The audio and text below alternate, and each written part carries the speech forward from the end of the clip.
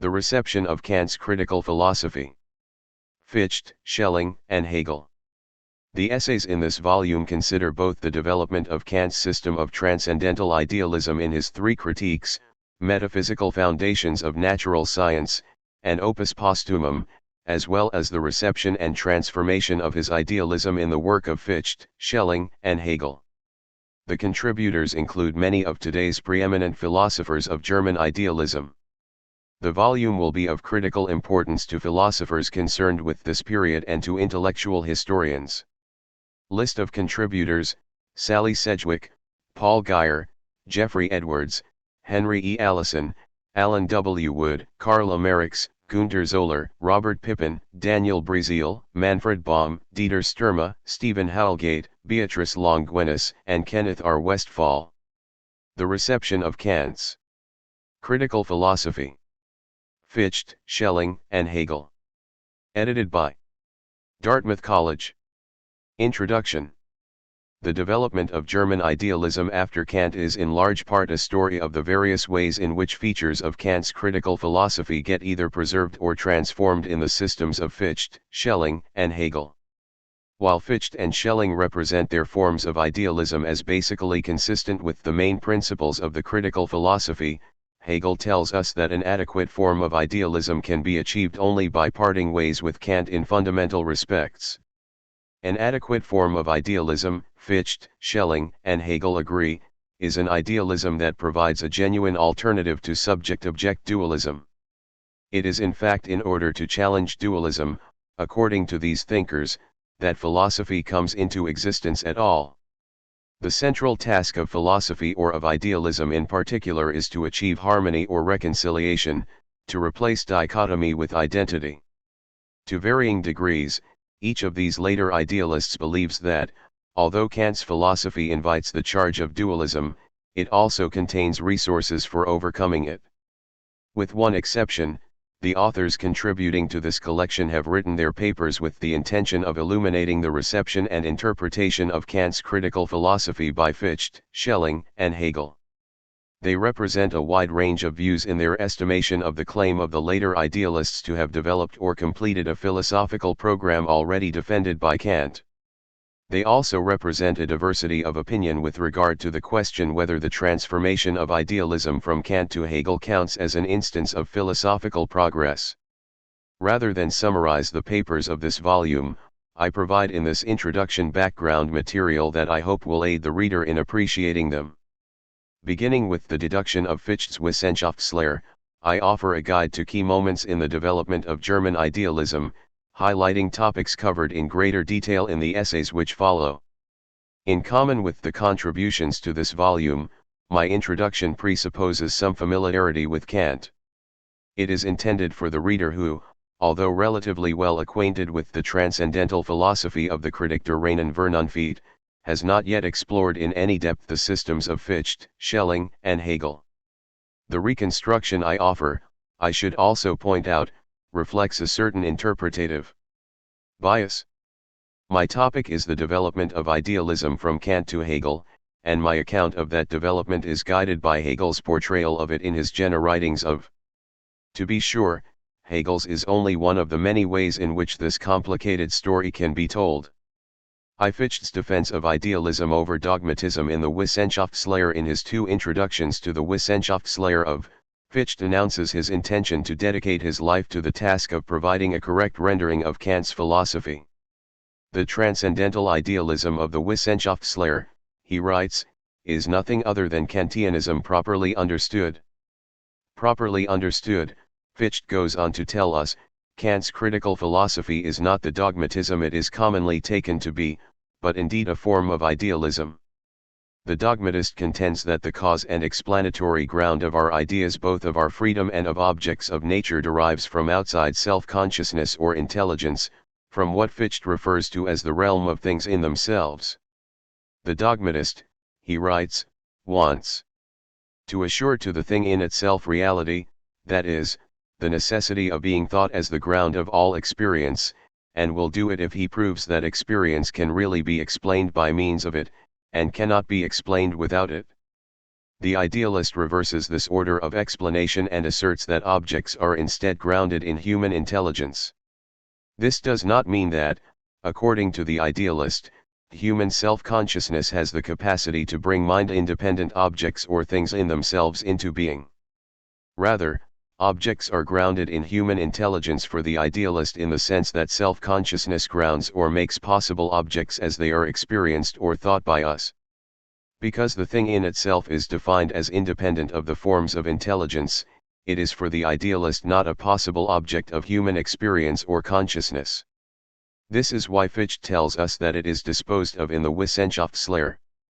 Below I will have more to say about this idealist assumption that objects are determined by or grounded in self-consciousness. But, first, how does Fichte defend his preference for idealism over dogmatism? One problem with dogmatism, he says, is that it cannot account for the fact of presentation. Dogmatism, that is, has no means of demonstrating how something so utterly unlike our ideas could be their cause and explanatory ground. On the assumption that intellect and object are distinct kinds of thing, intellect and object in Fichte's words, inhabit two worlds between which there is no bridge. Fichte goes on to admit, however, that the consistent dogmatist has no reason to assume that intellect and object are distinct kinds of thing. For the consistent dogmatist, the soul, or intellect is simply the product of interactions among things in themselves. But even if what this implies is that the consistent dogmatist need not be concerned about the problem of bridging the gap between object and idea referred to above, Fichte draws our attention to a further reason for choosing idealism over dogmatism. Since the consistent dogmatist claims that the soul or intellect is nothing other than a product of interactions among things in themselves, the soul or intellect cannot, according to this form of dogmatism, be free. It is this implication that is decisive for Fichte. Neither idealism nor dogmatism can successfully refute the other on theoretical grounds, he says. Our choice between the two systems must therefore in the end be practical. Since a consistent dogmatism implies fatalism, in his view, it is not a position that can be affirmed by those fully conscious of their freedom. To Fichte's interpretation of Kant as an idealist, as noted above, Fichte claims that idealism is implied by a proper understanding of Kant's first critic. This interpretation of Kant as an idealist accords, if not with the letter of Kant's philosophy, he says, surely with its spirit. It is true that there are passages in the Critic that appear to support the dogmatic reading, for example b, where Kant asks, how should our faculty of knowledge be awakened into action did not objects affecting our senses partly of themselves produce representations? Fichte notes that passages such as this are typically taken to support the view that, according to Kant, our consciousness of objects of experience is founded upon something outside self-consciousness. But although Kant writes of our being affected by objects, he cannot mean by object a content independent of the synthesizing activity of the intellect, in Fichte's view. He cannot mean this, Fichte insists, because the argument of the transcendental deduction of the first critic demonstrates that object can refer only to the product of an act of combination or synthesis performed by the understanding on some manifold of either pure or empirical intuition. What Kant, in other words, establishes in the transcendental deduction is that in the absence of that synthesizing activity, nothing can be thought or known by us as an object at all. So Kant's philosophy is idealistic rather than dogmatic, according to Fichte, because the transcendental deduction implies that the thing in itself is not a possible object of human consciousness, and therefore not an object we can ever know to cause or explain our ideas. The Wissenschaftslehre is a system of idealism because it consistently carries out the implications of Kant's transcendental deduction.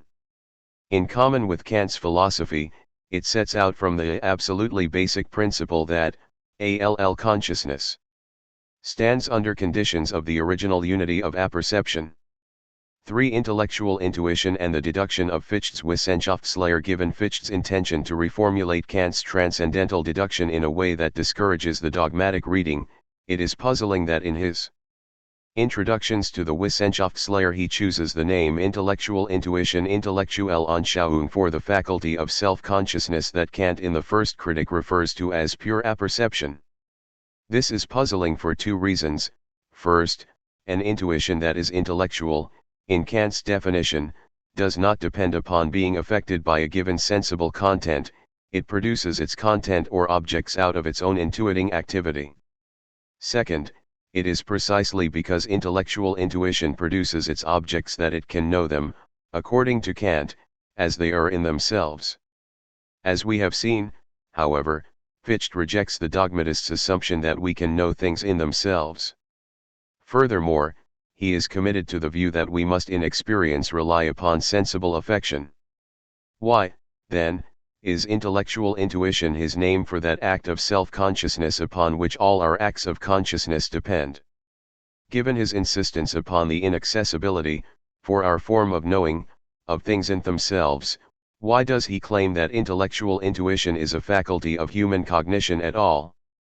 Clearly what intrigues Fichte about Kant's conception of intellectual intuition is the fact that this form of cognition, in producing objects out of its own activity, is in immediate cognitive contact with them. For this form of cognition, that is, there simply is no worry about whether its ideas or representations of things are capable of revealing the nature of the things themselves. Fichte wants to claim that human understanding has this capacity of intellectual intuition and thus this kind of immediate cognitive contact with its objects. But how can a form of understanding that does not create but must be affected by a given sensible content be in immediate cognitive contact with its objects? The answer to this question requires us to consider once again Fichte's understanding of the implications of Kant's transcendental deduction. In of his second introduction, Fichte writes that, certainly our knowledge all proceeds from an affection, but not an affection by an object. This is Kant's view and also that of the Wissenschaftslehre. We must indeed be sensibly affected in experience. In Fichte's view, nonetheless, we cannot claim that what affects us are objects. Why not? Because of the conception of object that follows from the argument of Kant's transcendental deduction. Something can be an object for consciousness only if synthesized by the faculty of pure apperception. When Fichte suggests that human understanding is in immediate cognitive contact with its object, he therefore means by object an already conceptualized content. For the idealist, in contrast to the dogmatist, the prescientized matter of sensation, the thing in itself, qua unscientized, lacks the credentials of objecthood. So, in Fichte's view, if we have understood the argument of Kant's transcendental deduction correctly, there will be for us nothing contradictory about asserting both that we must, in experience, be sensibly affected, and that we are nonetheless in immediate cognitive contact with objects.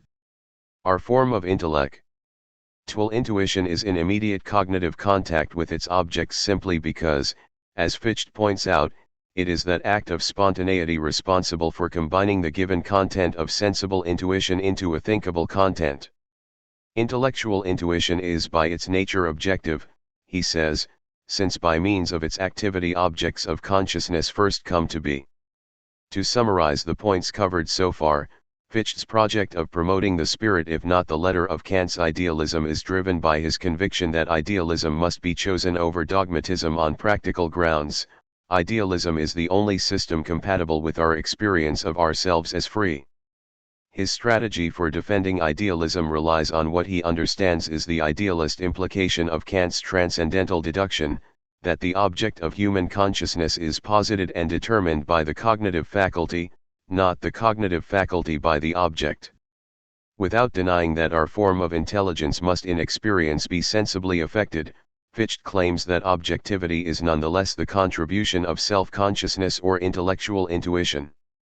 For our form of understanding, the object of experience is an already conceptualized content, a conceptualized sensory intuition. As an already conceptualized content, it is a unity of form and content. A unity, Fichte writes in one passage, of the a priori and the a posteriori. The thing in itself is disposed of in the Wissenschaftslehre because, as an unconceptualized content, it is unthinkable and therefore of neither explanatory nor justificatory significance. For the incompleteness of the deduction of the Wissenschaftslehre, we can now turn to that feature of Fichte's idealism that is the most important for our discussion of Hegel below, since it is the feature that Hegel believes is responsible for the inadequacy of Fichte's idealism. The feature in question is the incompleteness of Fichte's deduction. On the one hand, Fichte introduces intellectual intuition as the act that demonstrates the absolute self-sufficiency of reason, that in other words demonstrates, in opposition to the dogmatist, that there is nothing, of epistemic import, outside or independent of the I's self-positing. But then he tells us, on the other hand, that the deduction cannot be completed if we rely on this original act of intuition alone. Not only can it not be completed, it cannot even get started, in his view. Intellectual intuition seems not to be self-sufficient after all. By examining Fichte's reasoning step by step, we can see how he arrives at these conclusions. As noted above, the deduction is supposed to demonstrate that objects are posited and determined by the cognitive faculty. Its first principle, I am I, expresses what Fichte refers to as the most primordial act of the subject, the intellectual intuition or preconceptual awareness of its own free activity. Anyone can become aware of this activity, he claims, by performing the Cartesian exercise of withdrawing attention from external objects, of cognition and focusing on the act that must accompany all cognition as a precondition, the act of thinking itself. What intellectual intuition reveals, Fichte writes, is that everything that the self is founded in itself, and explained solely from itself, and not from anything outside it. This intuition, in other words, is supposed to reveal a subjectivity at the foundation of all acts of consciousness that is itself absolutely self-sufficient or self-posited, as he famously puts it. As self-posited or self-constructed, this form of subjectivity is nothing other than what it posits itself to be. It is at once the activity of positing and the product of that activity - a necessary identity, in Fichte's words, of subject and object, a subject-object.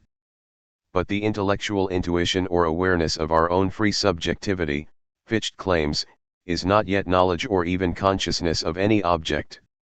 What is more, intellectual intuition can provide no evidence in support of the idealist's central hypothesis, that out of the I's self-positing activity, we deduce specific presentations, of a world, of a material, spatially located world existing without our aid.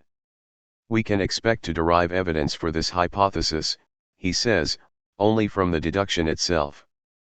The deduction is supposed to demonstrate, then, that the self-posited I am I not merely accompanies but completely determines all objects of consciousness in what Fichte sometimes characterizes as its own capacity for self-limitation or self-legislation. But no sooner does Fichte assert the absolute self-sufficiency of the I am I than he seems to need to take it back. Although the first act is necessary for the possibility of all consciousness, it is not in his judgment sufficient. Taken in isolation, he says, the I am I is indeterminate or empty. As mentioned above, it is not yet even an act of consciousness. This is because consciousness according to Fichte is necessarily consciousness of something, of some object. Consciousness therefore requires some means of distinguishing the self-consciousness that thinks from the thing that is thought. In Fichte's words, if I am to present anything at all, I must oppose it to the presenting self. As we have just seen, however, what the preconscious awareness or act of intellectual intuition discloses is not opposition but identity, the identity of the subject that posits and the product of its positing. In order to proceed from the self-positing activity of the I to a deduction of objects of consciousness, Fichte tells us that a second and equally absolute or self-sufficient act or principle must be introduced, the principle that not I is not equal to I. The first act or I am I only gains determination, is only able to make the transition from the preconscious awareness of itself as a free subjectivity to a consciousness of objects, when brought into relation to something other than itself, an equally absolute nodi. As it turns out, then, we cannot simply proceed from the I am I to specific presentations or objects, in Fichte's view. In absence of the not I am I is indeterminate, it is neither already a consciousness of objects, nor capable of providing for their deduction. What was first set up as the fundamental principle of the deduction, I am I, for this reason ends up depending for its determination on something else. And this second principle, Fichte goes on to argue, in turn requires a third. In the absence of a third principle, the second principle, too, is insufficiently determinate. What the third principle states is that neither the first nor the second principle is the nullification of the other. The not I is required if the first principle is to have determination and if we are to be able to deduce objects, but it does not cancel out or replace the first principle. It cannot do this, because there of course can be no not I without an I. According to the third principle, then, the I is only in part not I, and vice versa. So, just as the second principle is necessary for the determination of the first, the third principle is necessary for the determination of the second. With each additional positing we achieve further determination or limitation. In Fichte's words, what is first set up as a fundamental principle and directly demonstrated in consciousness is impossible unless something else occurs along with it, and this something else is impossible unless a third something also takes place, and so on until the conditions of what was first exhibited are completely exhausted, and this latter is, with respect to its possibility, fully intelligible. Its course is an unbroken progression from condition to condition. Each condition becomes, in turn, a condition whose condition must be sought out. We can perhaps now understand why Fichte comes to admit that the deduction of the Wissenschaftslehre must remain incomplete. The claim that each condition becomes a condition whose condition must be sought out, suggests that on his account the deduction not only does not begin with a condition that is itself unconditioned, but also never concludes with one.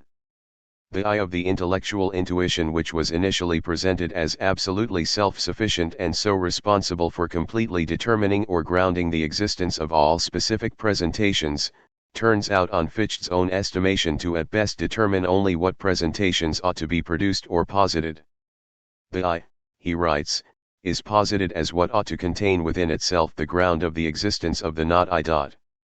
The deduction is thus most accurately described as a striving or task, because, as Fichte puts it, the absolutely posited is impossible. V. Hegel on the deduction of Fichte's Wissenschaftslehre. As noted above, the incompleteness of Fichte's deduction is in Hegel's judgment responsible for the inadequacy of the idealism of the Wissenschaftslehre. By reviewing Hegel's reasons for this assessment, we can derive clues for understanding what motivates his own alternative. Hegel correctly represents Fichte's idealism as an attempt to dispense with things in themselves, that is, as an attempt to argue against the dogmatist that objects are posited and produced by the I and that there is nothing outside the I's self-positing. In opposition to the dualism assumed by ordinary consciousness between what Hegel calls pure consciousness, the I of intellectual intuition, and objects of empirical consciousness, Fichte sets out to demonstrate that objects of empirical consciousness are, in Hegel's words, completely grounded in, and not just conditioned by, pure consciousness. This is, in Hegel's estimation, a worthwhile undertaking. Moreover, he believes that Fichte starts off on the right track by grounding his system in intellectual intuition, the faculty Hegel describes as pure thinking of itself, pure self-consciousness, I equals I am. Indeed, Fichte's first principle, I equals I, Hegel writes, is the authentic principle of speculation boldly expressed. But Fichte is not successful in demonstrating what he sets out to demonstrate, that objects of empirical consciousness are posited by self-consciousness and as such completely grounded in self-consciousness. As we have just seen, this seems to be Fichte's assessment of the deduction of the Wissenschaftslehre, and it is Hegel's as well. Far from self-sufficient, the act of self-positing with which the deduction begins turns out to be an expression of deficiency and dependency. The cause of this failure, according to Hegel, is neither Fichte's goal of dispensing with the thing in itself, nor his insight that intellectual intuition is the act with which the deduction must begin. Responsible for the failure, rather, is Fichte's particular conception of that act.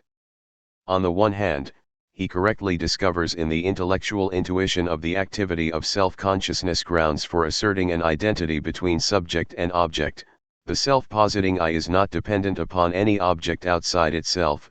What it is completely determined by its act of positing.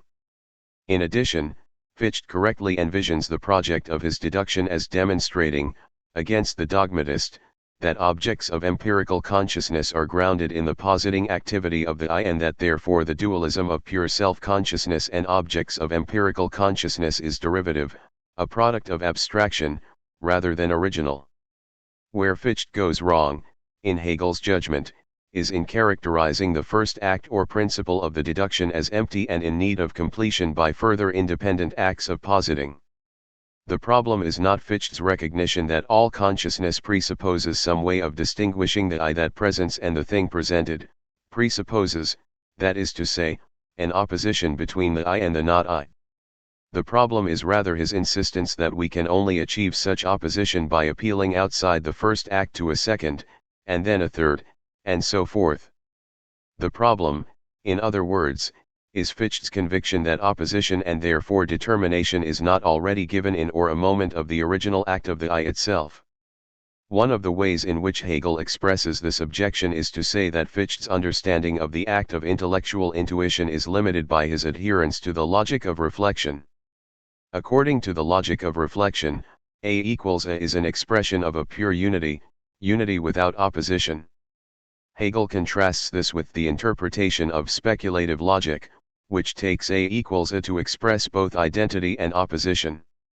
For speculative logic, in his words, A equals A contains the difference of A as subject and A as object together with their identity. Presumably the difference Hegel has in mind here refers to the distinction presupposed in this judgment between the A that is the subject concept and the A that is the predicate concept.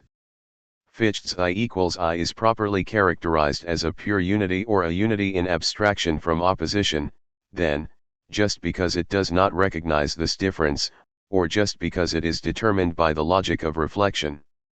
This is why Fichte's idealism is unsuccessful in sustaining its thesis, against the dogmatist, of the self-sufficiency of self-consciousness or of the identity of subject and object. Because of his adherence to the logic of reflection, Fichte must assume that the I and the not I are absolutely opposed. Did he not rely on this assumption, Hegel points out, he would not need to portray the self-positing act of the I with which his deduction begins as deficient or empty, as dependent for its determination upon further acts not derivable from the first.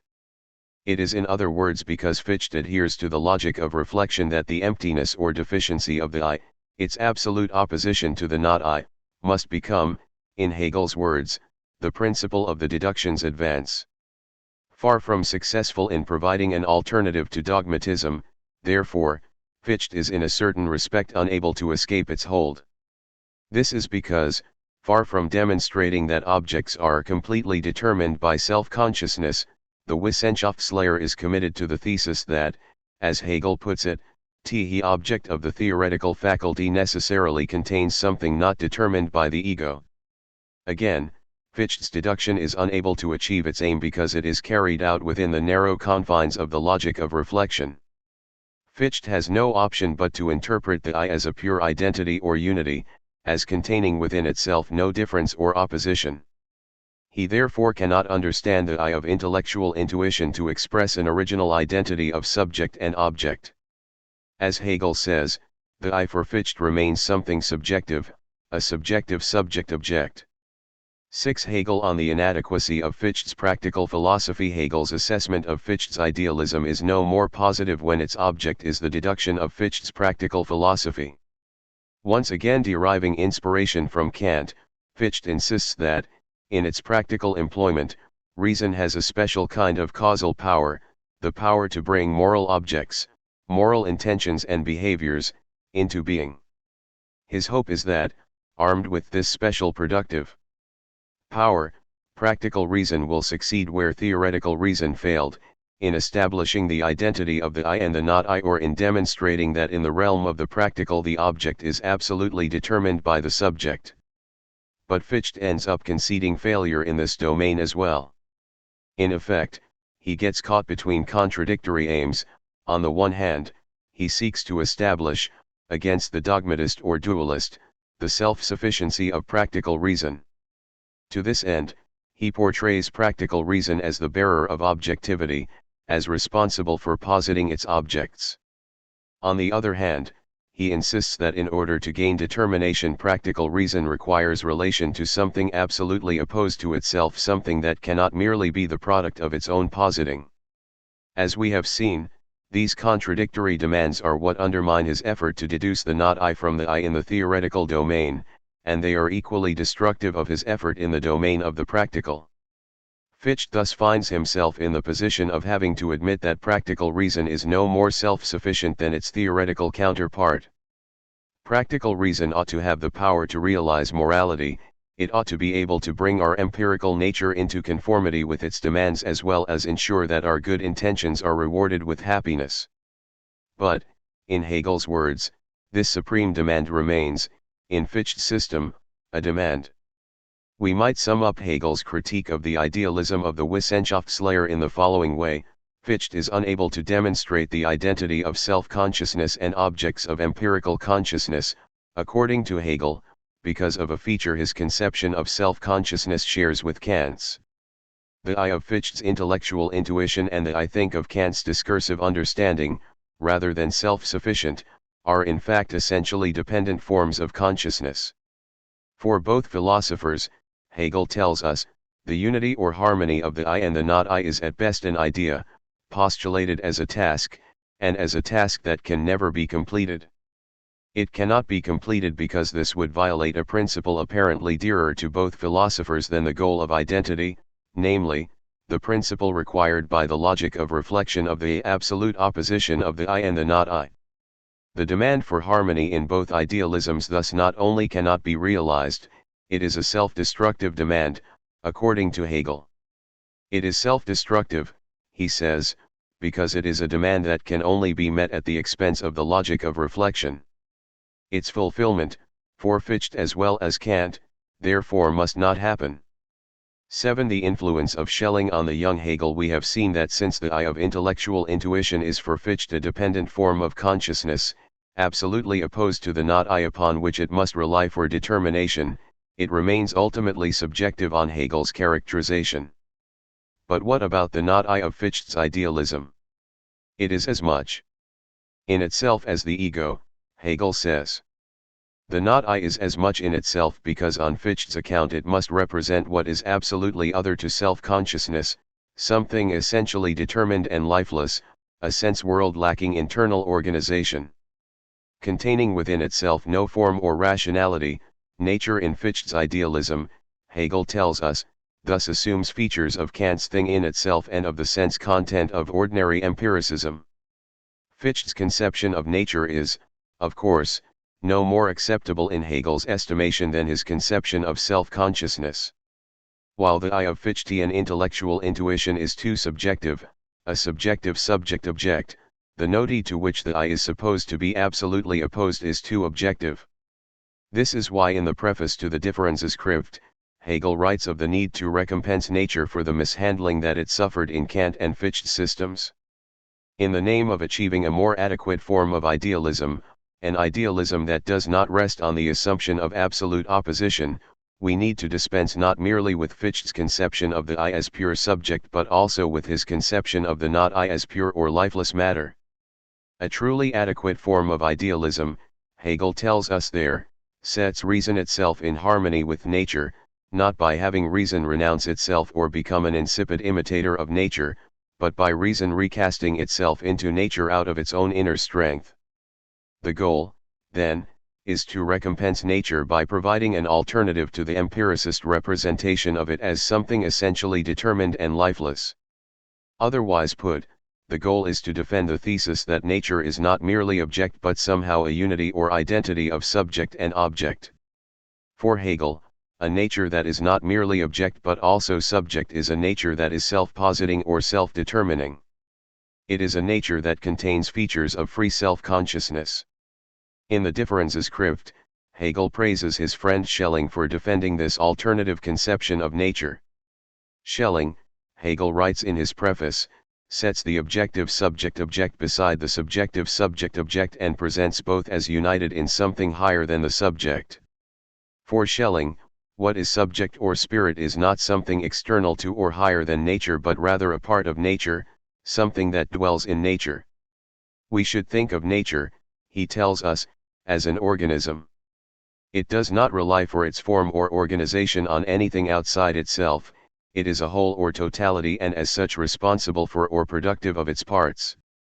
As he explains in his essay Ideas on a Philosophy of Nature as an introduction to the study of this science, every organic product bears the ground of its existence within itself, for it is its own cause and effect. No single part could arise except in this whole, and this whole exists only in the interaction of the parts. Thus every organization is based on a concept, for wherever there is a necessary relationship of the whole to the parts, and of the parts to the whole, there is a concept. But this concept dwells within the organization itself and cannot be separated from it. It organizes itself.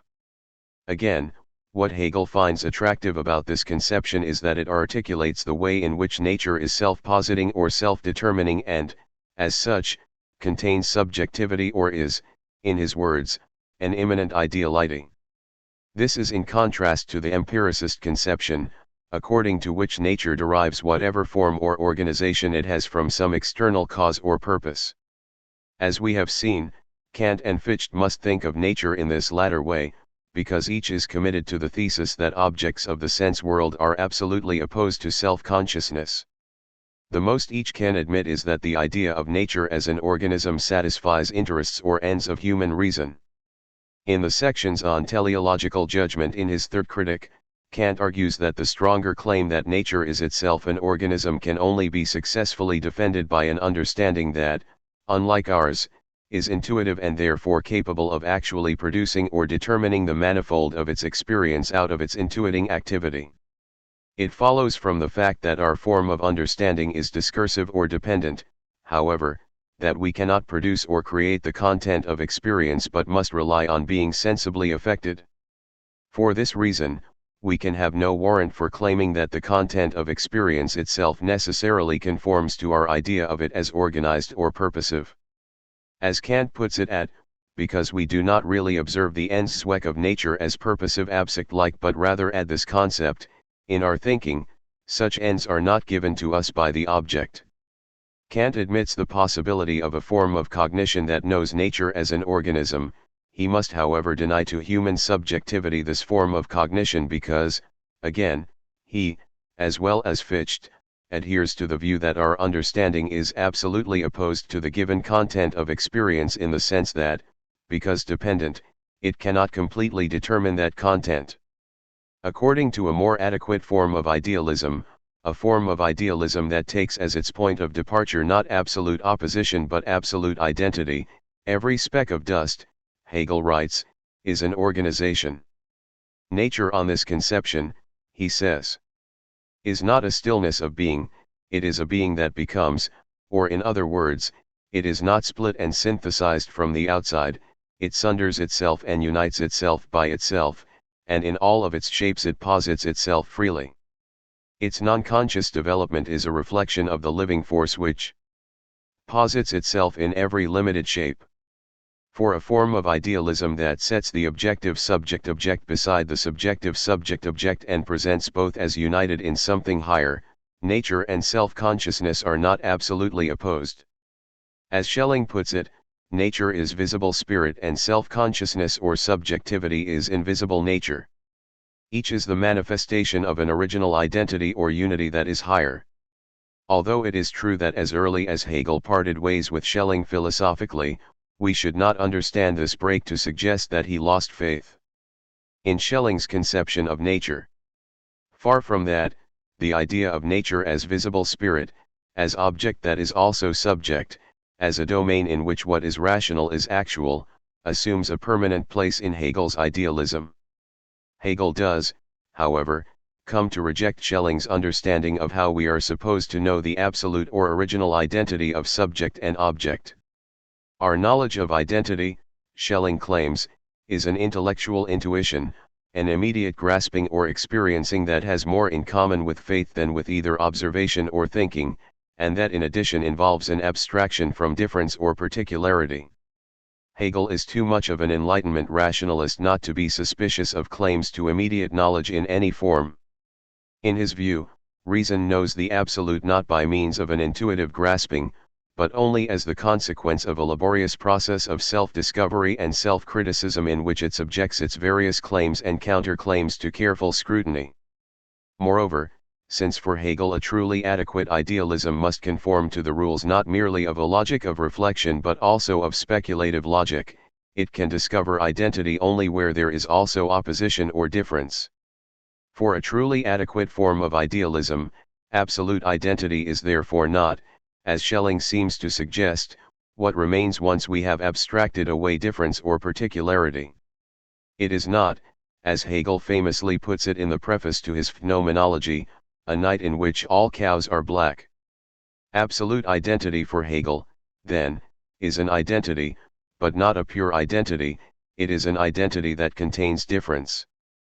Thus his highly obscure definition of the absolute, already in the Differences Schrift, as the identity of identity and non-identity. 8. Concluding summary. From the above discussion we can extract 3 critical steps in the development of idealism from Kant to Hegel. The first is Fichte's reliance upon the spirit of Kant's transcendental deduction in the name of defending idealism over dogmatism. Idealism must be defended, Fichte insists, because it is the only philosophical system true to the thinking subject's experience of itself as free. In the service of this end, the Wissenschaftslehre assumes as its point of departure the self-posited and absolutely self-sufficient I of intellectual intuition. The I is free because it is not caused or determined by anything outside itself, it is at once the activity of positing and the thing posited, and as such an identity of subject and object. Moreover, it is the absolute ground of all other objects, of the not I. As we have seen, Fichte does not mean by this that self-consciousness brings things in themselves into being. Deriving his inspiration from Kant's account of the role of transcendental apperception, his view is rather that objects are grounded in self-consciousness in the sense that without the free activity of the I nothing could be thought by us as an object at all. Fichte's vision of the deduction of the Wissenschaftslehre is in this way faithful to the principle of idealism, according to which, as Hegel puts it, the world is a product of freedom and intelligence. But Fichte's system fails to achieve a satisfactory alternative to dogmatism. This brings us to the second key moment, Hegel's diagnosis of the inadequacy of Fichte's deduction. In opposition to the dogmatist, Fichte's system is supposed to set out from the intellectual intuition of the identity of the I and the not I, and so to establish at its foundation the absolute freedom or self-sufficiency of self-consciousness. But because, like Kant, his thinking is governed by the logic of reflection, he, like Kant, must assume at the foundation of his system not identity but opposition. Fichte claims, on the one hand, that the I of intellectual intuition is identical to the not I, and that this identity is exhibited in the Wissenschaftslehre's deduction of all objects of empirical consciousness from the I. On the other hand, however, he is forced to conclude that the I is deficient and unable to provide for the deduction's completion. Because he relies exclusively on the logic of reflection, Fichte cannot understand how opposition or difference is already given in or a moment of the self-positing of the I itself. Both the I and the not I of Fichte's idealism therefore remain pure identities, identities without difference. On Hegel's analysis, the I of intellectual intuition remains a pure subjectivity, and the not I, although posited by the I, is nonetheless conceived of as retaining the character of the not posited, a lifeless matter upon which the I must depend. According to the Wissenschaftslehre, Hegel writes, objects of empirical consciousness turn out not to be producers of absolute freedom at all. It is in order to recompense nature for this result that, in the third and final step in our story of the development of idealism, Hegel turns to Schelling for inspiration. If we are to provide a successful alternative to dogmatism, we need to dislodge the thesis of absolute opposition.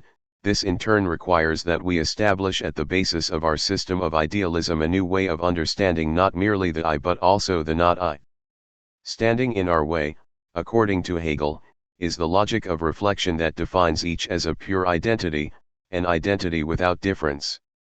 In the name of achieving a successful alternative to dogmatism, however, we need to avail ourselves of the resources of a speculative logic, according to which both subject and object contain difference or opposition as essential moments. For speculative logic, the I is neither merely subject, nor, as Schelling argued, is the not I merely object, absolutely opposed to the I and thus incapable of any form of self-determination or freedom. For absolute identity to be the principle of an entire system, Hegel writes, it is necessary that both subject and object be posited as subject-object. Kant's conception of the system of philosophy. In the last stage of his last attempt at philosophical work, the first fascicle of the Opus Posthumum, Kant was apparently trying to unify his theoretical and practical philosophy into a single system of the ideas of nature and freedom. In this work, Kant seems to have wanted to show that the constitution of nature through our forms of intuition and understanding must be compatible with the content of the moral law and our capacity to act in accordance with it, as represented by our idea of God as supreme lawgiver, because both the concept of nature and the idea of God have their common ground in human thought itself. One of the many drafts of a title page that Kant wrote for this never completed work suggests his intent. The highest standpoint of transcendental philosophy. In the system of the two ideas. By God, the world, and the subject which connects both objects. The thinking being in the world. God, the world, and what unites both. Into a system. The thinking, innate principle of man in the world, man's. Man as a being in the world. Self-limited through nature and duty. Op. I.3, Forster, p. Some commentators have interpreted texts like this to mean that in his final years Kant undertook a radical revision of his previous critical philosophy. On this view, Kant's earlier critical idealism, which argued that human beings could and must impose on a single experience grounded on an unknowable external reality two different but compatible frameworks, the theoretical and practical points of view defined by the forms of intuition and understanding on the one hand and the formal principle of practical reason on the other, would be replaced by a more dogmatic metaphysical doctrine in which the natural and moral worlds would be seen as two products of a single common substratum, human thought itself.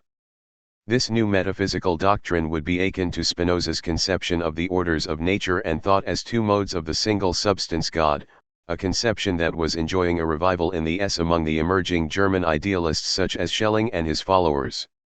I will argue, however, that Kant's final attempt to unify the ideas of nature and God in the common substratum of human thought was a project continuous with his earlier view that the laws of theoretical and practical reason, or of nature and of morality, must be unifiable within a theory of reflective judgment, or a theory of the necessities of human thought that claims no validity beyond the human point of view.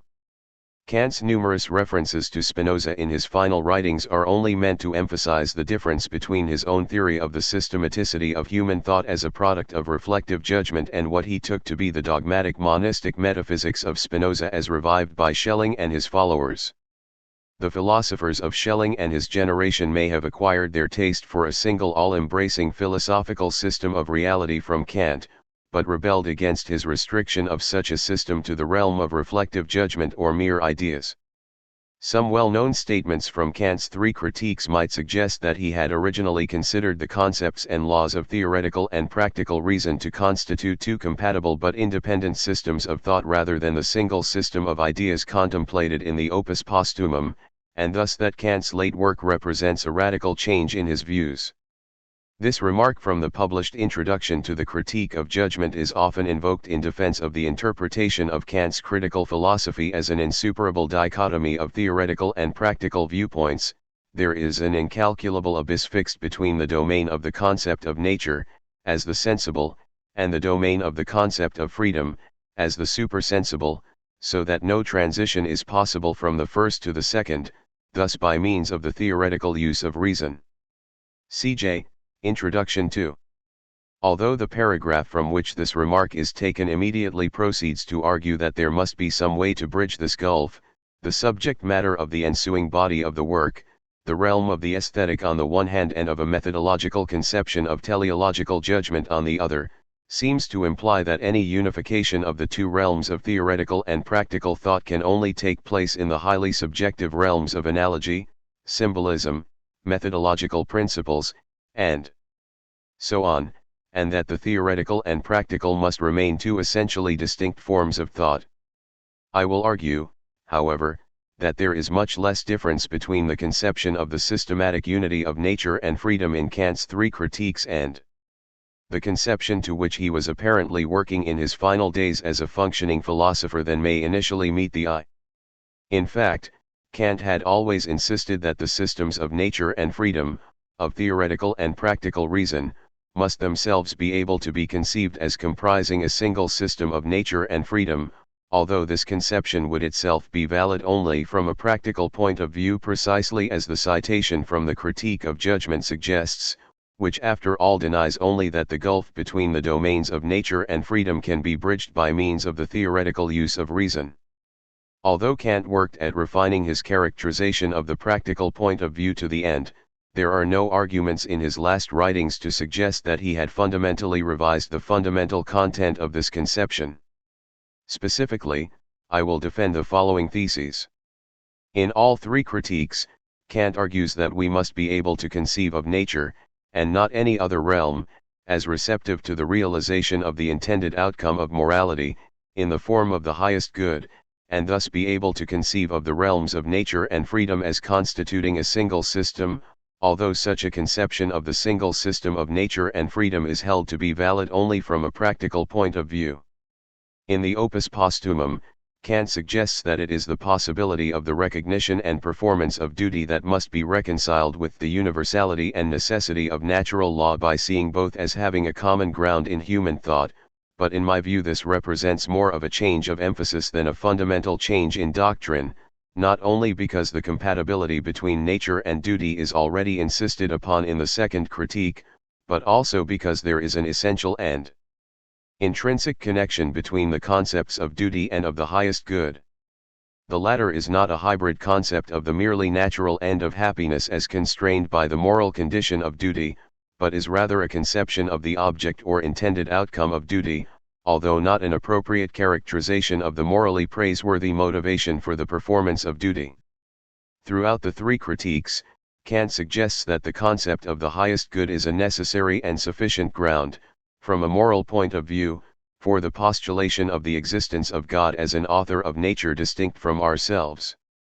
In the Opus Posthumum, he states that the idea of God is nothing but a representation of our own capacity to give ourselves the moral law and act in accordance with it, an idea, the product of our own reason, e.g. op.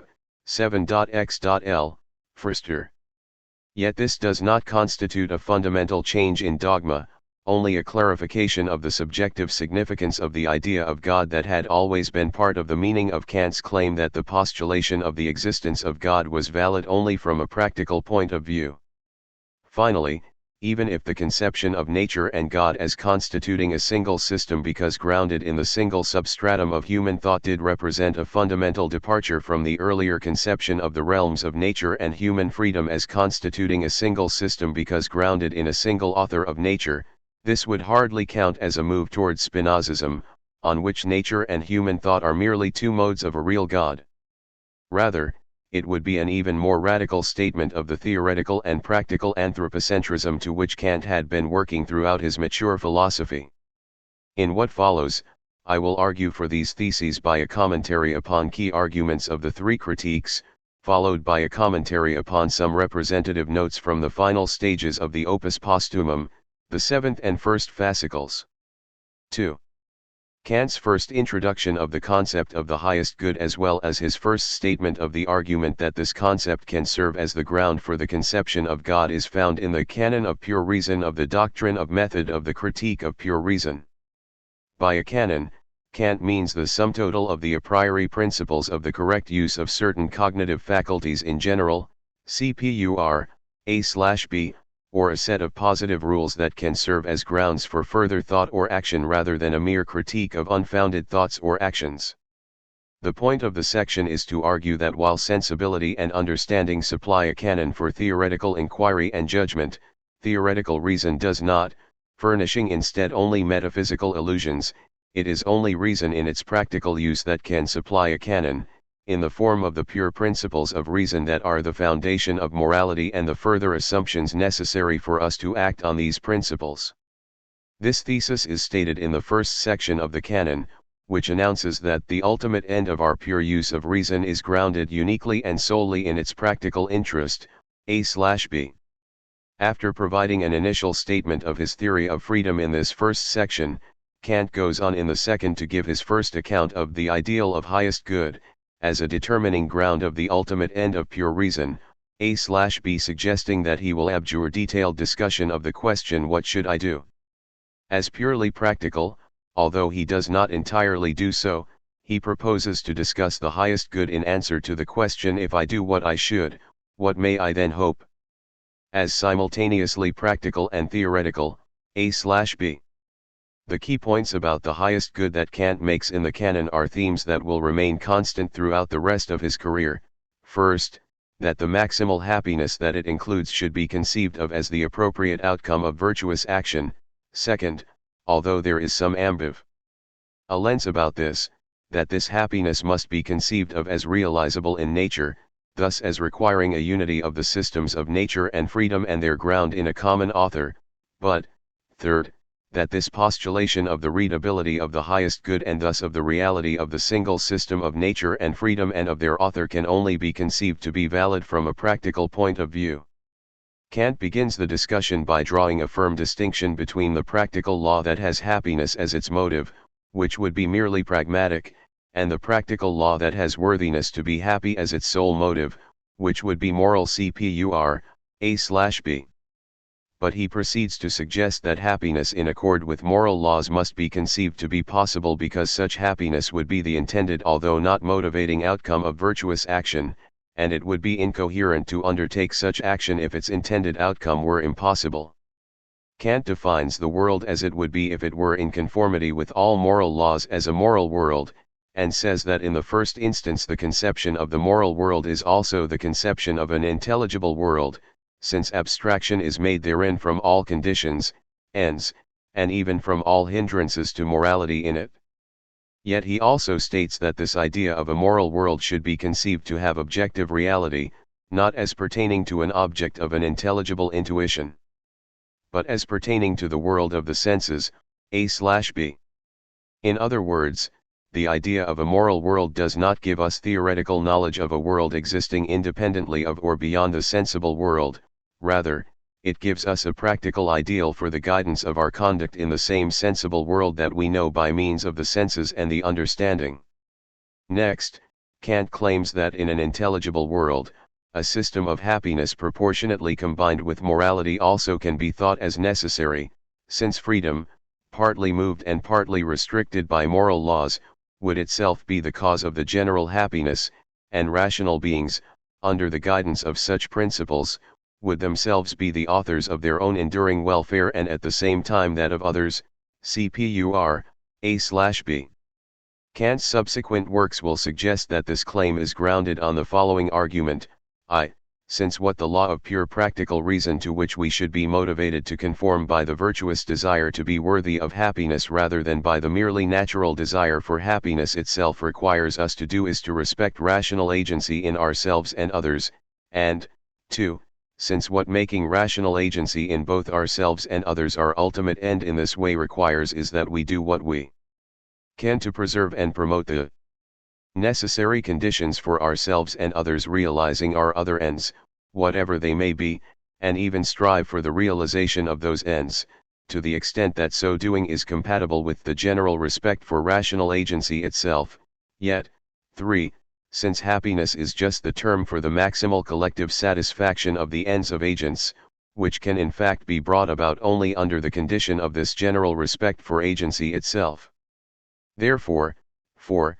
the respect for rational agency itself would in fact bring about maximal collective happiness under the ideal circumstances in which each agent acted in conformity with this ideal and no natural conditions external to these agents intervened between their actions and their intended outcomes that would disrupt those outcomes. Under these conditions, a group of agents all motivated by respect for rational agency and the desire to be worthy of being happy would produce their own maximal collective happiness, even though that outcome of their actions would not be the motive of their actions. Kant is quick to observe that no individual is relieved from his obligation under the moral law by anyone else's failure to live up to it, but at the same time he continues to maintain that the connection between the hope of being happy and the unremitting effort to make oneself worthy of happiness is necessary. Cpur A/B. Subsequent works will suggest that what this means is that it would be irrational for us to act to bring about an end or object that we did not believe to be possible or knew to be impossible, even if bringing about that end is not the motivation of our action. Thus it will be rational for us to act as morality requires only if the sphere within which we have to act can be conceived as one where it is possible to realize the outcomes of our action. It is in this way that nature and freedom must constitute a single system. Such a necessary connection, Kant next claims, can be hoped for only if it is at the same time grounded on a highest reason, which commands in accordance with moral laws, as at the same time a cause of nature. Cpur A/B. If we have to think of the laws of nature as compatible with the realization of an end that is in fact commanded by the moral law, then we have to think of nature as being caused in a way that makes this true, and the most natural way for us to do this, given our own understanding of causation, is to think of nature as being caused by an intelligent author who in designing it takes the demands of morality into account as well, a wise author and regent. A/B. Kant then introduces an argument, prominent in both of the two subsequent critiques as well, that only morality can lead to a determinate conception of God as single, most perfect, and rational, a specification of his predicates to which speculative theology could never lead even if it could legitimately lead to the idea of a first cause at all. A/B.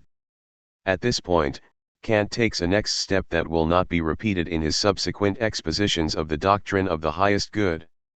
He argues that although we must assume the moral world to be a consequence of our conduct in the sensible world, the senses do not offer such a connection to us, and the realization of the highest good that we must be able to suppose to be a consequence of our conduct must therefore be supposed to lie in a world which is future for us. Cpur A/B, a world which is not now visible to us but is hoped for. A/B. Here Kant treats the postulates of both God and immortality as conditions necessary for the realization of the maximal happiness contained in the concept of the highest good. He postulates God as the cause of the connection between virtuous action and its appropriate outcome, but defers the realization of this happiness to a life beyond the sensible world, thereby having to postulate immortality as well. This partially undermines the unity of nature and freedom that has just been established, for now it seems as if nature must be conceived as necessarily compatible with the intention to do what morality requires of us, but not as necessarily compatible with the realization of the appropriate outcome of virtuous action, which apparently can be deferred beyond the realm of nature. What would have to be a key premise for any such argument for an afterlife, namely, the assumption that happiness proportionate to virtue is not just not evident in the sensible world but actually impossible in the sensible world, goes undefended here, although without such a premise one could argue that the laws of nature merely need to make such happiness possible for action that would have it as its intended outcome to be rational. Furthermore, Kant retreats from this position almost as soon as he states it, for he next argues that this systematic unity of ends in this world of intelligences must be conceivable as both a sensible and an intelligible world, and thus leads inexorably to the purposive unity of all things that constitute this great whole.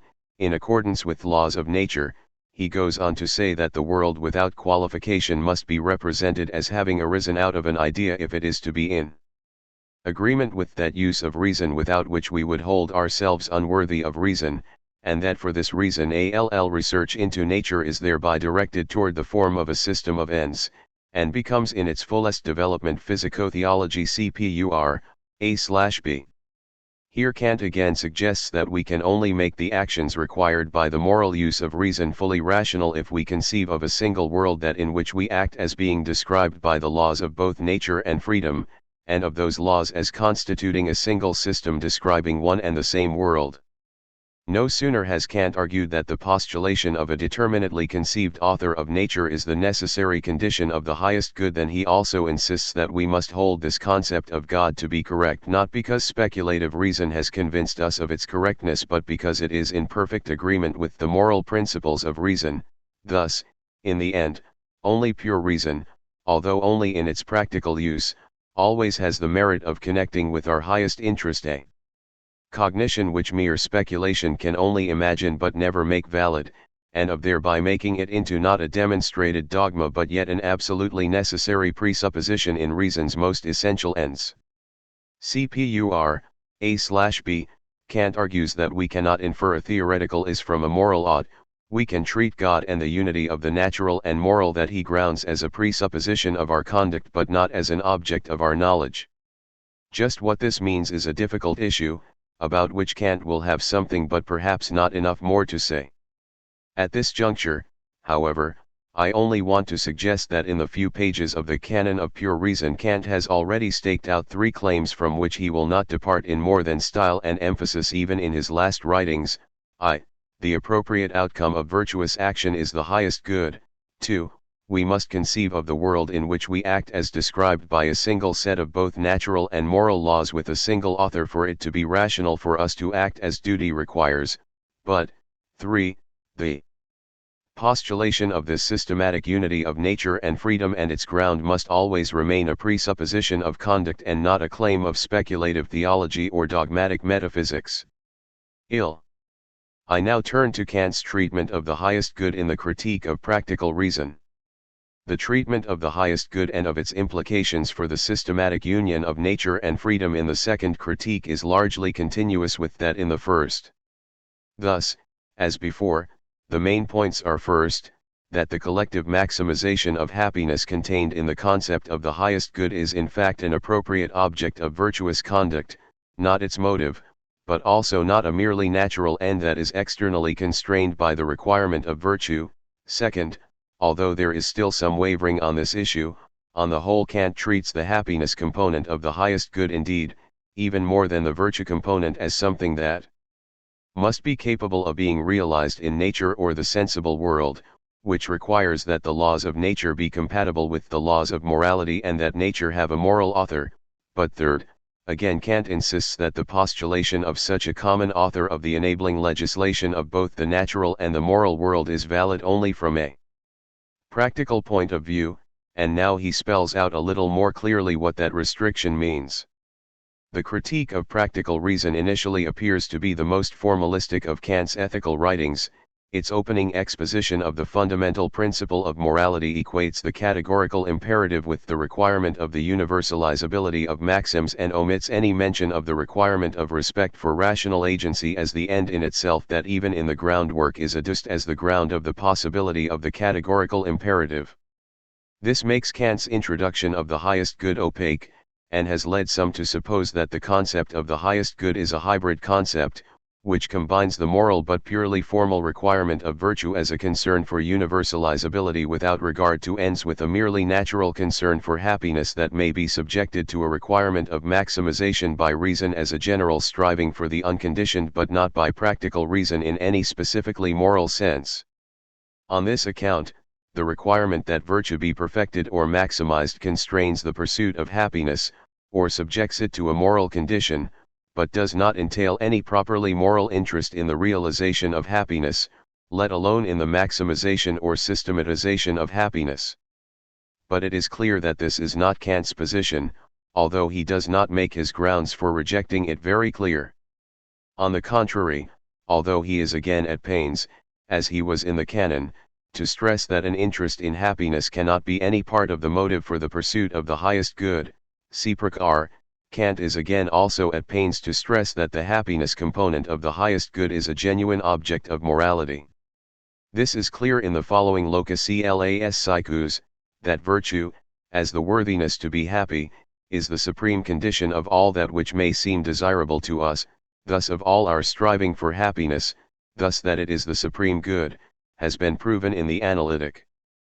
But it is not on that account the whole and complete good, as the object of the faculty of desire of rational finite beings, for in order to be that, happiness is also required, and not merely in the partial eyes of the person who makes himself into an end, but even in the judgment of an impartial reason, who considers the former in general as an end in himself in the world.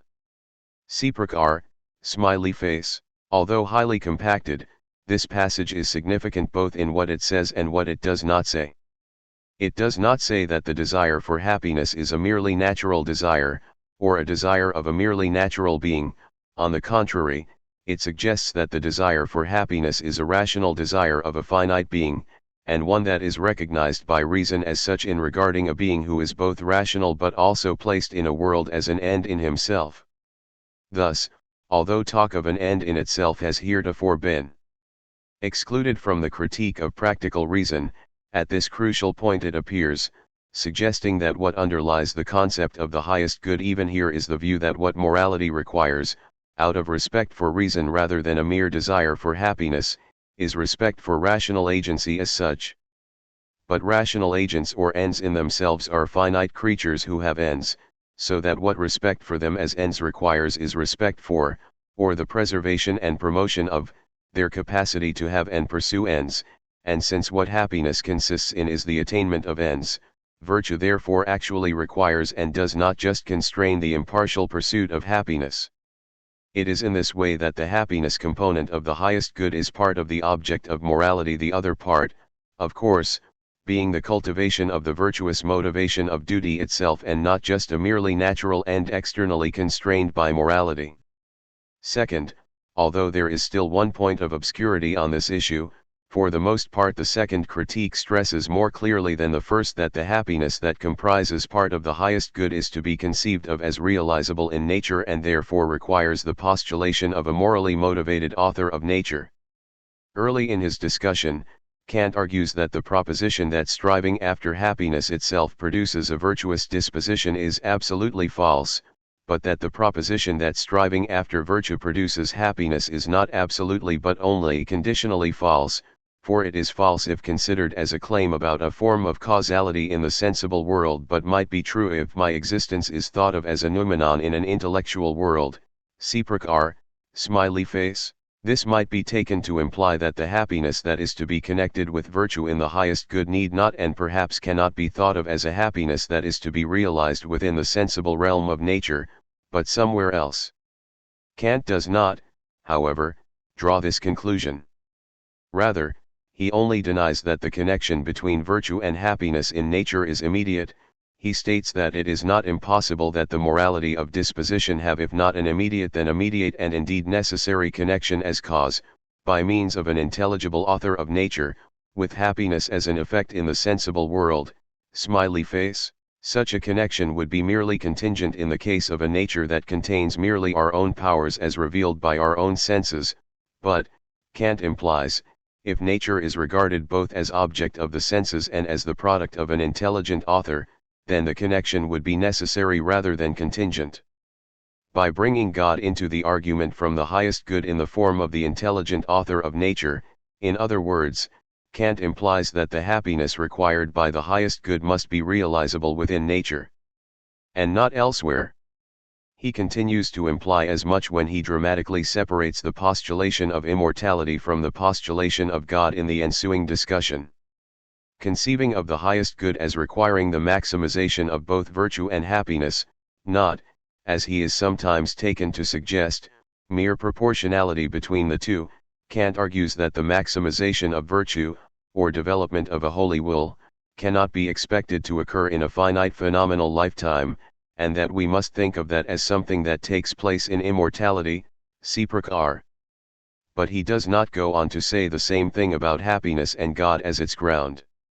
Instead, he argues that the existence of God must be postulated as the cause of the whole of nature in order to explain the possibility of the second element of the highest good. This only makes sense if the happiness that is required by the concept of the highest good is envisioned as occurring within nature. Kant's argument for this point is tricky. He begins by stating that the acting rational being in the world is not at the same time the cause of the world and of nature itself, and thus that there cannot be a ground of a necessary connection between morality and the happiness proportionate to it in the constitution of an ordinary agent considered by itself, (r, smiley face). The next claim Kant makes, however, is not what we might expect, namely that God must be postulated as the ground of such a necessary connection. Rather, he argues that a supreme cause of nature must be postulated as the ground of the agreement of nature not merely with the law of the will of rational beings but of the representation of this law, in so far as they make it into the supreme determining ground of their will, thus of agreement not merely with the form of morals, but with their morality as the determining ground of that, i.e., with their moral disposition. Thus the highest good is only possible insofar as a supreme cause of nature is assumed which has a causality in accord with the moral disposition, smiley face. In other words, a moral cause of nature is postulated here in order to ensure that human beings as natural creatures are capable of forming moral intentions, or being virtuous. Nevertheless, Kant goes on to claim that the God so introduced, as the highest original good, is the ground of the highest derived good, of the best world, and then to argue that it is our duty to endeavor to produce and advance the highest good in the world, smiley face, since it is the complete highest good and not just virtue as one of its two components that is to be produced in the world. The implication is clear that not only virtuous intention but happiness as its intended outcome must be conceived by us as possible within the world, not somewhere else, and that God as a moral author is being postulated as the ground of the possibility of both virtue and happiness in the world, the same sensible world where we ourselves could connect these two components only contingently but where God can make their connection, or the systematic union of nature and freedom, necessary. As in the first critique, however, Kant also immediately restricts the force of this argument with the claim that it is valid only from a practical point of view. r, smiley face. This is now presented as a complex restriction. The coherence of moral conduct requires, that we postulate the possibility of the realization of the happiness called for in the concept of the highest good in the sensible or natural world, which in turn requires, 2, that we postulate the actual existence of God, where, however, 3, that postulation is not entailed by any theoretical considerations whatsoever but is only a practical presupposition of our conduct in accord with the demands of morality, and where, moreover, 4, the predicates for the determination of this concept of God cannot be furnished by any theoretical speculation but only by the demands of morality. In order to understand Kant's notion of a postulate of practical reason and thus the epistemic status of his conception of the systematic unity of nature and freedom, we need to touch on each of these points, even if only briefly. What we must postulate in order to make action rational is the possibility of realizing the end foreseen and intended by that action, not a guarantee of the actual realization of that end.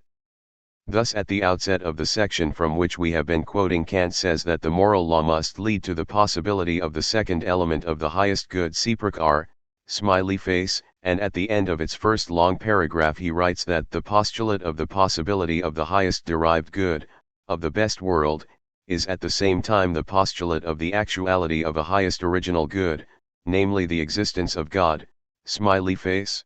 This point is important, for it sometimes seems as if Kant thinks an endeavor is rational only if its success is in some sense guaranteed, but here he clearly suggests that as long as an enterprise is motivated by sufficiently weighty grounds, as morality above all is, then its pursuit is rational as long as its successful outcome is not impossible. 2. To explain how we can conceive of nature as a sphere in which the realization of the highest good is even guaranteed to be possible, however, we must think that the actual ground of its existence is the existence of God, not merely that God is a possible cause of it. Presumably the thought here is that if God is merely a possible cause of nature, but there are other possible causes of it as well, then if one of those other causes is the actual cause of nature, the realization of the highest good in nature may not even be possible, but if God is the actual cause of nature, then the realization of the highest good is assuredly possible. Thus the content of the postulation of God is an existence statement, not a merely possibility statement, the possibility of this highest good occurs only under the presupposition of the existence of God, (r, smiley face). 3. At the same time, however, Kant hedges the semantically existential content of the practical postulate of God with restrictions on its epistemicibus.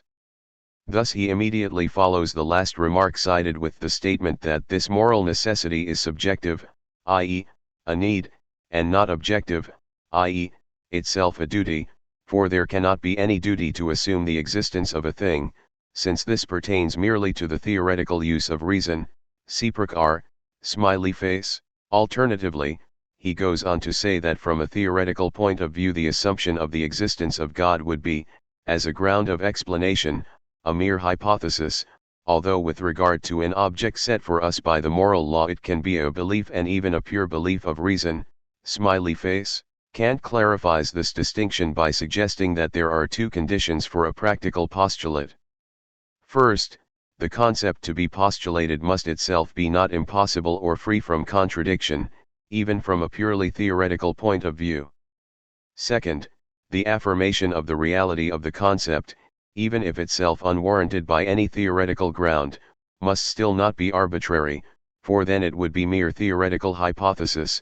Instead, it must be something that we must believe if it is to be rational and coherent for us to act in a certain way, where acting in that way is itself morally requisite. Kant suggests these two conditions when he writes, first, that the postulates of practical reason are transcendent thoughts in which there is nothing impossible, which implies that they must have non-contradictory theoretical content, and then that what would otherwise be transcendent and merely regulative principles of speculative reason become immanent and constitutive insofar as they are grounds for making actual the necessary object of pure practical reason, the highest good, smiley face. This, perhaps especially the use of the phrase making actual, suggests that a rational belief is something that must be believed in order to make a form of conduct coherent, but that it has no force outside of that context. Thus far, then, we have the claims that the highest good must be considered to be possible in nature, and that its ground, a moral author of nature, must be considered to be actual from a practical point of view, where that in turn means that it must be theoretically possible and a necessary presupposition of a mode of conduct, but not otherwise grounded. Finally, Kant adds the last element of his position, the claim that, for the concept of God can be given determinate content only from a practical point of view, that is, the only predicates that can be ascribed to him in order to amplify the vague conception of him as the author of nature are those that are necessary to conceive of him as the ground of the readability of the highest good. This argument is expanded beyond the hint at it offered in the canon, but still not developed at the length it will be in the Critique of Judgment. The argument is essentially a tacit response to Hume's critique of the argument from design in his dialogues concerning natural religion. Kant agrees with the Philo of Dialogue 12 that the most that we could infer from the amount of order, design, and magnitude we observe in nature is that it has an author who is to some degree wise, beneficent and powerful, but responds that we can only infer that this author is all-knowing, all-good, and all-powerful, (r, smiley face), on the ground that these are the qualities necessary for him to ground the possible realization of the highest good. Thus, God must be conceived of as all-knowing in order for him to know my conduct in its innermost disposition in all possible cases and throughout the future, or in order to judge my virtue, and he must be all-powerful and all-present in order to apportion to it the appropriate consequences, smiley face. Thus, Kant's moral theology consists not merely in the claim that only morality gives us a ground for believing in the existence of God, it also includes the claim that only morality gives us a determinate conception of God. On the basis of this conception, however, we can then conceive of the systematic union of nature and freedom through their common author.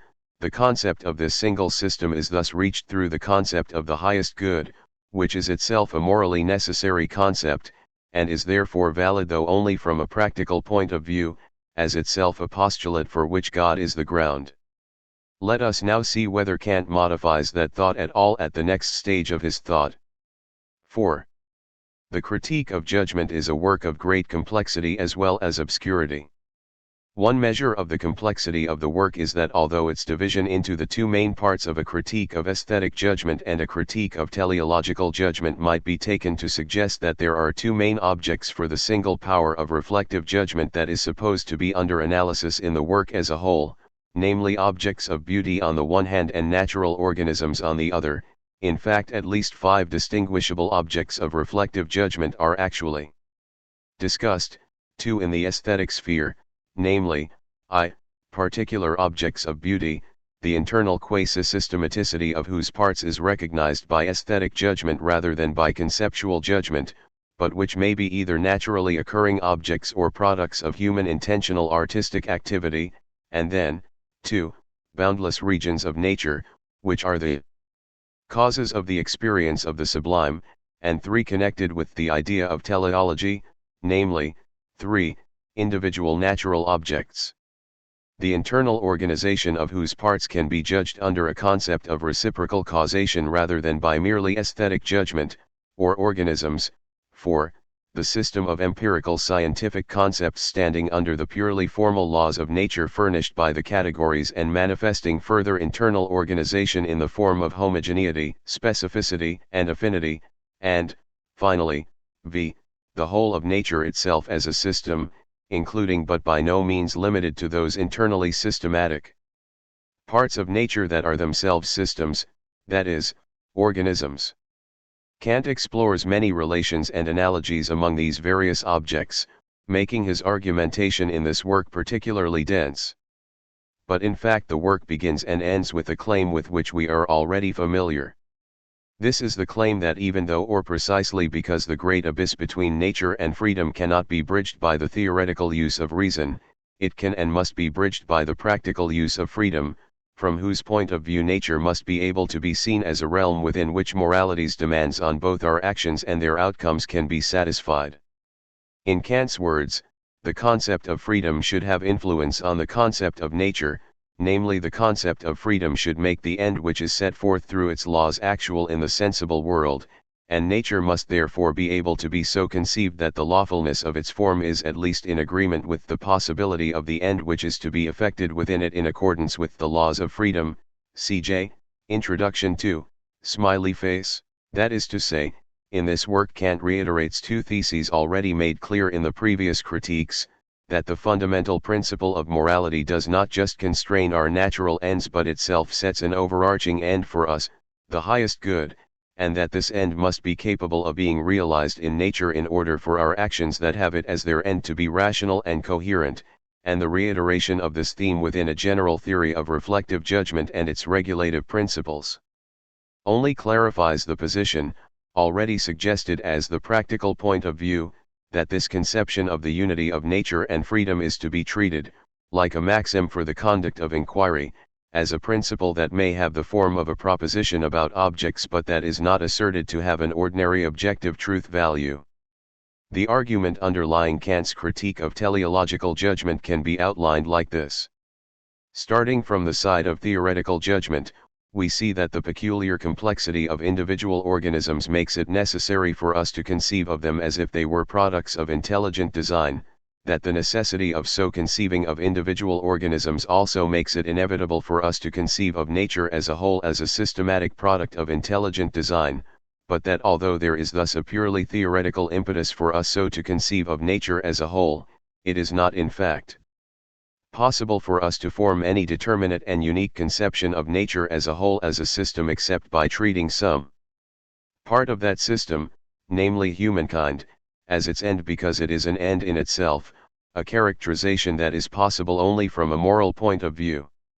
At the same time, morality itself requires that we conceive of humankind as an end in itself and also conceive of the moral perfection of humankind, in the form of the highest good, as something possible within nature and indeed as the end of nature as a whole. So the ultimate argument of Kant's teleology is that the scientific point of view contains an idea of systematicity that can only be satisfied by the moral point of view, and conversely that the moral point of view requires us to conceive of nature as a sphere within which humankind can successfully work out its moral vocation.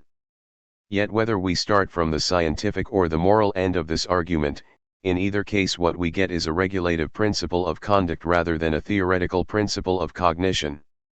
Kant's commitment to such an argument is confirmed by several striking outlines of it among his notes.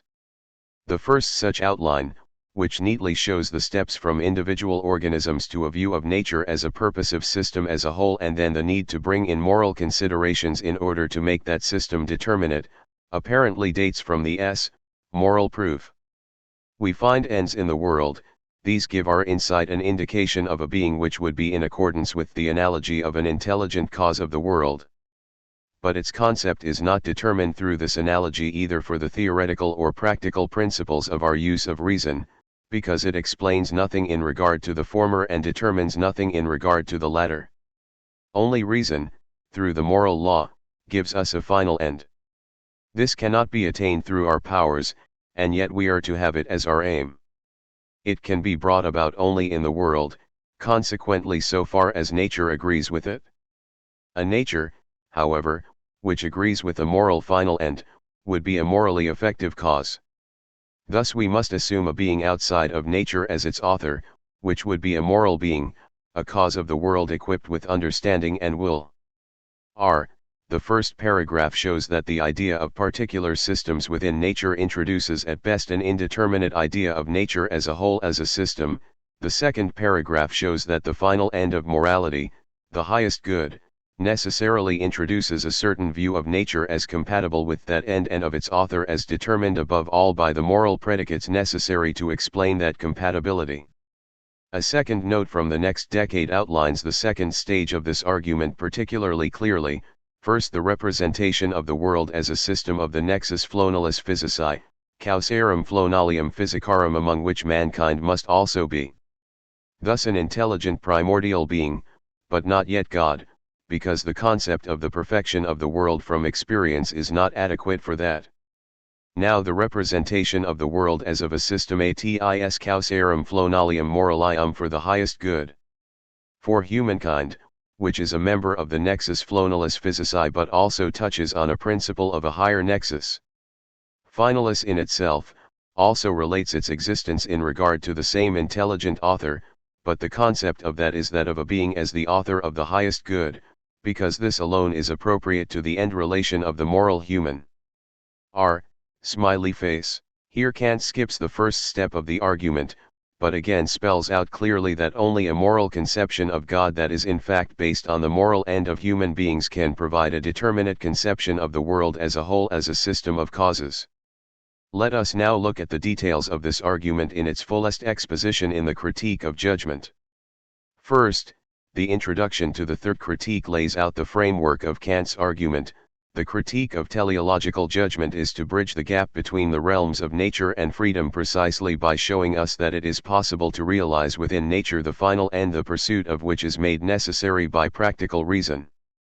As Kant puts it, the effect in accordance with the concept of freedom is the final end Zweck which, or the appearance of which in the sensible world, should exist, for which the condition of its possibility in nature, in the nature of the subject as sensible being, namely as human being, is presupposed.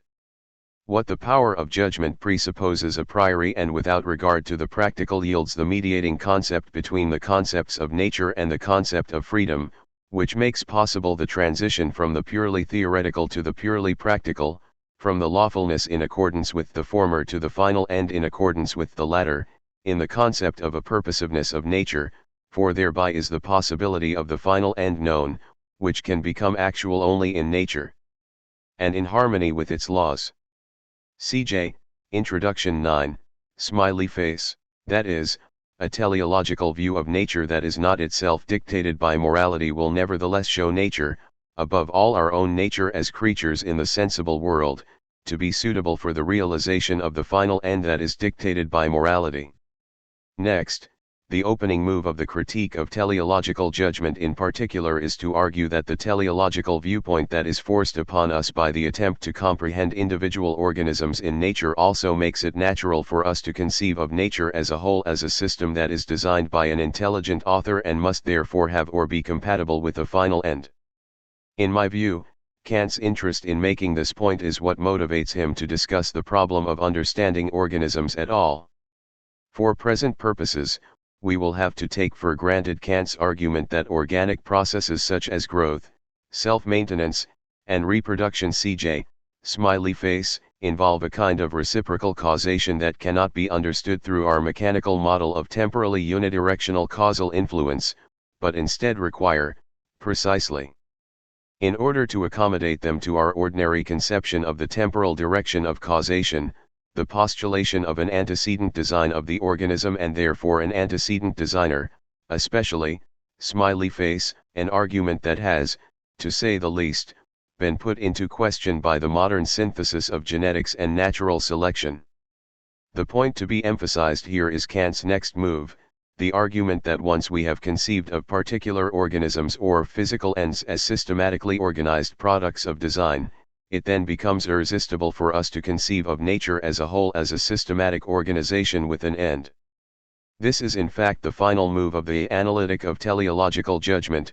It is only matter, insofar as it is organized, which necessarily carries with it the idea of it as a natural end, since its specific form is at the same time a product of nature.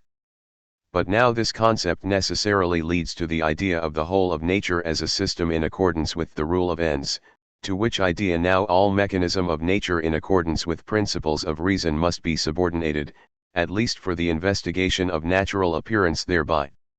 The principle of reason is permissible only subjectively, i.e., as a maxim, everything in the world is good for something, nothing in it is in vain, and through the example which nature gives in its organic products one is justified, indeed invoked to expect nothing in it and its laws except what is purposive in the whole.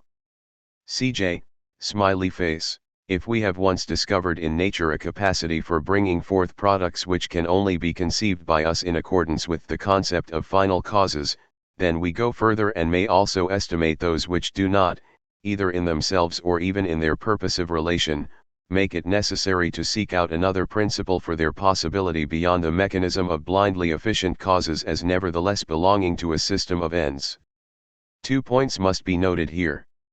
First, as Kant stresses in the first of these paragraphs, in the following, and then in the whole of the following dialectic of teleological judgment, from a purely theoretical point of view we are not justified in conceiving of a teleological view either of natural organisms or of the whole of nature as anything more than a heuristic, methodological, or regulative principle intended to encourage and guide us in investigations ultimately aimed at discovering mechanical explanations of natural phenomena, of precisely the type that modern evolutionists have discovered. The term purposiveness signifies only a principle of the reflective, not the determinant power of judgment, and therefore should not introduce a special ground of causality, but only add to the use of reason another sort of research than that in accordance with mechanical laws in order to supplement the inadequacy of the latter itself for the empirical investigation of all the particular laws of nature.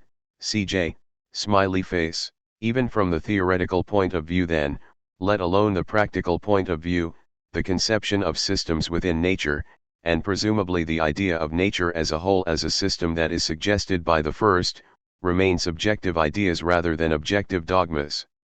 Second, as Kant stresses at the outset of the idea of nature as a system as a whole, room for which is created by the special condition necessary for us to conceive of organisms, does not itself yield any unique and determinate way of seeing nature as a whole as a system. We might think that grass is necessary to nourish cattle and cattle in turn to nourish humans, but from a purely scientific point of view we cannot see any reason why we should not instead think that the purpose of both cattle and humans is just to facilitate the growth of grass. Kant's next move, then, will be to argue that in order to form a unique conception of nature as a determinate system aimed at the promotion of any particular end, we must introduce the idea of something that is intrinsically final or an end in itself, something that is not just chosen arbitrarily as the endpoint of a system of final causes but that must be conceived as an end and that imposes on us a view of the other elements of nature as organized in its service. Such a conception can only be provided by morality, which dictates that we conceive of mankind and its highest good as an end in itself, and morality in turn requires that we be able to conceive of nature as an arena within which the end it imposes can be achieved. Thus the teleological perspective that is necessitated by the intellectual puzzle of organisms opens up for us a possibility of seeing nature as a whole as a system, but this cannot be made determinate without appeal to morality, and in any case morality requires us to take a view of nature as well as reason as purposive, so the possibilities of the scientific view of nature and the necessities of the moral view of nature ultimately coincide. This is the complex point for which Kant argues in the methodology of teleological judgment, precisely because this is nothing less than the investigation of the ultimate conditions for the application of teleological judgment. Kant begins the methodology by reiterating that teleology furnishes no constitutive principles for either natural science or theology, but only reflective principles, principles for the critique of the use of judgment that will show us how natural science and theology must ultimately, although only subjectively, be combined. CJ, smiley face. Next, going beyond his earlier suggestion that teleological principles have a purely heuristic function in encouraging and guiding us in the search for mechanical explanations, he argues that mechanical explanations of the development of natural forms, even a completely worked out theory of evolution, only push the explanation further back, and still require some explanation of why it is purposive for nature to be constituted with such mechanisms, which can only be provided by an appeal to an end and its intelligent author. We must thus conceive of the mechanisms of nature as the instrument of an intentionally acting cause, to whose end nature in its mechanical laws is subordinated. Smiley face. Kant then asserts that the possibility of the union of two such different types of causality must lie in the supersensible substrate of nature, for there our ignorance prevents us from explaining but at the same time prevents us from precluding such a combination, but he then also insists that we can conceive of an intelligent and purposive creation of nature through mechanical means only if we can find something in nature that is itself intrinsically final and gives the rest of nature a point. Reiterating his claim that the means-end relation we introduce into the system of nature as a whole must not be arbitrary, Kant in effect lays down two conditions on the non-arbitrary end of nature. First, he states that the ultimate end of creation here on earth must be one which can form a concept of ends for itself and can through its reason make a system of ends out of an aggregate of purposively formed things. CJ, smiley face. Kant does not state explicitly why the final end in nature must be capable of forming a conception of ends when that final end is also conceived of as the final end a supersensible cause, but we can take this claim to be a reminder that we are after all within the realm of reflective judgment, and that this whole story of ends is an artifact of our own judgment that will be inconceivable unless we ourselves can conceive of ends and of nature as a system of end for this end. In any case, however, the requirement that the ultimate end of nature itself be able to form the conception of ends is only a necessary, not a sufficient condition for the view of nature as a system of ends. For Kant next argues that the end that this ultimate end of nature conceives must not itself be a merely natural end, such as mere happiness, but an unconditional end, the value and the setting, if not the realization of which is independent of nature. Kant stresses the most obvious reason why a merely natural condition such as happiness per se cannot be the ultimate end of nature, namely that nature does not seem particularly well adapted to produce this condition, smiley face, but he leaves tacit the more important point that even if nature did produce happiness, then there would still be nothing to distinguish this natural condition as the putative end of nature from any other natural condition and thus give a unique end to the system of nature as a whole. So what is necessary is an end that makes its agent an end in itself from a rational and not merely natural point of view. This, like the first condition of being able to conceive of ends at all, is only satisfied in the case of a human being, and is satisfied in particular only by the formal, subjective condition of setting ends for himself in general and, independent of nature in his determination of ends, of using nature as an appropriate means for the maxims of his free ends in general. In other words, what makes man an end in himself in the moral point of view, namely the intrinsic value of free and rational agency, is the only unconditional end that can be conceived to be the end of the system of nature as a whole as well, and the final end that is sought by scientific judgment in its attempt to conceive of nature as a system can only be the one furnished by moral reason, which would in any case impose this idea upon nature. The contrast that Kant draws in the present argument between happiness on earth, on the one hand, and the culture of discipline on the other, that which consists in the liberation of the will from the despotism of desires, through which, by our attachment to certain natural things, we are made incapable of choosing for ourselves, might appear to undercut the claim I have been making that throughout the three critiques Kant sees the unity of nature and freedom as the possibility of the realization of the highest good, which of course includes happiness, and indeed happiness that is to be possible on earth.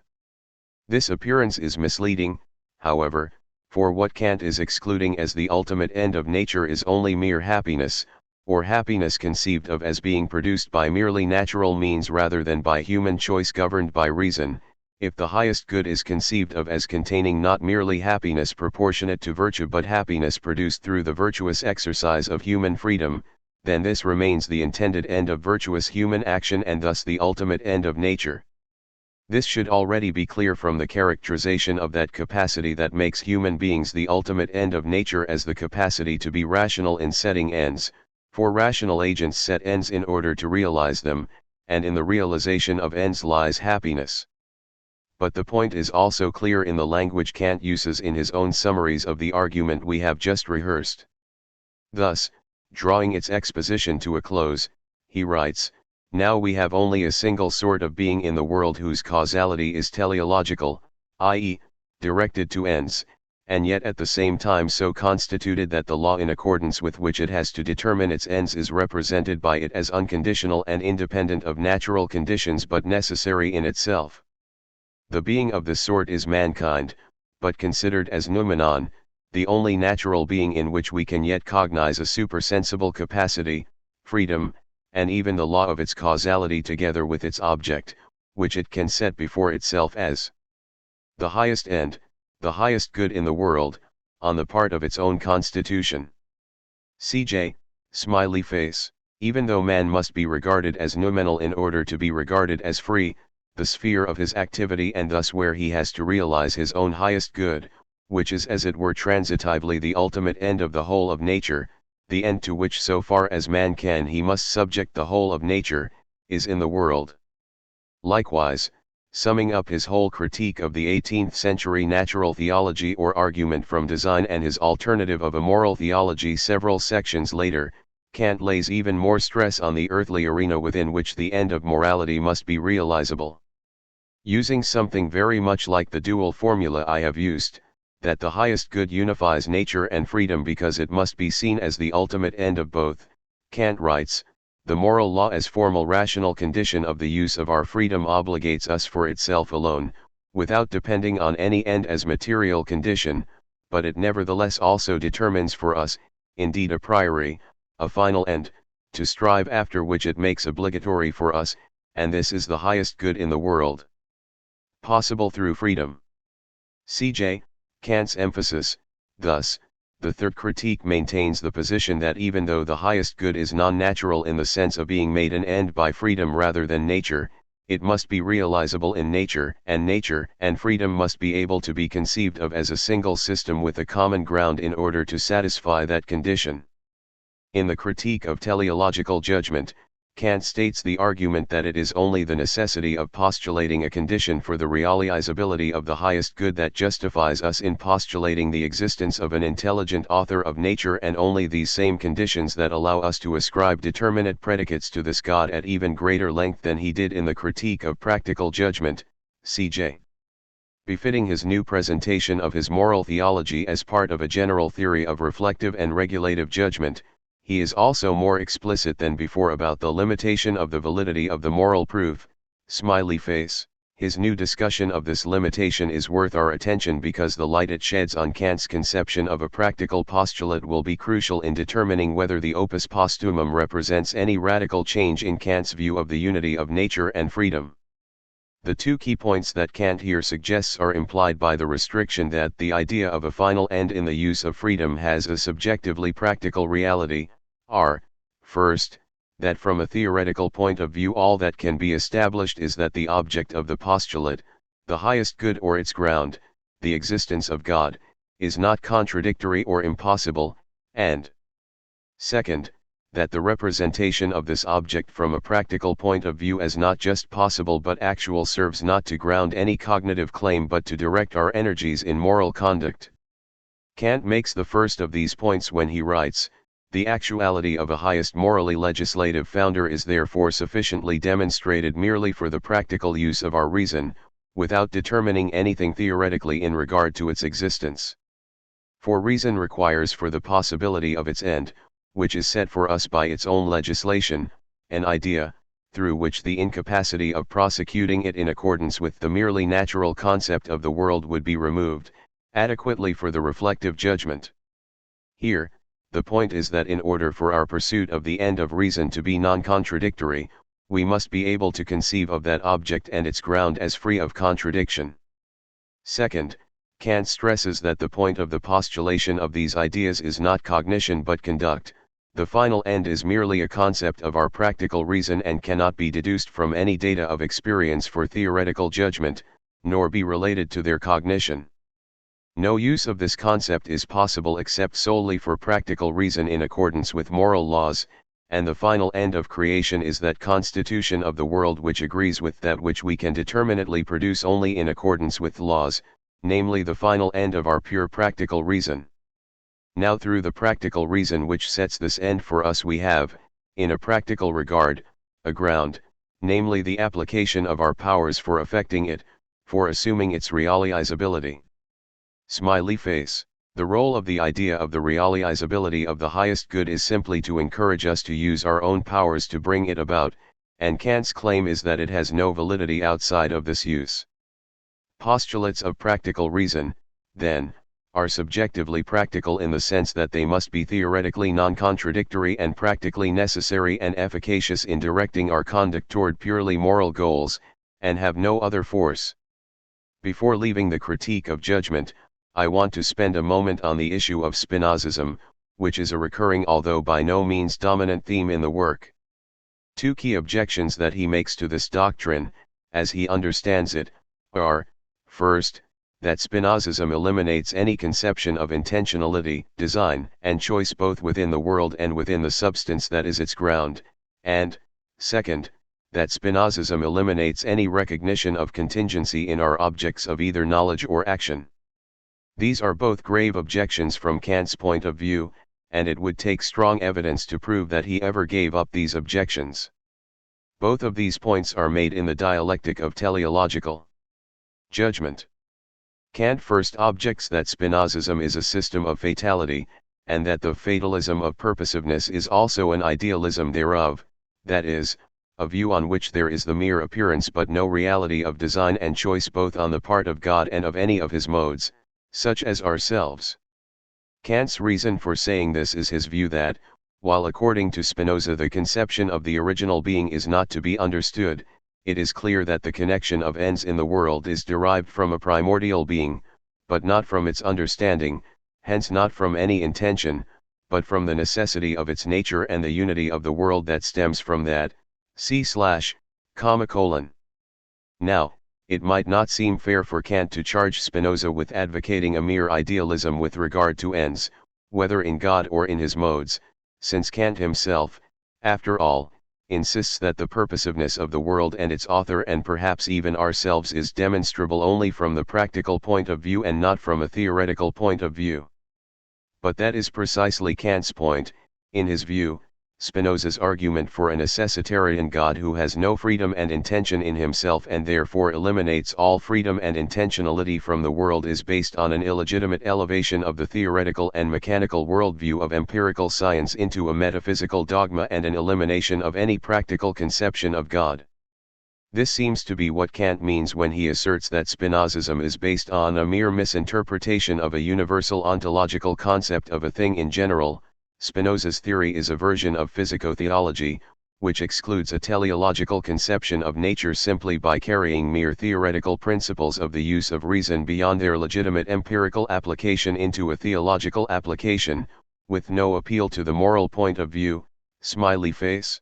Indeed, this could even explain what Kant means by his otherwise remarkable assertion that Spinoza is convinced that there is no God and, since it follows in the same way in regard to the object of morality, no future life, smiley face, since on Kant's account there can be neither a determination of the predicates of God nor a proof of his existence except as presuppositions of the realizability of the highest good, Spinoza's purely theoretical metaphysics has eliminated any basis for a rational conception of and belief in God. Second, Kant also objects that Spinoza's system eliminates all contingency. He states that on account of the unconditional necessity of the substrate of natural things together with those natural things as accidents inhering in it, Spinoza leaves to natural forms the unity of ground which is requisite for all purposiveness, but at the same time rips from them the contingency, without which no unity of end can be conceived, and with that takes away everything intentional, just as he takes all understanding away from the primordial ground of natural things. CJ, smiley face. Here, the point seems to be that intentionality and choice must be conceived as being exercised on material that is to some extent independent of that choice, or contingent with respect to what the intention and choice try to make necessary. Whether this leads to a theology any more orthodox than Spinoza's may be questionable. It would seem to lead to the pagan conception of a demiurge rather than to the Judeo-Christian conception of a creator of nihilo, but it may well be argued that it leads to a more coherent conception of human action than Spinoza has to offer, one on which human action must take place in an arena that it does not literally create, in which therefore success in the pursuit of any end, a fortiori in the pursuit of the ultimate end, must be able to be seen as possible but not as guaranteed. This would certainly fit with the doctrine that we have now seen Kant advocate in both the second and third critiques, namely that we must conceive of God as the ground of the laws of nature as well as of morality so that we may conceive of success in our moral action as possible. If we were to see such success as impossible, it would be patently incoherent for us to attempt to act as morality demands, but at the same time, if we were to see success in our actions as guaranteed, that, too, would undermine the seriousness of our efforts to concentrate our moral powers in our actions.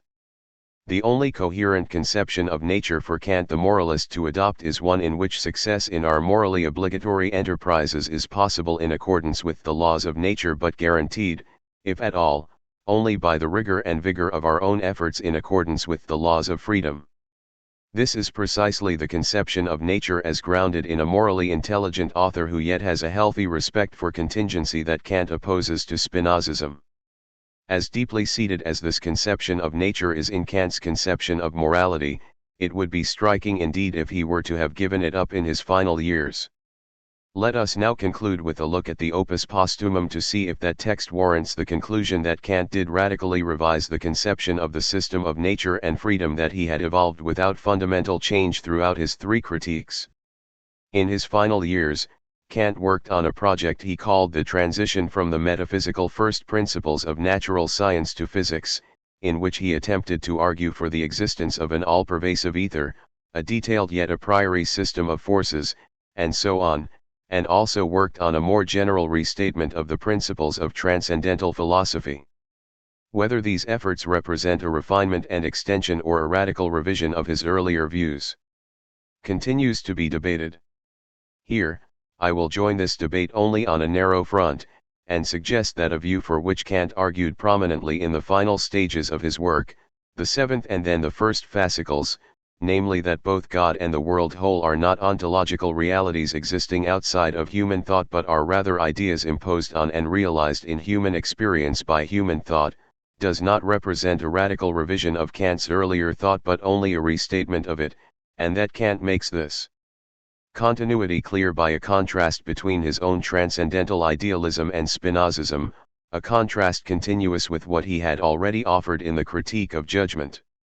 Kant defines the conception of transcendental idealism that he held at the end of his life in passages like these: there is a God, not as a world soul in nature but as a personal principle of human reason and summum, summa intelligentia, summum bonum, which, as the idea of a holy being, combines complete freedom with the law of duty in the categorical imperative of duty, both technical practical and moral practical reason coincide in the idea of God and the world, as the synthetic unity of transcendental philosophy. Op. Lee.L. Forster, and God and the world are ideas of moral practical and technical practical reason, founded on sensible representation. The former contains the predicate of personality, the latter that of gap. Both together in one system, however, and related to each other under one principle, not as substances outside my thought, but rather, the thought through which we ourselves make these objects, through synthetic a priori cognitions from concepts, and, subjectively, are self-creators of the object's thought. Op. I.2, Forster, Kant makes the following claims in such passages. Both God and the world are ideas originating in our own thought, but imposed upon sensible representation, as an irreducibly external element in experience, and producing objects, as combinations of both intuition and concept, through this imposition. The idea of God is generated in connection with our recognition of our duty, as an image of the source of unconditional legislation that actually lies within our own practical reason, and is thus the moral practical idea. The idea of the world is the idea of the unitary and law-like spatio-temporal realm imposed on our sensible representation by sensibility and understanding, but also the idea of the natural sphere within which we can perform our duty and realize our ends, and is thus a technical practical idea. As much the product of our own reason as the idea of God, the laws of nature must be compatible with the moral legislation summed up in our idea of God and indeed subordinated to it, in the sense that we must always conceive of nature as a sphere in which the performance of duty and the achievement of its intended ends are possible. But in both cases God and the world cannot be thought of as substances existing independently of our thought, and are instead constructions generated from our thought, the idea of God from our consciousness of our duty and our freedom to perform it, and the idea of the world both from our theoretical forms of intuition and understanding but also from our idea of nature as a sphere within which we can successfully perform our duty. Thus Spinozism is right in its general form of seeing both nature or the order of causes and thought or the order of reasons as modes of an underlying substance, but wrong in identifying God as that substratum of which nature and ourselves are modes. We ourselves are the substratum from which both God and nature are projected unities. Kant may indeed mention Spinoza more often in the Opus Posthumum than ever before, but only to make even more pointedly the kind of contrast he had already suggested in the Critique of Judgment. To sustain my view that these claims are continuous with Kant's previous conception of the unity of nature and freedom, there are 3 points we need to look at in some more detail. First, Kant's introduction of the idea of God as the image of our unconditional duty rather than the condition of the possibility of the highest good. Second, Kant's claim that a moral practical God and a technical practical nature are mere ideas rather than propositions about external existences that are valid only from a practical point of view. And third, Kant's comments about Spinoza. On each of these issues I suggest that there is less change than may initially meet the eye.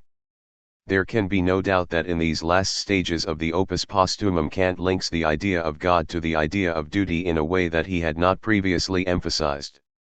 He repeatedly states that the idea of God is an image of our own capacity as legislators of unconditionally binding moral law. For example, the categorical imperative is the expression of a principle of reason over oneself as a dictamen rationis practici and thinks itself as lawgiver and judge over one.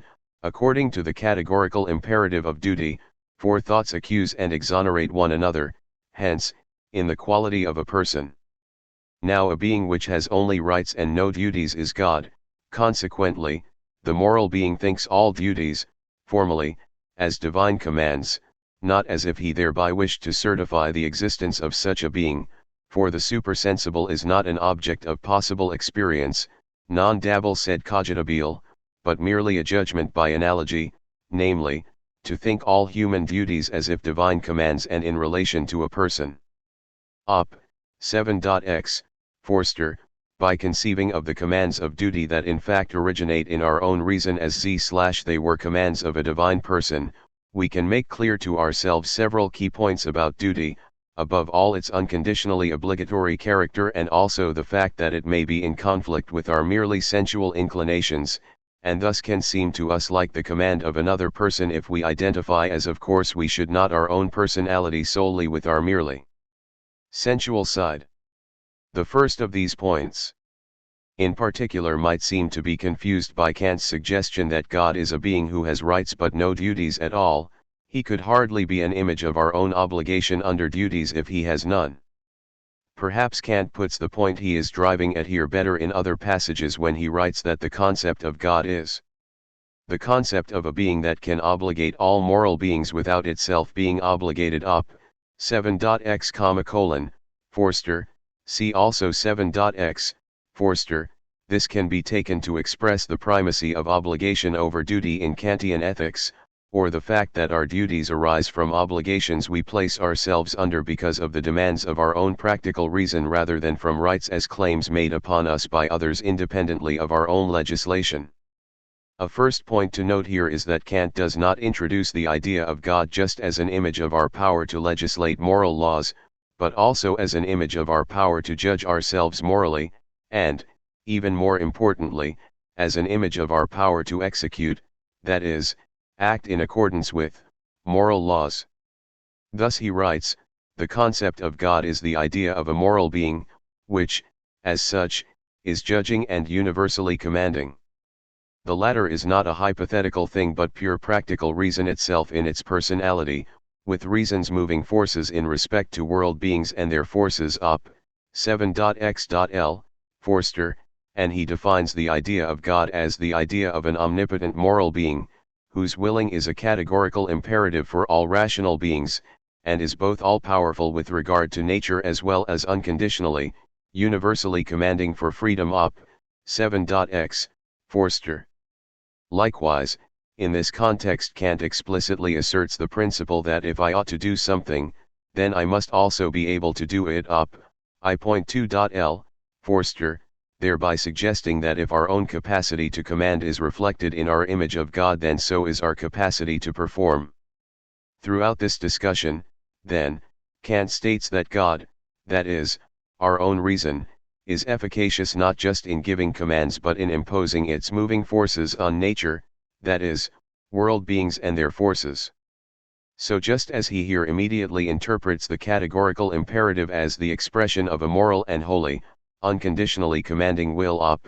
7.x, Forster, which we imagine as in God but that is actually in ourselves, so he also equally immediately infers from the categorical imperative a capacity to act in nature but in accordance with that law, which we imagine as being in God but that is actually in ourselves.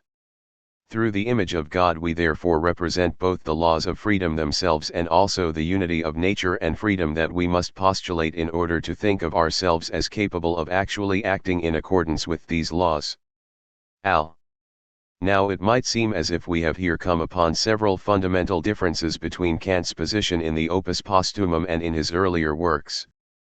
First, while earlier Kant had postulated God in order to ground our conception of the realizability of the ends of duty in the form of the highest good, here he seems to bring God into the picture much earlier as an image of our capacity to recognize and act in accordance with duty regardless of any consideration of its ends. There are reasons, however, why we should not take this fact to indicate any fundamental change of view. First, at least once in the Critique of Practical Reason Kant had already argued that the postulation of God was necessary for our recognition the possibility of the virtue as well as of the happiness component of the highest good, that is, to explain our capacity to perform our duty as well as the likelihood of that performance having its intended outcome. Seaprook R. Smiley face. 2. Second, since there is a direct connection between the concept of duty and the concept of happiness in the highest good, namely that our duty is in fact to preserve and promote rational agency as the capacity to set and pursue ends and happiness just is the successful pursuit of ends, Kant does not need to make any special mention of happiness and the highest good. A genuine capacity to act in accordance with moral law will also bring happiness in its train, at least so far as the contribution of human agents is concerned. 3. Finally, It should be noted that at least once in these late fascicles Kant does explicitly mention the highest good, thus he suggests that the intelligent subject which grounds the combination of God with the world under a principle is the source of the highest nature, the highest freedom, the highest good, blessedness, happiness. Op. I.il. Forster. So in Kant's argument that the idea of God is the image of our capacity to recognize and perform our duty rather than the conception of our ground for expecting happiness seems to be a change more in emphasis than in doctrine. One could well ask, however, if there is not an important change in Kant's conception of God from the object of a postulate of pure practical reason to a mere idea. Here, too, I would suggest that the change in Kant's form of expression is striking but not radical. It is true that in Kant's earlier work he tended to conceive of a practical postulate as something that had the logical form of an existential proposition, asserting that an entity or condition, in this case God, actually exists, but with only the force of a presupposition of action rather than any genuine cognition, whereas here Kant speaks of a mere idea of God without any logically propositional assertion of his existence at all. But in fact the sort of thing Kant says about the force of this idea is very similar to what he earlier said about the force of a practical postulate. On the one hand, Kant repeatedly insists that God cannot be proven to exist as substance outside the subject, but is, rather, thought. Op. I.2, Forster, and this seems an even more subjectivist claim than in the earlier writings, where God seems to be conceived of as existing outside us but cannot be theoretically proven so to exist. Indeed, often Kant even goes so far as to suggest that because God is so clearly an idea, the proposition that he exists outside of us, the thinkers, does not even make any sense. The concept of such a being is not that of substance, that is, of a being which exists independent of my thought, but the idea, one's own creation, thought object, ens rationis, of a reason which constitutes itself into a thought object, and establishes synthetic a priori propositions, according to principles of transcendental philosophy. It is an ideal, there is not and cannot be a question as to whether such an object exists, since the concept is transcendent. Op. I.3.l. Forster, and even when Kant continues to use the language of postulation, he qualifies the existence claim in a way that he did not before.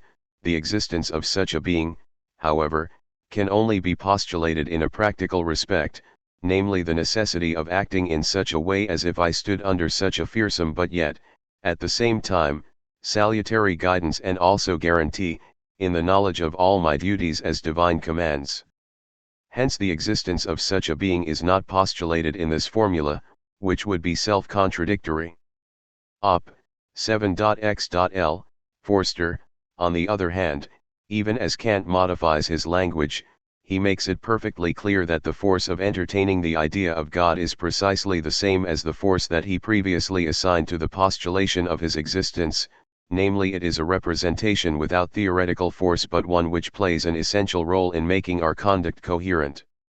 In the passage just cited, for example, Kant referred to a necessity of acting rather than asserting, and in this striking comment further down the same sheet he appropriates the Pauline language of the traditional theologian into his own framework of the presuppositions of conduct rather than cognition. In the idea of God as a moral being, we live, move and have our being, motivated through the knowledge of our duties as divine commands. Forster. Here we have knowledge of the divinity of our own moral commands but not of the actual existence of any source for them but ourselves. The purely practical necessity of the idea of God is likewise stressed here.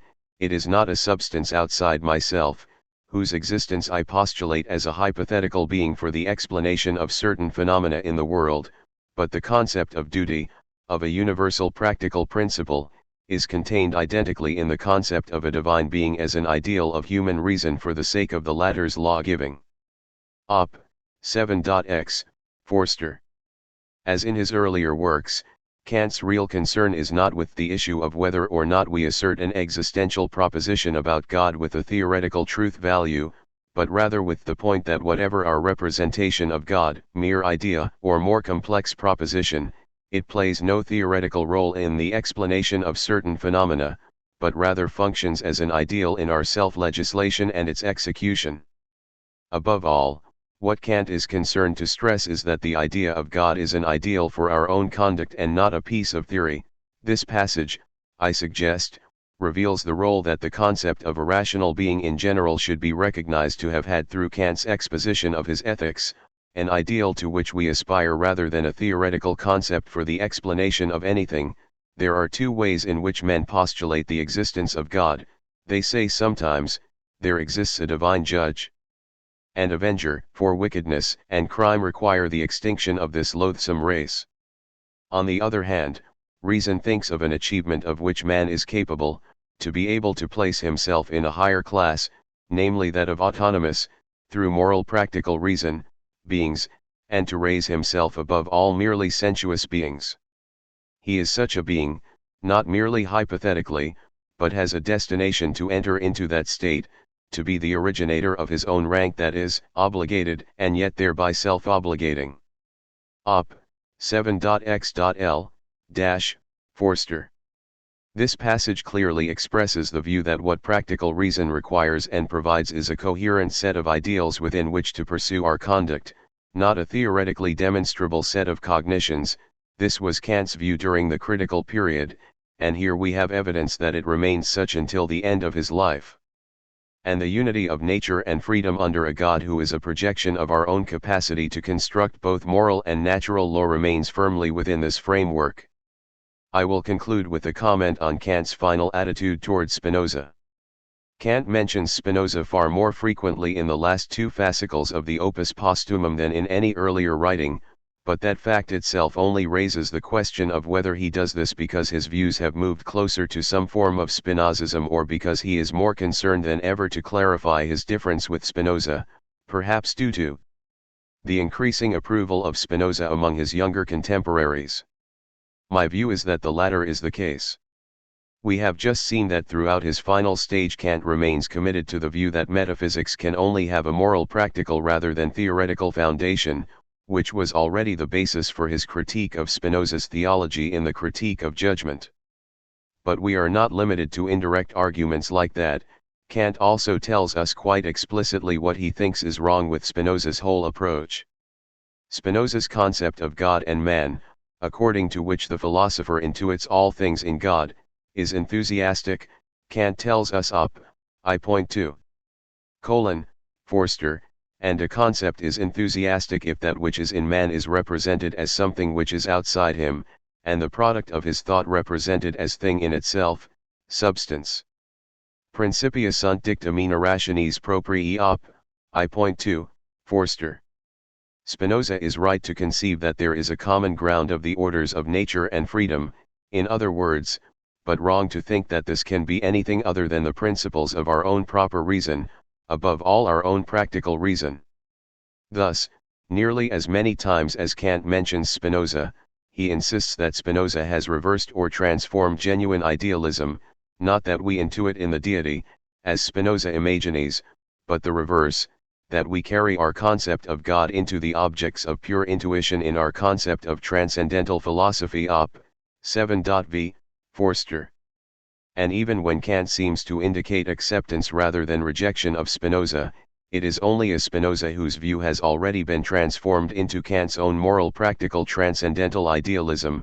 According to Spinoza, I see myself in God who is legislative within me. 7.v. Forster. Throughout these pages, Kant contrasts to anything resembling the views of the historical Spinoza a conception of our images of both God and the world as founded in the ideals of our own practical reason. It was precisely his failure to adopt such a viewpoint, Kant had already argued in the Critique of Judgment, that prevented Spinoza from producing a valid argument for God.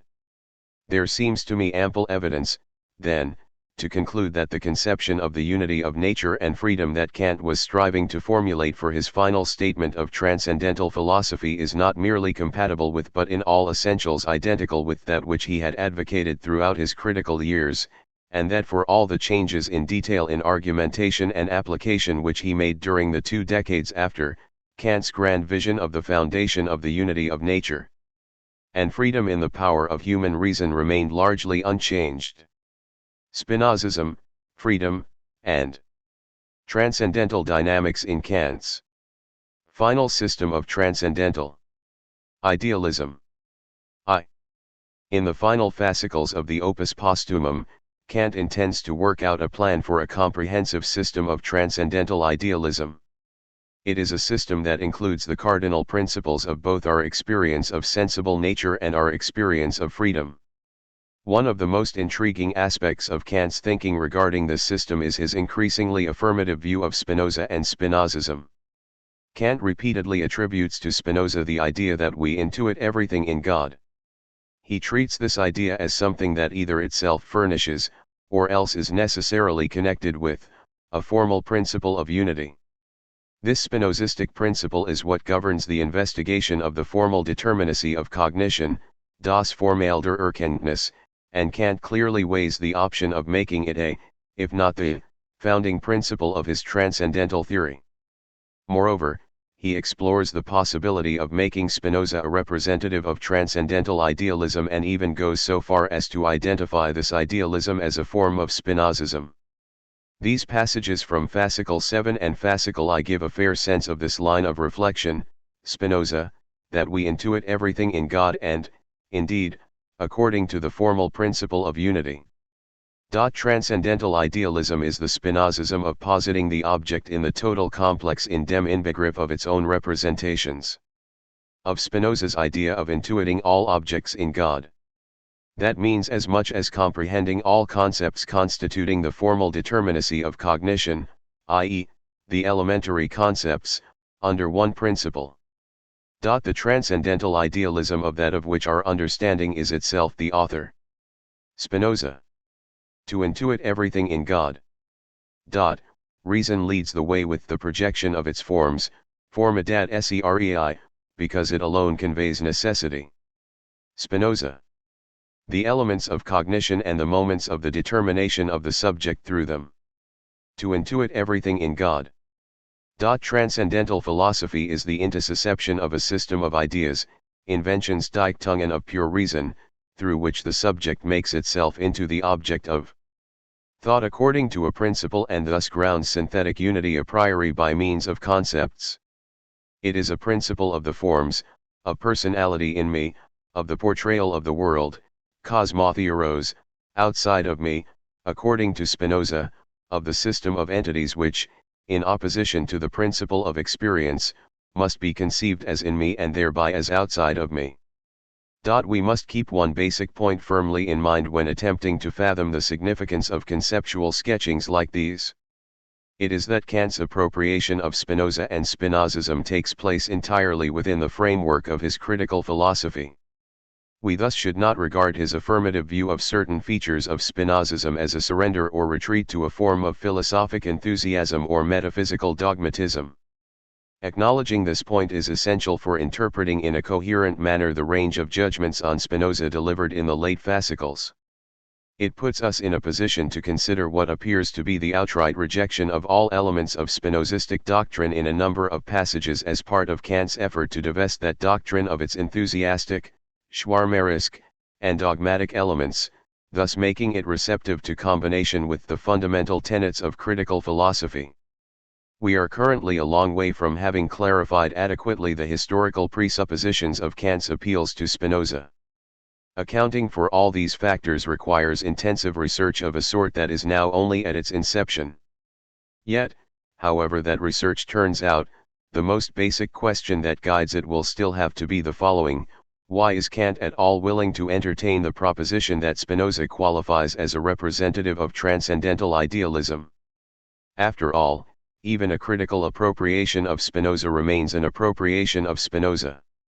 We must therefore ask why Kant is willing to engage in such an exercise when his published writings and the pertinent metaphysical reflections prior to the Opus Posthumum show that he had decisive reason for rejecting any attempt to place his concept of transcendental idealism in proximity with any kind of Spinozistic standpoint.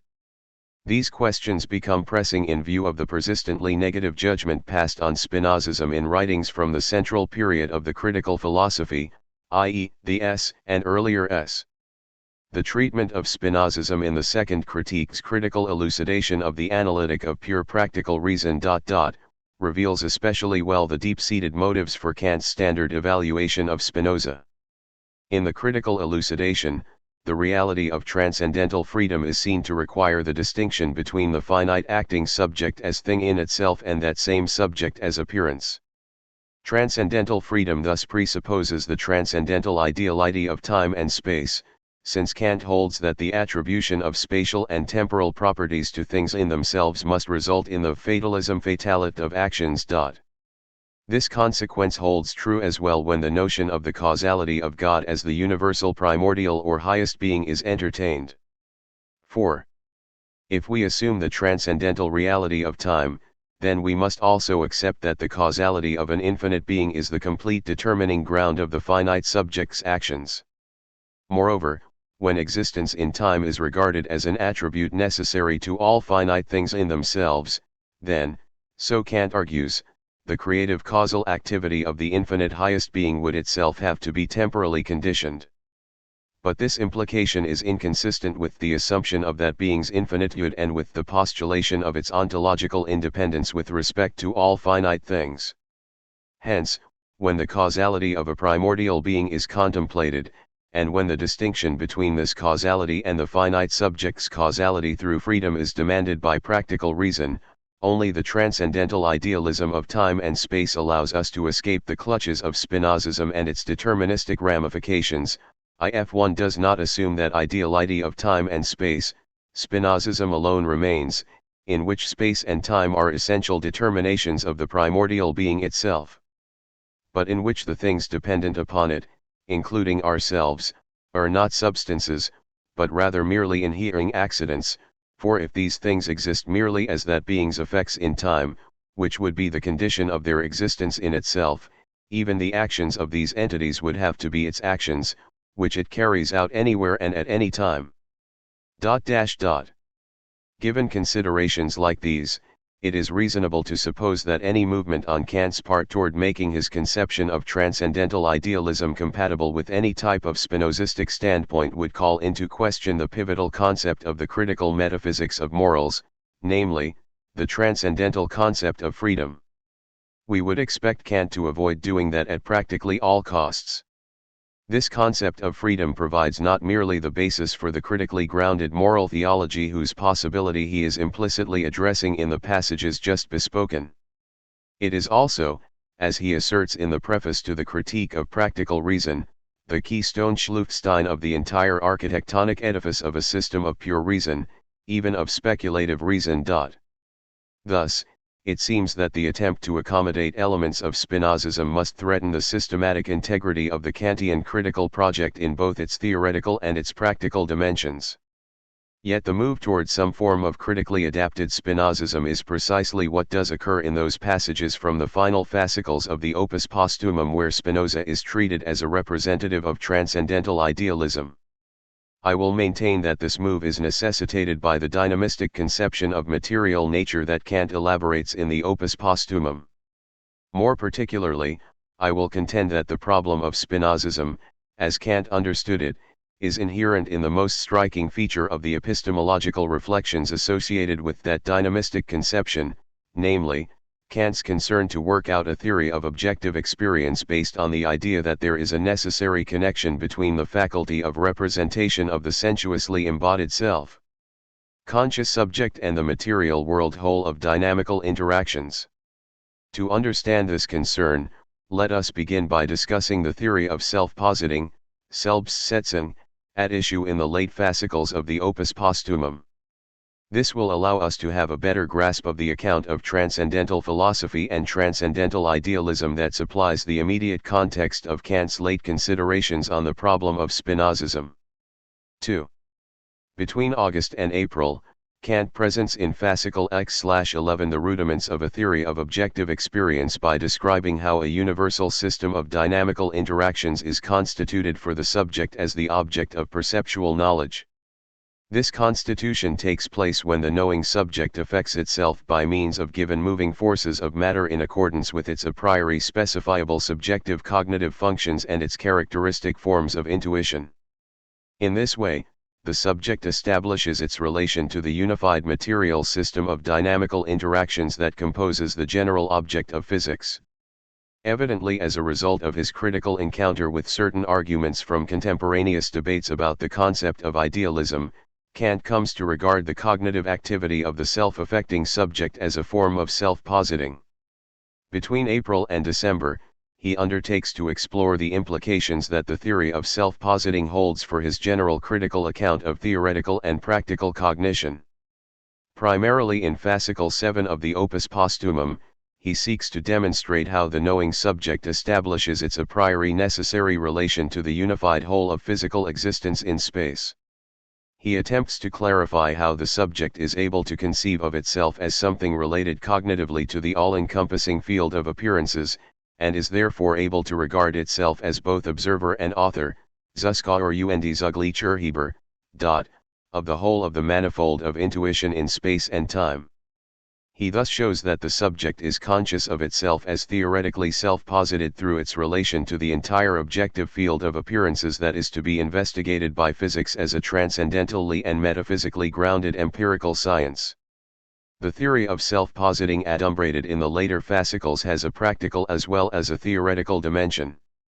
The subject constitutes itself not merely as determined by its relation to the unified whole of physical or material existence. It also constitutes itself as person. The subject posits itself as a being that knows itself to be free by virtue of its consciousness of the categorical imperative. It thereby knows itself through practical reason to be a being that has rights and duties. As a rights-bearer and moral agent, the subject is necessarily motivated to act out of respect for the moral law. Thus motivated, it is called upon to posit the existence of God as the supreme moral author with reference to which the particular duties made discernible by means of the categorical imperative can be regarded as duties enjoined by divine commands. Insofar as the reference to the morally purposive creative activity of the divine lawgiver allows the subject to think the inviolability and systematic integrity of the complex of moral and juridical duties, Kant's proof of the existence of God as ens rationis, or ens rationabile, serves as the apex of practical self-positing. The moral proof does not establish the existence of God as a transcendent substance. Nevertheless, the proposition that the divine lawgiver exists as the object of human thought furnishes a constitutive principle of morally practical reason. This principle is therefore central to the human experience of freedom. It is in view of the theory of theoretical and practical self-positing that Kant ultimately redefines his concept of transcendental philosophy. He attempts this mainly in the final fascicle of the Opus Posthumum that, conveniently enough, has been handed down to us under the title of Fascicle I. It is certainly no easy task to determine exactly what Kant's new definition of transcendental philosophy is, for there are some different versions of it in Fascicle I alone. But in any event, it is fully evident that Kant envisages a comprehensive system of theoretical and practical philosophy based on a concept of transcendental idealism. It is also clear that the point of entry for comprehending this transcendental idealist system is what Kant calls the highest standpoint of transcendental philosophy. This standpoint represents the conjunction of three concepts of reason, God, world, and the human being. In this conceptual triad, the idea of the human being allows for the transition between, on the one hand, the rational concept of God, and consequently the fundamental principles of ethics and the doctrine of right, and, on the other hand, the concept of world. That idea supplies the ground, or basis, for this transition by virtue of the fact that the human being is not only a sensuously determined being, Weltwesen, but is also a moral agent. The human being, then, is not merely a subject that posits itself theoretically in relation to the world of the senses. For it also knows itself as a being capable of exercising its causality through freedom in this subjectively constituted phenomenal world in conformity with laws that it can regard as commands of a morally purposive creator. Hence, the idea of the theoretically and practically self-positing human being is what unifies the domains of freedom and sensible nature. Such is the immediate context of Kant's concern with Spinozism in the late fascicles of the Opus Posthumum. It is not easy to detect in the presentation just given anything that would constrain Kant to revise the negative judgment passed on Spinozism in the classical writings of his critical philosophy. There is, after all, no strikingly obvious reason to assume that Kant's view of transcendental cognition has changed fundamentally with respect to those writings. Accordingly, we could argue that the foundations of Kant's original theory of transcendental idealism are never subjected to serious doubt in the final fascicles, even if the doctrine of self-positing may call for some fairly substantial alterations in the architectonic configuration of the critical system. We could thus contend that the approach to the problems of theoretical and practical cognition discernible in the Opus Posthumum is basically the same purely formalistic approach found in the earlier critical texts. We could, it seems, maintain that the description of theoretical self-positing does nothing more than refine the presentation of the a priori anticipation of the form of possible experience already offered in the first critique. It does not, therefore, crucially alter the standardly accepted foundational account of the relation between the subjective, a priori determinable formal conditions of theoretical cognition and the empirically given. We could also maintain that Kant's employment of the transcendental concept of freedom and his applications of the moral theological proof in the doctrine of practical self-positing do not entail anything really novel with regard to the critique of practical reason, the critique of judgment or, say, the religion of. Historically, the view that I have just summarized has been widely represented in the constructive exegesis of Kant's late manuscripts, and it is clearly the most attractive option for the conservatively predisposed interpreter of Kant's critical thought. But close inspection of the final fascicles shows that view to be greatly compromised by Kant's considerations on existence in space and the moving forces of matter. In keeping with his conception of synthetic a priori knowledge from concepts, which in this context is explicitly linked to the name of Spinoza. Kant proposes that, in order to posit itself theoretically in relation to the all-encompassing field of outer appearances, the subject must generate, dichten, the idea of the existence of a universal continuum of material forces as the general object of outer intuition. He contends that this idea furnishes a condition of experience as an absolute unity. And that it is necessary for the cognition of space as something outside the subject, as distinguished from a subjective form of intuition.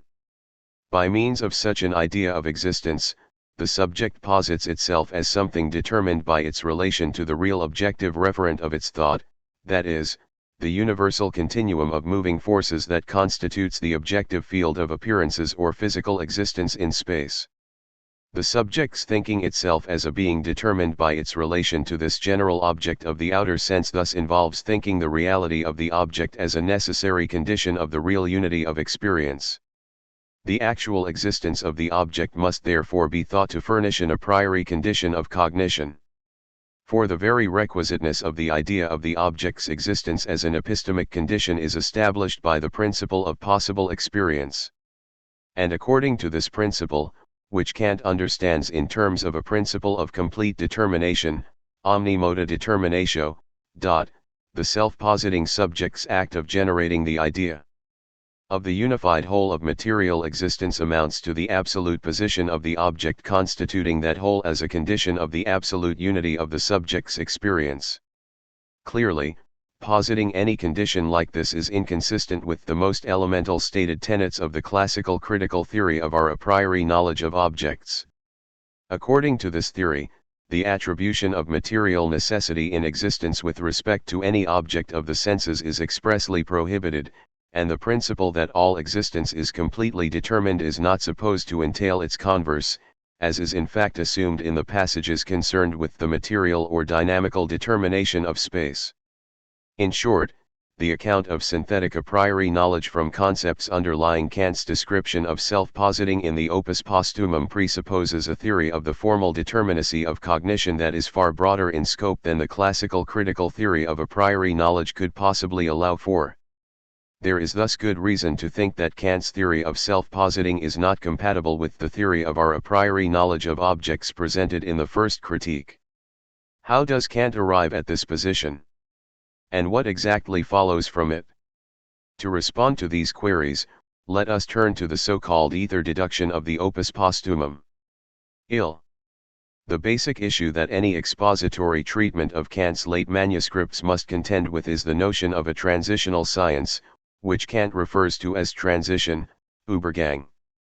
This science is intended to mediate between, on the one hand, the principles of a special metaphysical science, notably, those principles formulated in the metaphysical foundations of natural science and, on the other hand, the particular concepts and methods of empirical physics. In accomplishing its purpose, the transitional science is supposed to fill in a gap in the structure of the Kantian metaphysics of nature, and thus fill out the architectural plan of Kant's transcendental philosophy.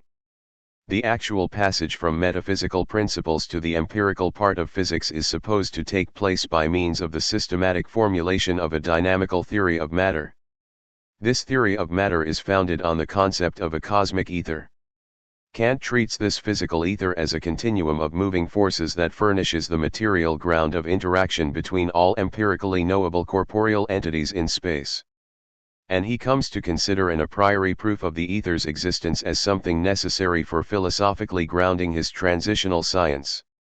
The ether proof, or ether deduction, is found mainly in the collection of manuscripts bearing the title Transition, Übergang.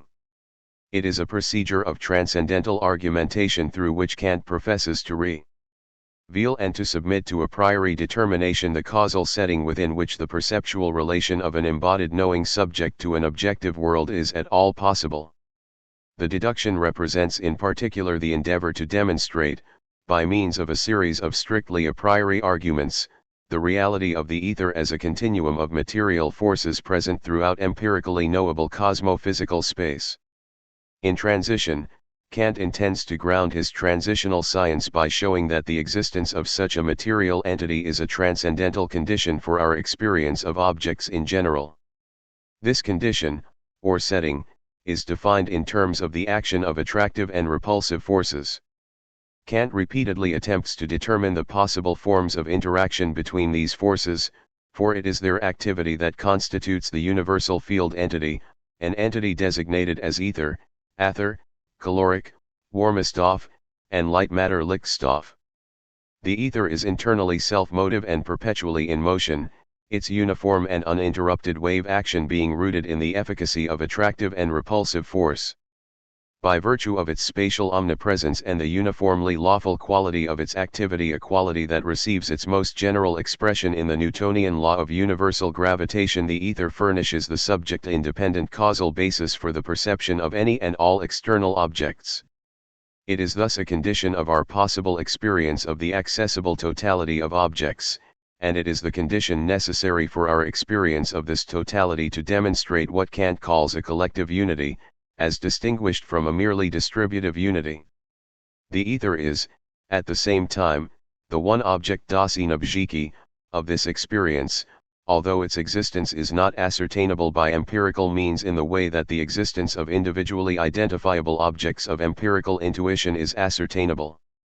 The basic aim of the ether deduction is to establish, in conformity with the subjective principle of one all-encompassing allbefassend experience, that our experience of nature is necessarily rooted in an overarching union between subjective and formal conditions and material conditions.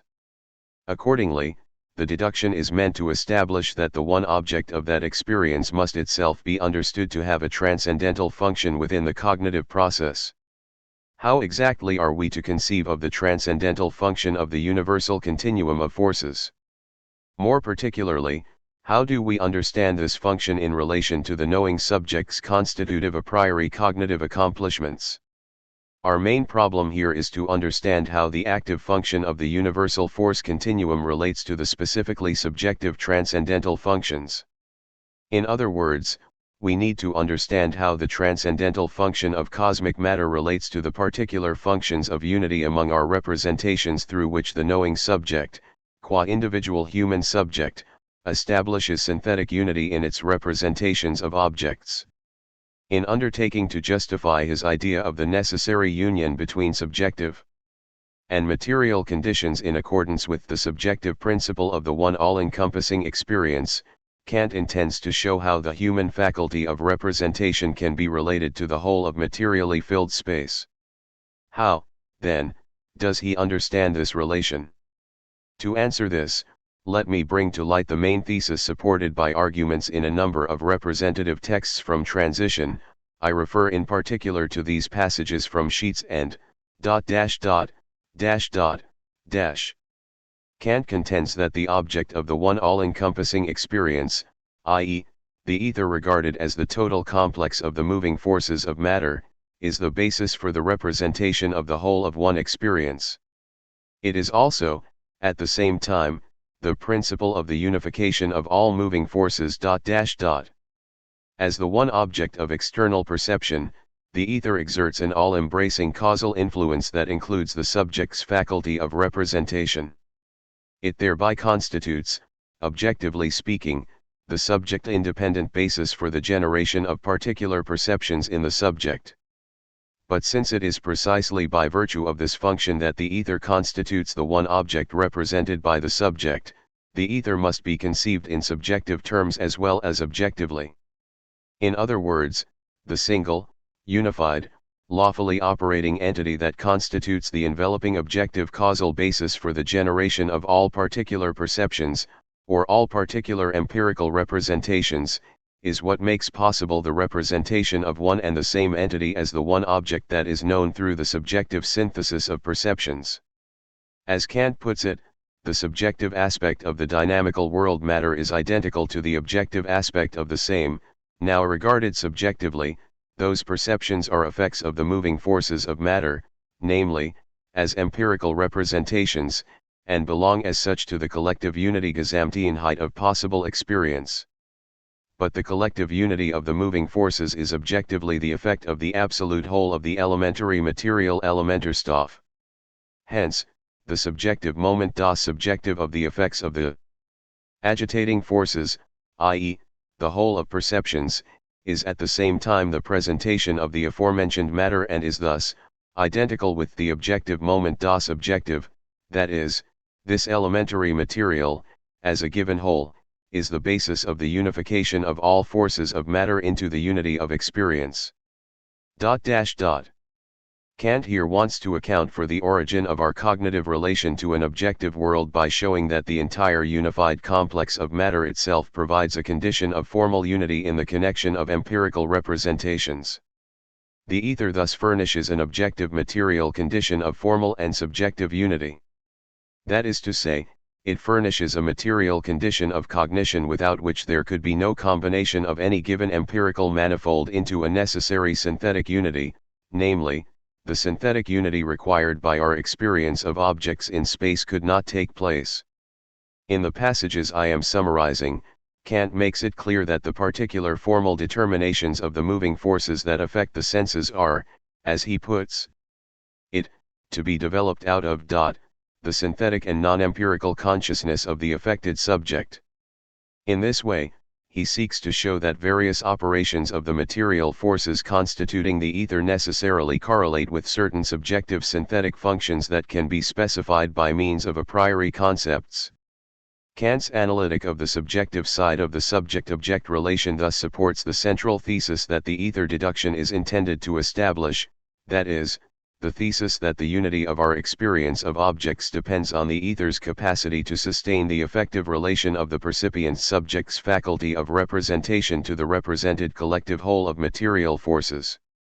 This thesis implies that our perceptual experience of the external world depends on the a priori determinable sustentative function of the non-subjective and material universal condition of that unified experience. The thesis from Kant's late philosophy implies that the unity of perceptual consciousness depends not only on the synthetic functions of pure understanding with respect to what is given in space and time. For this unity depends, too, on the a priori determinable function of dynamical cosmic matter. Thus, the thesis concerning the transcendental function of this dynamical plenum undermines the notion that the constitutive principles of our a priori knowledge of objects could be grounded sufficiently by means of the exposition of space and time as a priori forms of intuition, and through the analysis and deduction of pure understanding synthetic functions in relation to these formal conditions of sensibility. Whatever else it does, Kant's thesis concerning dynamical ether's transcendental function seems to make highly problematic the description of transcendental idealism generated by the adherence to this purely formalistic conception of the a priori necessary conditions of objective experience, which is characteristic of Kant's expressly stated epistemological position in the Critique of Pure Reason and other writings of his critical philosophy prior to the Opus Posthumum. That is, the thesis renders problematic the description of transcendental idealism as a merely formal idealism or, in other words, as the doctrine according to which everything intuited in space or time, and therefore all objects of any experience possible to us, are nothing but mere representations, which, in the manner in which they are represented, have no independent existence outside our thoughts, cprb. And perhaps even more significantly, Kant's thesis raises issues about the status of the principle of the transcendental unity of apperception, a principle that during the classical critical period forms the centerpiece of the theory of transcendental idealism as well as the system of transcendental philosophy planned in conjunction with that theory. The thesis of Kant's late philosophy implies that the synthetic unity of non-empirical consciousness itself depends on the a priori determinable epistemic function of the object of experience. Accordingly, the unity of apperception with respect to particular objects involves the necessary correlation between the unitary self-consciousness of the knowing subject and the one object whose concept refers to the universal material condition of the synthetic unity of empirical representations, that is, the cosmic continuum of moving forces. This, however, raises a basic question about the concept of original synthetic unity at issue in Kant's principle of the transcendental unity of apperception. Kant asserts in the Critique of Pure Reason, b. that the synthetic unity of apperception is the highest point of all use of the understanding.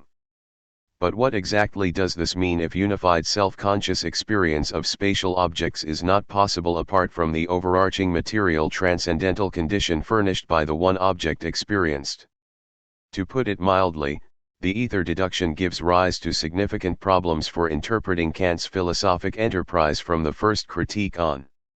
The late fascicles of the Opus Posthumum are devoted to supplying responses to these problems from the standpoint of a theory of the self-positing subject's theoretically and practically constitutive cognitive activity. One way of disposing of the set of questions raised by the ether deduction would be to maintain that it represents merely an episode in Kant's thinking within the corpus of system fragments that make up the Opus Posthumum. There is something to be said for this claim.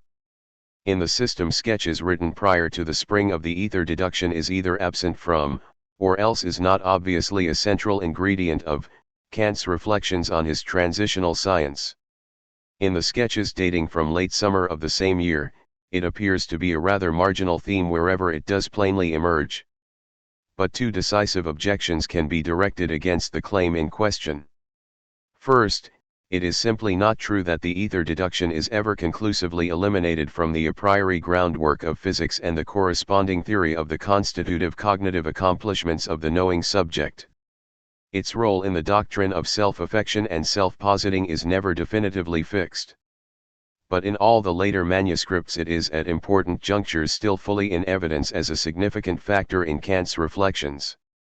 Second, and far more important, in whatever way we view the fate of the ether deduction in the Opus Posthumum, we must recognize that the most basic insight supported by this transcendental procedure is never abandoned. That insight is that our experience of objects and physical events in space is possible only on the condition that the whole of space is completely determined as a dynamical continuum or plenum of material forces, and that this space is thus determined as the one object of outer experience.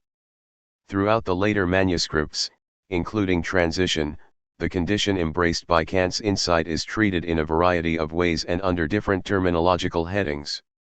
But the problem of dynamically determined cosmic space does not disappear from the horizon of Kant's continuing reflection on the conditions of possible experience.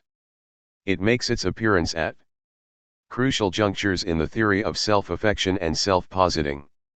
And there is reason to maintain that it is a primary problem that determines the advancement of Kant's thinking toward a new conception of transcendental idealism and transcendental philosophy in the final fascicles. Whether or not he uses the actual vocabulary of his ether theory, Kant does not cease to treat the universal continuum of moving forces in terms similar to those employed in transition. He thus continues to conceive of the dynamical continuum as the condition for the realization of space as a single object of the senses. He understands it as hypostatically conceived space or as hypostatized space itself, so to speak gleichsam, in which everything is in motion. Smiley face, and that constitutes a principle of the possibility of perceptions. He thereby supplies the elements for an exposition of a concept of space. According to this exposition, hypostatized space must, despite its material quality, pertain to an a priori and necessary representation that undergirds all outer intuition. In effect, Kant works out the rudiments of a metaphysical exposition of a concept of space. In doing this, however, he does not maintain that space, regarded as an a priori condition, is but a MQX form of intuition or pure intuition. This challenges the fundamental tenet of the doctrine of space formulated in the transcendental aesthetic of the Critique of Pure Reason, that is, the thesis that the quality of space as a condition of the existence of things lies in our mode of intuition, CPRB, that space, transcendentally speaking, is merely something ideal. Kant tries, and he tries at great length, to mediate between the earlier and later expositions of the concept of space. In the major late manuscripts of the Opus Posthumum, he stresses repeatedly that space in its primary signification is but the form of outer intuition, and so cannot be an object of perception. In keeping with this position, he maintains that the concept of space denotes merely the formal determinacy of our receptivity for objects of the senses. Accordingly, space is not something objective. It is merely subjective, it is in me and is not something outside of me. Kant thus gives the impression of taking it for granted that there is no fundamental inconsistency between the assumptions underlying his account of hypostatically conceived material space, as formulated in the Opus Posthumum, and the conclusions that are drawn from the doctrine of space presented in the transcendental aesthetic of the first critique. He is quite often content simply to treat side by side the two different accounts of space in question, and to maintain that each of them makes an a priori condition of experience recognizable. Yet precisely these juxtapositions must lead us to question the sense in which the underlying theory of space in the later manuscripts can be deemed internally coherent. I quote here from a passage in Transition, that exemplifies the difficulties implicitly confronting Kant. Just as every object of the sensibility, we represent to ourselves space in two distinct ways, first as something conceivable, spatian cogitabile, since as a magnitude of the manifold whose parts are outside one another, it lies as a mere form of the object of pure intuition solely in our faculty of representation, but second, we represent it also as something perceptible, spatium perceptibile, as something existent apart from our representation, which we perceive and can draw to our experience and which as an empirical representation constitutes an object of the senses, i.e., the material that fills space. An empty space is conceivable, but not perceptible, i.e., is no object of possible experience.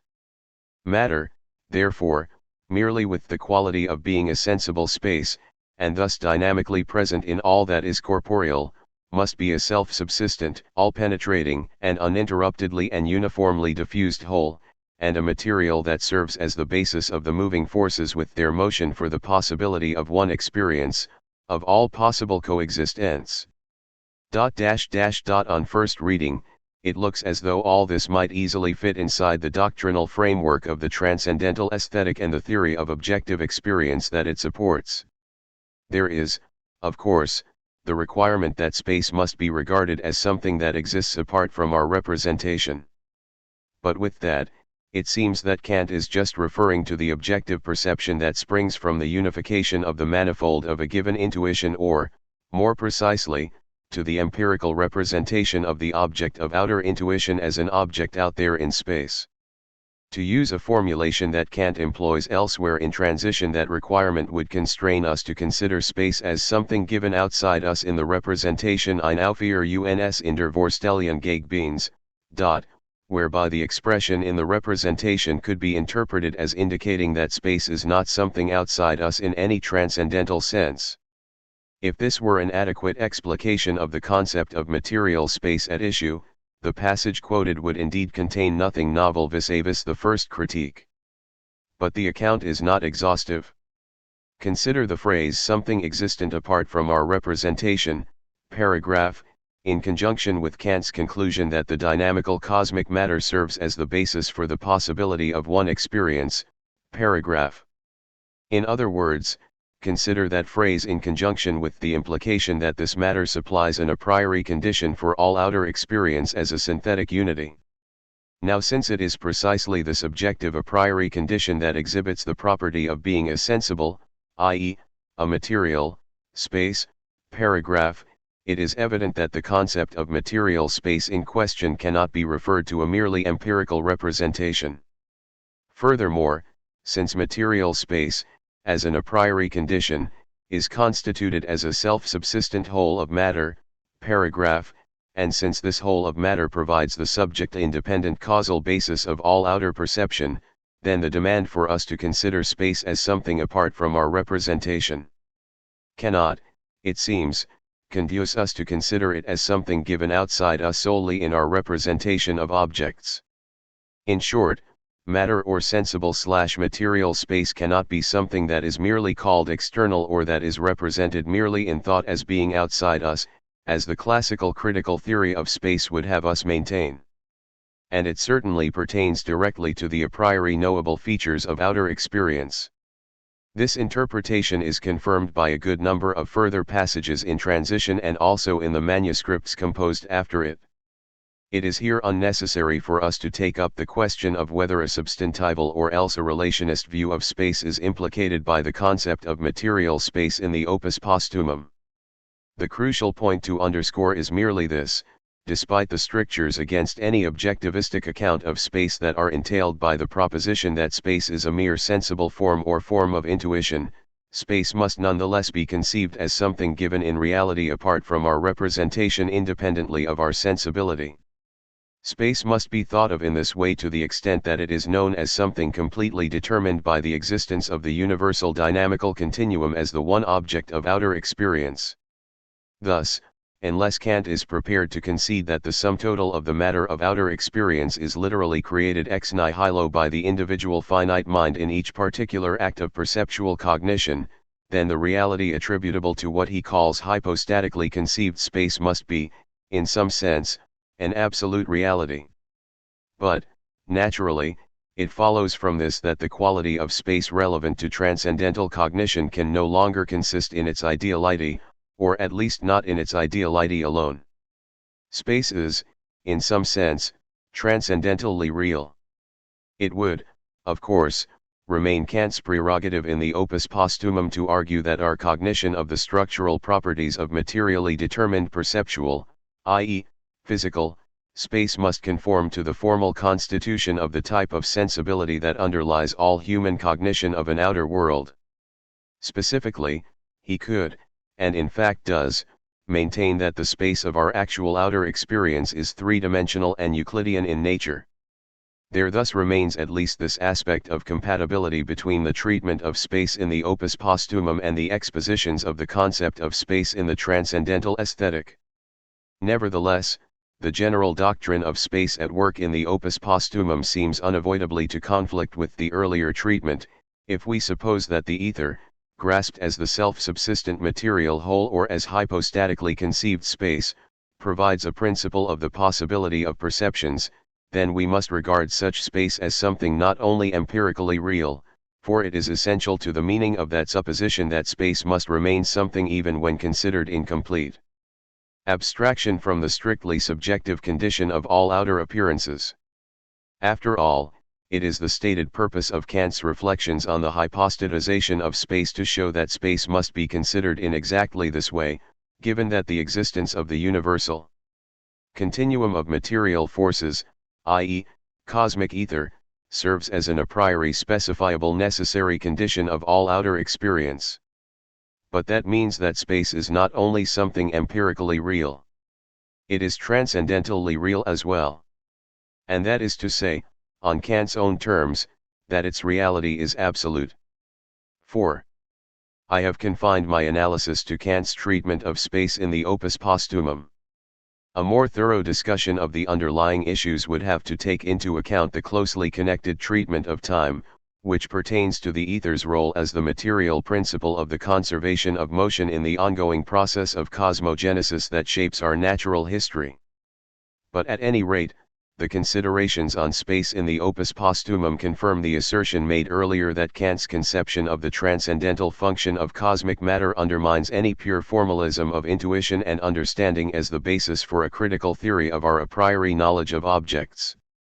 They allow us to recognize at least one substantive reason intrinsic to the developmental context of the Opus Posthumum itself that would lead Kant to treat seriously a Spinozistic standpoint. As we have seen, questioning the transcendental ideality of space and time is, on Kant's own terms, tantamount to raising the specter of Spinozism. Objectively, then, the systematic problem that results from the ether deduction and the corresponding treatment of dynamically determined space is to find a way to integrate elements of what Kant himself had previously deemed to be a position of Spinozistic realism with the, or a, theory of transcendental idealism. That Kant in fact recognized and reflected on this problem is evidenced in the final fascicles of the Opus Posthumum, particularly in the following remarkable passage from fascicle I. The first act of thought contains a principle of the ideality of the object in me and outside of me as appearance, i.e., of me as a subject affecting itself de mich selbst affizierenden subjects in a system of ideas containing merely the formal determinacy of the advancement towards experience in general, i.e., transcendental philosophy is an idealism, for experience is not merely an arbitrary aggregate of perceptions. We can know objects, either in us or as found outside us, only insofar as we inject into ourselves the actus of cognition according to certain laws. The mind of the human being is Spinoza's God, as far as the formal determinacy of all objects of the senses is concerned, and transcendental idealism is realism in the absolute sense. We witness here the kind of conceptual tension that parallels what we have just encountered in discussing dynamically determined space in relation to space as the form of outer intuition. On the one hand, the conception of the ideality of appearances touched upon in the first paragraph lends itself to explication in terms consistent with expressly stated classical critical doctrine in this case, in terms of the essential connection that prior to the Opus Posthumum Kant establishes between transcendental idealism and empirical realism on the basis of his supposition that space and time are transcendentally ideal. In view of that connection, the existence of appearances is granted only relative to the conditions of human sensibility. Consequently, outer appearances, and of course space itself, cannot be treated as anything self-subsistent. On the other hand, it is exceedingly difficult to see how the realism in the absolute sense mentioned in the second paragraph could incorporate the assumption of such relativity. One way around the difficulty at hand might be to regard the mention of this sort of realism as nothing more than an oblique reference to the Kantian refutations of material idealism, which are meant to establish that the empirically determined consciousness of one's own existence, in time, involves the immediate consciousness of the spatial existence of external things. But the argument that the existence of outer objects of the senses does not need to be immediately inferred obviously does not require, or indeed permit, us to renounce the assumption that the existence of objects, as appearances, is relative to the formal conditions of human sensibility. That is, it does not permit us to reject the tenet that is essential to Kant's original account of empirical realism and that in effect makes this a realism in the merely relative sense, insofar as it concerns the existence of objects as appearances.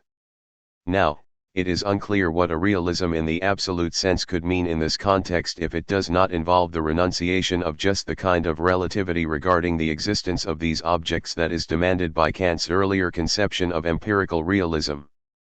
The difficulty becomes decisive when we consider that the phrase realism in the an absolute sense is employed in an interpretation of self-positing that identifies the self-legislative cognitive activity of the human subject with Spinoza's God.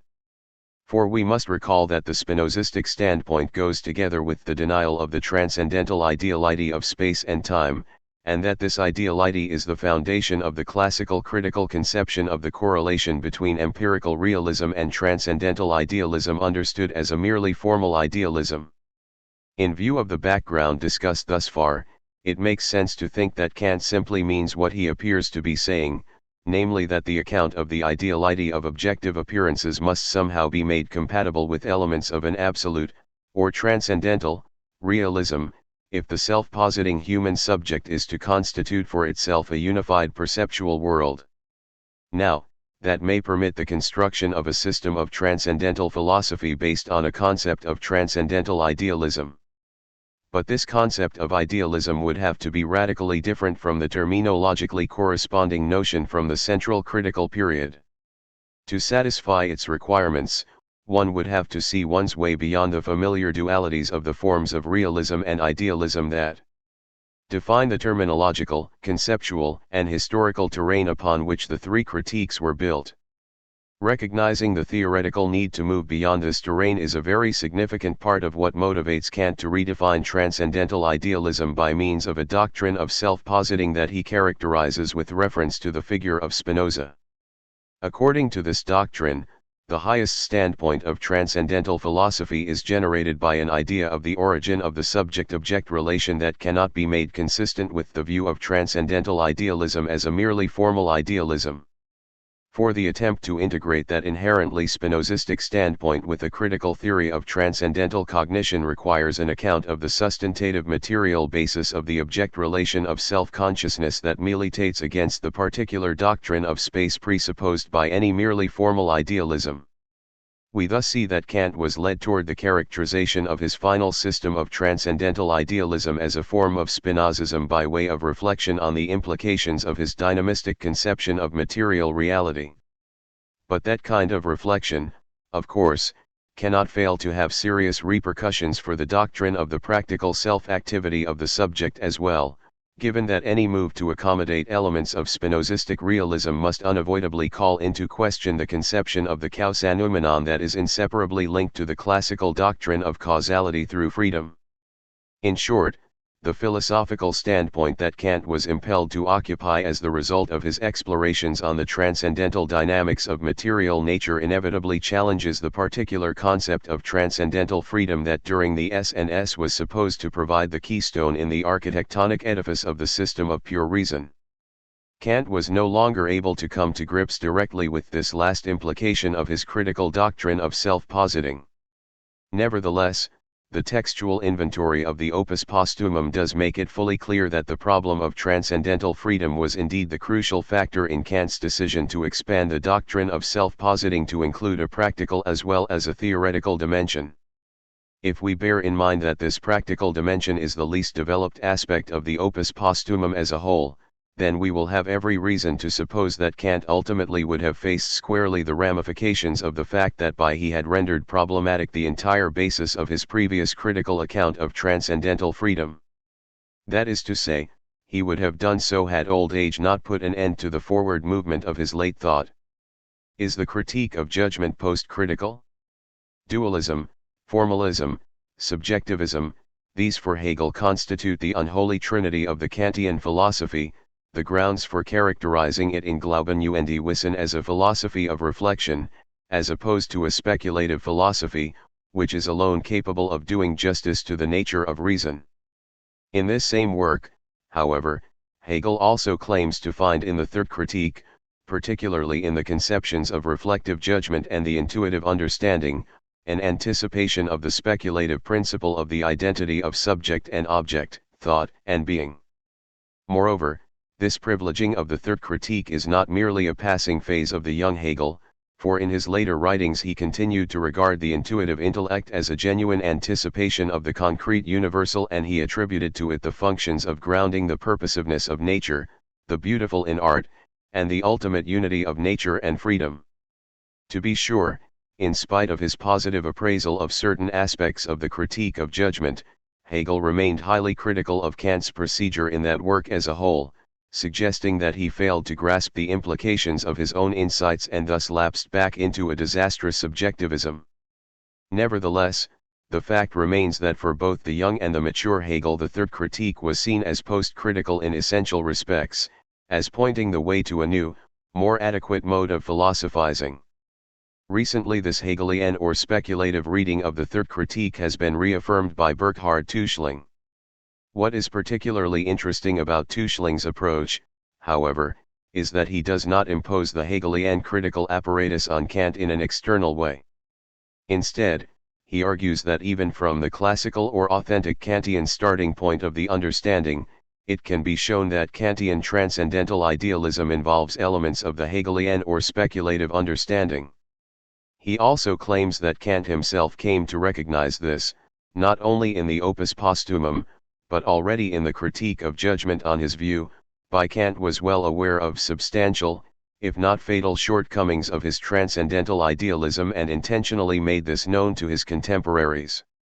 According to Tuschling, Kant's innovations in the third critique are to be seen within the context of his ongoing and never satisfactorily resolved struggle with the problem of integrating the empirical, contingent features of particular experience into a system of knowledge grounded in the a priori principles of the understanding.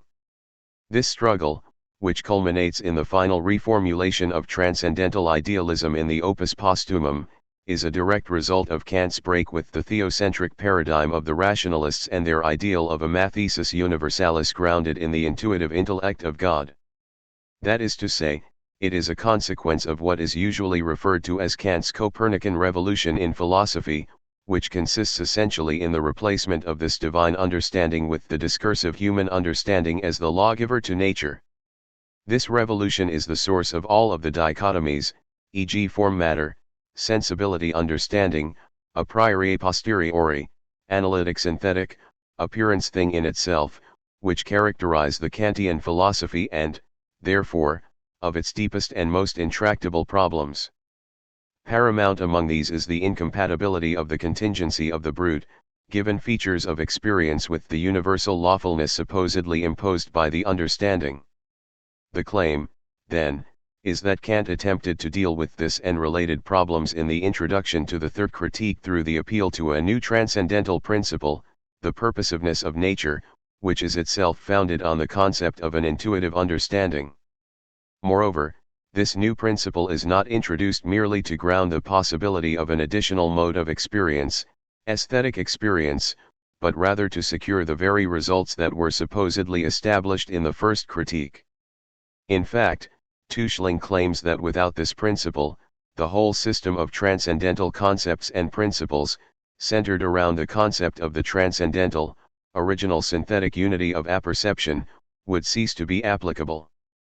Tuschling further contends that Kant's appeal to this new principle entails the abandonment of the most basic assumption of the initial critical position, that the discursive human understanding is the final, legislative, and supreme ground of the unity of nature. Accordingly, this new principle is superordinate to apperception, categories and the principles of pure understanding, and this gives to the new transcendental deduction, presumably of the principle of purposiveness, a speculative character in the sense indicated by the young Hegel. It is this claim of radical revision that I propose to examine here. The question is not whether there are any significant innovations or developments in the third critique. I think it obvious that there are. Nor is it whether one can profitably read the third critique through Hegelian spectacles in order to understand the central themes and claims of German idealism. This, too, is readily conceded. At issue is only whether the critique of judgment contains something like an abandonment of the basic commitments and principles of the first critique. I shall argue that it does not, and that in the third critique Kant is best seen as building upon rather than attempting to reconstruct his original critical edifice. In claiming that the purposiveness of nature is a new transcendental principle, first introduced in the third critique, Tuschling is obviously assuming its absence from the first, and in this respect at least he would seem to be in agreement with Rolf Peter Horstmann and others.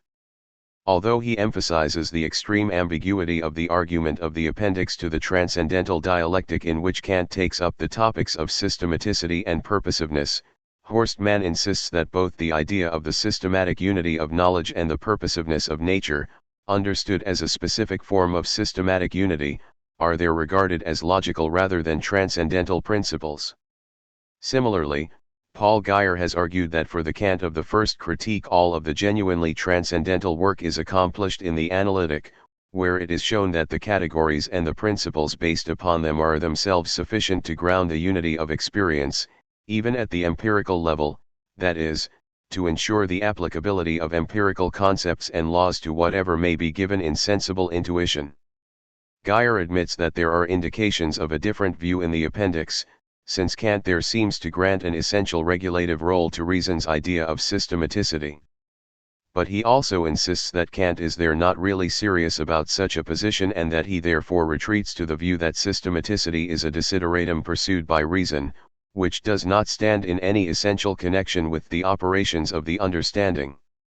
By contrast, my own view is that the analytic attempts to accomplish much less than Guyer suggests and leaves ample room for the assignment of genuine transcendental status to reason's principle of systematicity. Consider Kant's significant, yet generally ignored remark in the second analogy that he is concerned with determining merely the formal conditions of empirical truth, A/B. I take this to mean that the transcendental analytic is concerned mainly with the determination of a set of a priori rules, or epistemic conditions, which determine what can count as an object of possible experience. As formal, these rules serve to preclude certain, logically, possible scenarios, such as changes that are not alterations of enduring substances or alterations without causes. Consequently, they may be said to provide the norm to which all empirical laws must conform in order to count as laws. For, as Kant himself notes, no cognition can contradict them without at once losing all content, that is, all relation to any object, and therefore all truth, A/B. Indeed, that is why they can be used as a canon for passing judgment upon the empirical employment of the understanding, A/B. It does not follow from this, however, that they suffice to ground any particular causal law or even to guarantee that such laws are there to be found. In Kantian terms, that would give them the status of an organon rather than merely that of a canon. Armed with this view of the analytic, the claim of the appendix to the dialectic that reason has its own transcendental principle of systematicity seems somewhat less mysterious. But before considering that matter, it must be emphasized that we are dealing with what is purported to be a genuinely transcendental principle. To be sure, Kant introduces the systematic unity of the manifold of empirical knowledge as a logical principle, the function of which is to assist the understanding by means of ideas in order to secure such unity or coherence, A/B. And, considered as such, it is only subjectively necessary, as method. In order to avoid a complete misunderstanding of Kant's position, however, it is crucial to keep in mind that this initial characterization is presented as a provisional conclusion from the initial account of the hypothetical employment of reason, which is quite different from proclaiming tout court that it is in fact merely a logical principle. Thus, there is no contradiction involved when, after a brief analysis of the regulative function of the idea of a fundamental mental power, Kant goes on to argue that this logical principle, as articulated in the complementary demands for homogeneity, specificity, and affinity, presupposes a transcendental principle, A/B. But if there is no contradiction, there is certainly a major shift in emphasis, indeed, one that has seemed opaque to many commentators. For Kant proceeds to claim that, as transcendental, this principle must be assumed to be necessary and objectively valid, A/B, or at least to possess objective but indeterminate validity, A/B. In short, the claim is that this principle is more than a mere methodological recommendation to look for homogeneity, specificity, and affinity, that in spite of its regulative function, it involves some, albeit indeterminate, presupposition about what is to be encountered in experience. And this raises the puzzle about how a principle could have both transcendental status and a merely regulative function. The transcendental status assigned to this principle is clearly based on its alleged necessity with respect to empirical inquiry. In support of this necessity, Kant claims that without the law requiring us to seek systematic unity, we should have no reason at all, and without this no coherent employment of the understanding, and in the absence of this no sufficient criterion Merkmal of empirical truth, A/B. And, in a similar vein, he remarks, if among the appearances which present themselves to us, there were so great a variety, that even the acutest human understanding could never by comparison of them detect the slightest similarity, a possibility which is quite conceivable, the logical law of genera would have no sort of standing, we should have not even the concept of a genus, or indeed any other universal concept, and the understanding itself, which has to do solely with such concepts, would be non-existent, A/B.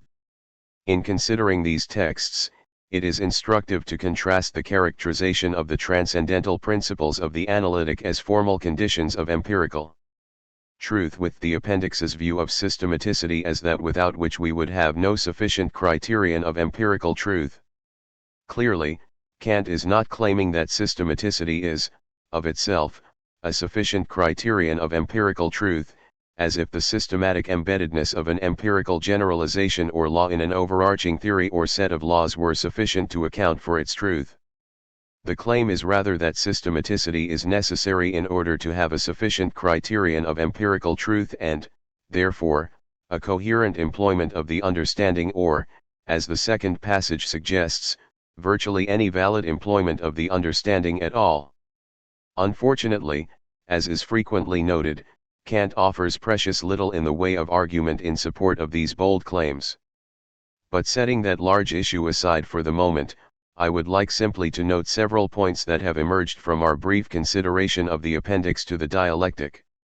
First, as is clear from the passage cited above, already in the first critique Kant links systematicity with the possibility of forming empirical concepts, indeed, that is why it is necessary for understanding. Thus, we cannot accept Horst Mann's claim that this is an insight unique to the third critique. Second, given Kant's equation of experience with empirical knowledge, it follows from this that systematicity must in some sense be regarded as a necessary condition of the possibility of experience. This does not conflict with the analytic, however, since this principle conditions experience in a different way and at a different level than the categories and principles of the understanding. As formal conditions of empirical truth, the latter or, more specifically, the analogies, serve as rules for the unification of appearances in a single time. As such, these rules collectively condition experience in the sense of determining the forms of the thought of an objective temporal order, hence their formal status. For the same reason, they are also conditions of objects of experience, which accounts for their constitutive status.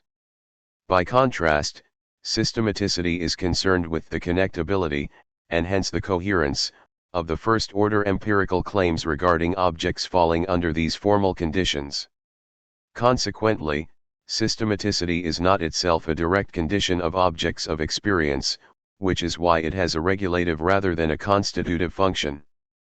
Third, and most important, this regulative function is not incompatible with its transcendental status. The common view that it is stems from the erroneous assumption that regulative means something like merely heuristic or optional. This is erroneous, because the whole purpose of the appendix is to argue for the indispensability of reason and its ideas with respect to the empirical use of the understanding. To claim such indispensability is to claim a transcendental status, if not a constitutive function. And that is why the analysis culminates in the transcendental deduction of the ideas, which supposedly will complete the critical work of pure reason, A/B. 2. Turning from the appendix to the dialectic of the first critique to the two versions of the introduction to the third, we find both some common ground and some significant differences. The basic difference is, of course, the shift in focus from the hypothetical use of reason to the reflective capacity of judgment. In the first critique, Kant does not seem to have recognized that judgment might have such a capacity or function, while in the third it is the main topic, providing the very raison d'etre for a critique of judgment. Also, reflective judgment's peculiar principle, the purposiveness of nature, is obviously far broader than reason's concept of systematicity. And, perhaps most significantly, the first critique's vague appeal to an indeterminate objective validity, which is claimed first for systematicity and later for the ideas, is replaced by the explicit acknowledgement of the subjective, reflexive character of judgment's principle of purposiveness. As Kant puts it in both versions of the introduction, it is a matter of the heautonomy rather than the autonomy of judgment legislating merely to itself rather than to nature, see, smiley face. Nevertheless, logical purposiveness, the form of purposiveness with which Kant is initially concerned in the introductions, does correspond to reason's principle of systematicity. In fact, he explicitly links it with what in the first critique were described as the principles of homogeneity, specificity, and affinity, smiley face. Moreover, Kant is emphatic regarding the transcendental status of this principle. Thus, in an important footnote in the first introduction, Kant affirms that, in spite of its apparently logical and tautological character, this principle is both synthetic and transcendental, since it specifies the condition under which we can apply logic to nature. Note. And in the second introduction, he insists that it requires a transcendental deduction, smiley face. Unfortunately, Kant is not so clear in his accounts of the epistemic function of this principle. In particular, it is not clear whether it concerns the possibility of unifying empirical laws into a system, theory construction, of formulating empirical laws in the first place, of forming empirical concepts, of classifying natural forms into genera and species, or of attributing necessity to empirical laws. Kant makes all of these claims at one point or another, without ever explaining the connection between them. This unclarity concerning the function of the principle of logical purposiveness or systematicity carries over to its transcendental deduction, which is provided in both versions of the introduction, even though it is only characterized as such in the second. Underlying this deduction are two key premises, I, that because of their formal character, the transcendental laws underdetermine the particulars falling under them, that is to say, these laws are compatible with any number of possible empirical laws and arrangements, and, 2, that it is necessary to distinguish between a system of nature according to empirical laws and such a system that is graspable by the human mind. Kant's position seems to be that, even though the necessary lawfulness of nature at the transcendental level somehow guarantees that nature will also constitute a system of laws at the empirical level, it does not guarantee that it will be one that the human intellect can grasp. As he puts it in the first introduction, for the empirical laws might be so diverse and heterogeneous that, though we might on occasion discover particular laws in terms of which we could connect some perceptions to form an experience, we could never bring these empirical laws themselves under a common principle and so to the unity characteristic of kinship. We would be unable to do this if, as is surely possible intrinsically, at least as far as the understanding can tell a priori, these laws as well as the natural forms conforming to them, were infinitely diverse and heterogeneous and manifested themselves to us in a crude and chaotic aggregate without the slightest trace of a system, smiley face. The deduction turns on the claim that judgment, in its reflective capacity, cannot accept the possibility of such a state of affairs, but must instead presuppose that nature is systematically organized in a way that is accessible to our cognitive requirements. Since this is a subjective requirement of judgment, the claim is not that nature must be purposive, as if judgment could impose the conditions of its successful operation on nature, it is rather that judgment must necessarily regard nature as purposive as a condition of engaging in empirical inquiry. The crucial question, however, remains why it is necessary to presuppose such a principle at all. Is Kant perhaps here inflating a desideratum into an absolute requirement?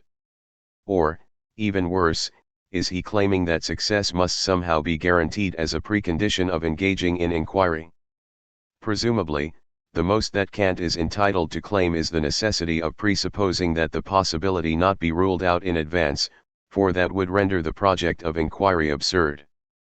Accordingly, if the deduction is to succeed, it must be shown that logical purposiveness or systematicity is a condition of the very possibility of acquiring empirical knowledge, and in this sense a condition of the possibility of experience. When this issue first arose in connection with the appendix to the dialectic, I postponed a discussion of it. But if we are to understand Kant's claim in both critiques regarding extracategorial, yet transcendental conditions of empirical knowledge, the issue must be addressed. Like Hannah Ginsborg, I think it best to begin with a consideration of the question of the conditions of the formation of empirical concepts.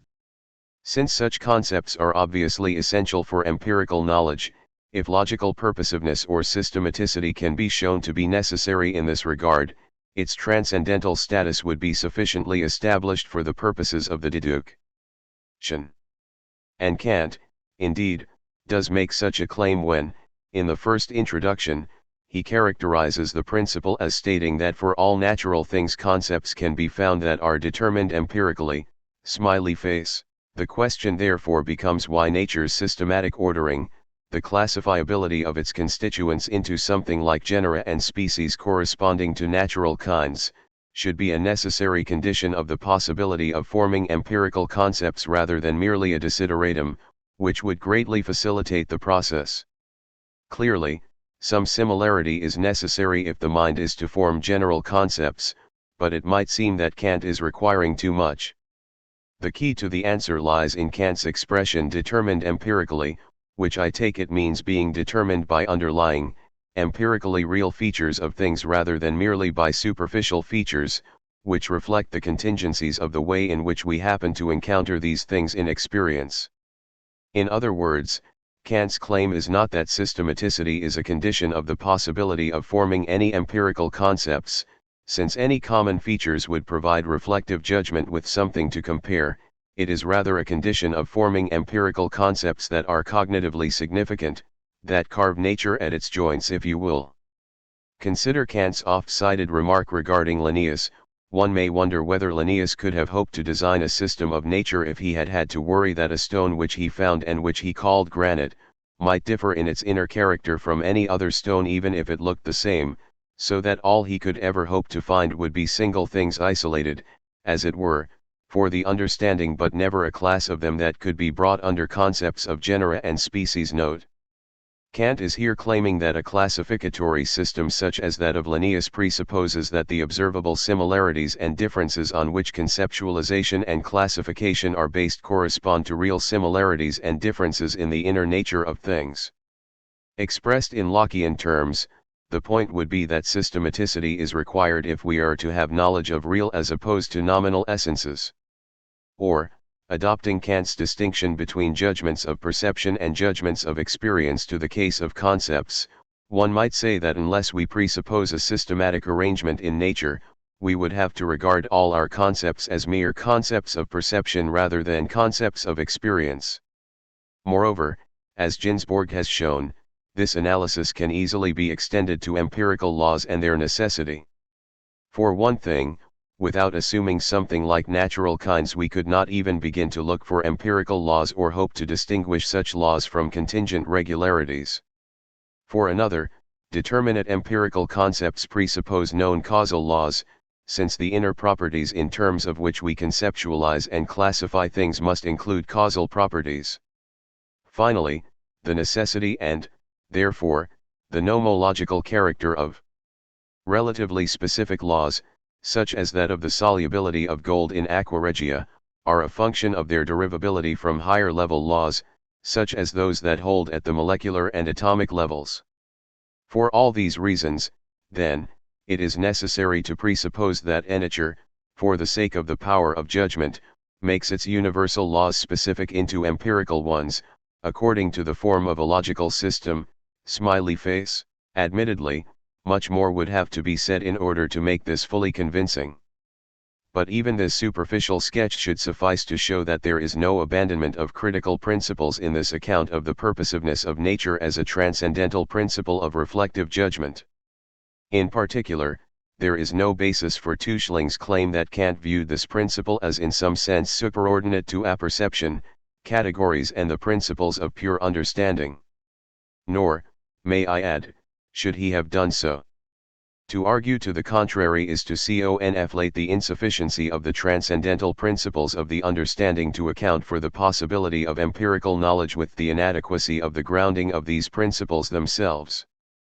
Nothing in the third critique indicates that Kant had any second thoughts about the latter and, as we have already seen, he had readily acknowledged the former in Otherwise expressed, it is not that Kant belatedly came to the conclusion that he could not account for the applicability of the transcendental laws apart from the presupposition of the purposiveness of nature, it is rather that he continued to recognize that these laws, as formal conditions of empirical truth, do not of themselves yield a sufficient criterion of empirical truth. In light of these considerations, we are in a position to consider Scheling's thesis that in the third critique Kant abandoned his essential principle that the discursive human understanding is the ultimate source of the unity of nature and that he granted ultimacy instead to the intuitive intellect. Central to this reading is the assumption of an essential connection between purposiveness in its various forms and the idea of an intuitive intellect, which is introduced in as a contrast to the discursive variety. Whereas the latter is defined by its dependence on given sensible data, which it subsequently subsumes under analytic universals, the former is characterized by its independence of any such data. Thus, rather than having to subsume sensibly given particulars under abstract, analytic universals, a putative intuitive intellect would generate its own content through its synthetic universals. Moreover, as a direct result of this, the contingency of fit between universal and particular, which is endemic to a discursive intellect and the ground of the dualities characteristic of the Kantian philosophy, would be overcome. As textual support for this thesis, we are given Kant's remark in the published introduction that since the universal laws of nature, the formal, transcendental principles, have their ground in the human understanding, the particular empirical laws must, as regards what the universal laws left undetermined in them, be viewed in terms of such a unity as they would have if they likewise had been given by an understanding, even though not ours, so as to assist our cognitive faculties by making possible a system of experience according to particular laws, smiley face. Assuming that this other and more than human understanding is to be identified with the intuitive intellect of, it might then seem that the latter is being assigned the function of grounding the lawfulness of nature. And from this it is but a short step to the conclusion that this same intellect also grounds the beautiful in art and organic unity in nature. Even setting aside the question of the identification of the two more than human intellects, however, such a reading is hardly compatible with the merely regulative function Kant assigns to the idea of purposiveness. As a principle of reflective judgment, it prescribes how we, as finite, discursive cognizers, are rationally constrained to regard nature, not how it really is in sic. Moreover, although this identification seems natural and was certainly made by Hegel, it is actually quite problematic. This has been clearly shown by Manfred Baum, who notes that Kant links the idea of purposiveness specifically to our discursive form of understanding, while an intuitive intellect is by definition one for which this idea and the associated contingency of fit has no place. Thus, it is difficult to see how the latter could function as the ground of purposiveness on the Kantian account. Similarly, we cannot, as Hegel attempted to do, explain the regulative function assigned to the idea of purposiveness in terms of the merely ideal status of the intuitive intellect. On the contrary, if we could assume the reality of such an intellect, there would be no room for purposiveness in any form. What then is the function of this intuitive intellect, and why does Kant appeal to two distinct, perhaps even incompatible, conceptions of a more than human understanding? These are not simple questions, and I can here do no more than to sketch the outline of an answer. To begin with, the idea of an intuitive intellect has two distinct tasks in the resolution of the antinomy of teleological judgment. The first is a straightforward limiting function, to underscore the claim that the need to represent organic beings in accordance with the idea of purpose is a function of the discursive nature of our intellect. From this, Kant concludes that it is a merely subjective necessity, not applicable to every conceivable intellect, for example, an intuitive one, and, therefore, without any ontological import. The second function is to account for the possibility that mechanism and teleology are not merely logically compatible qua maxims, but also that they are unifiable in a single overarching account. For unless this were the case, they could not both enter consistently into the same survey of nature. Smiley face. In other words, without such unifiability, the requirement that empirical laws cohere in a system would have to abandon in the biological domain, since mechanistic and teleological explanations could not be combined in a single research program. The ground for this unifiability is provided by the idea of an intuitive intellect, precisely because what for our discursive intellect requires the idea of purpose would be grasped by such an intellect as necessary independently of any appeal to purposes. By contrast, the idea of the non-human understanding of the introduction serves to regulate judgment in its reflective capacity rather than to limit reason in its transcendent pretensions. Within the context of the introduction's concern with logical purposiveness, this idea is necessary in order to conceive of the possibility of the multiplicity of empirical laws constituting an order graspable by a human, discursive, intellect.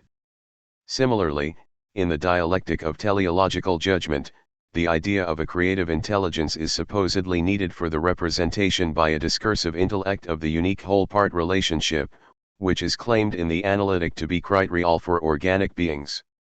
In both cases, then, this intelligent cause is conceived according to the model of a discursive understanding, since it is viewed as operating according to the idea of a purpose or design, something which is explicitly denied of the intuitive intellect.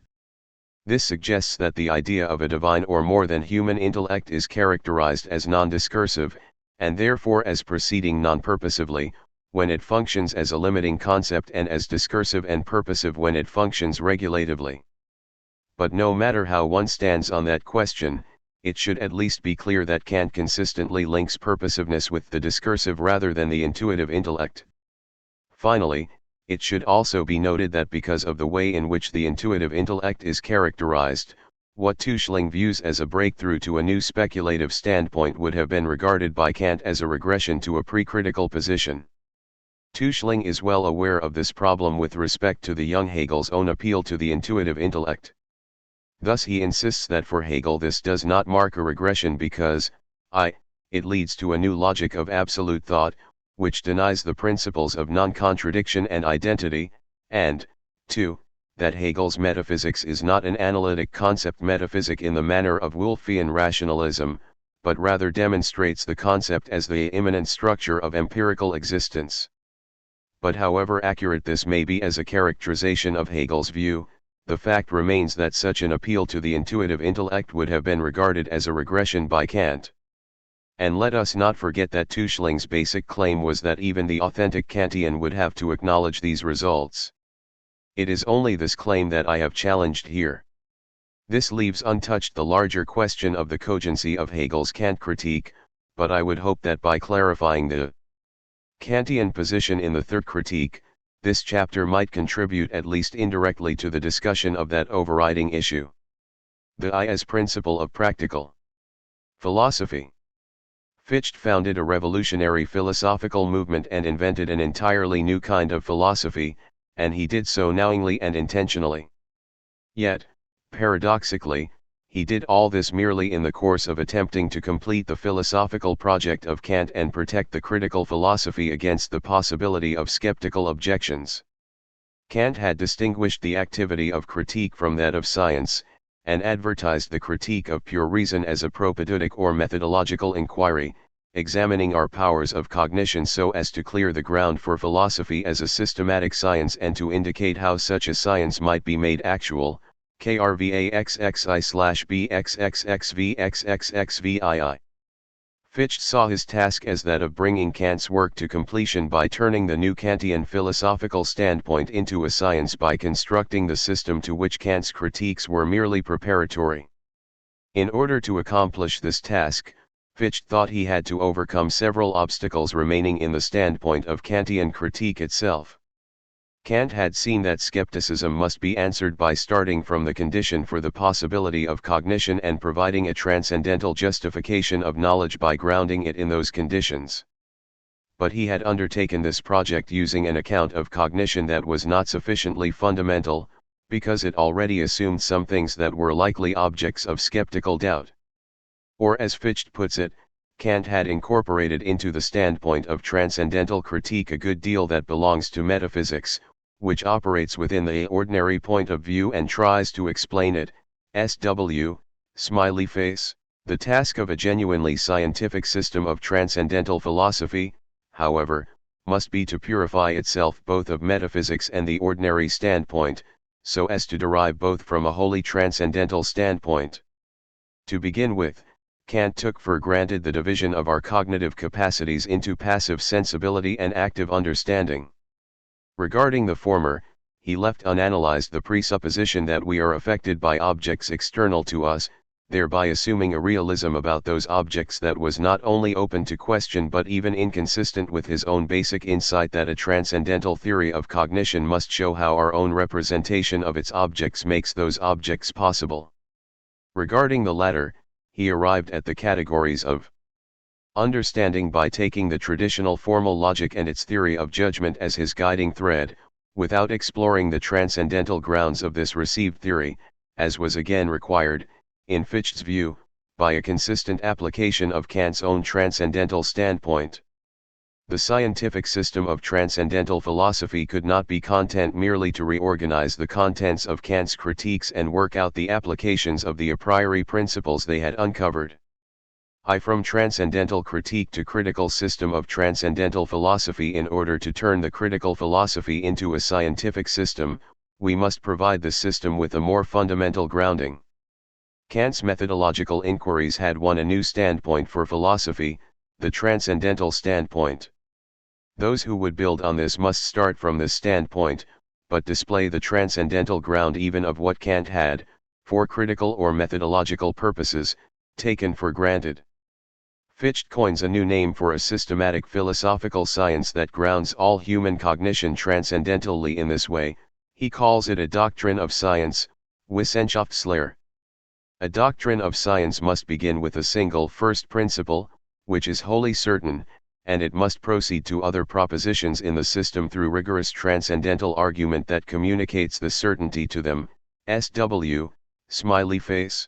Thus, Fichte thinks that Reinhold had been on the right track in seeking for the fundamental elements of transcendental philosophy, and in grounding the system on a single, self-evident first principle from which the entire system might be derived. But the skeptical attacks of G. E. Schultz convinced Fichte that Reinhold's principle of consciousness, which takes as its starting point the representation that relates subject to object while distinguishing itself from both, is inadequate as the starting point for a transcendental system. The first principle of Fichte's doctrine of science is the I.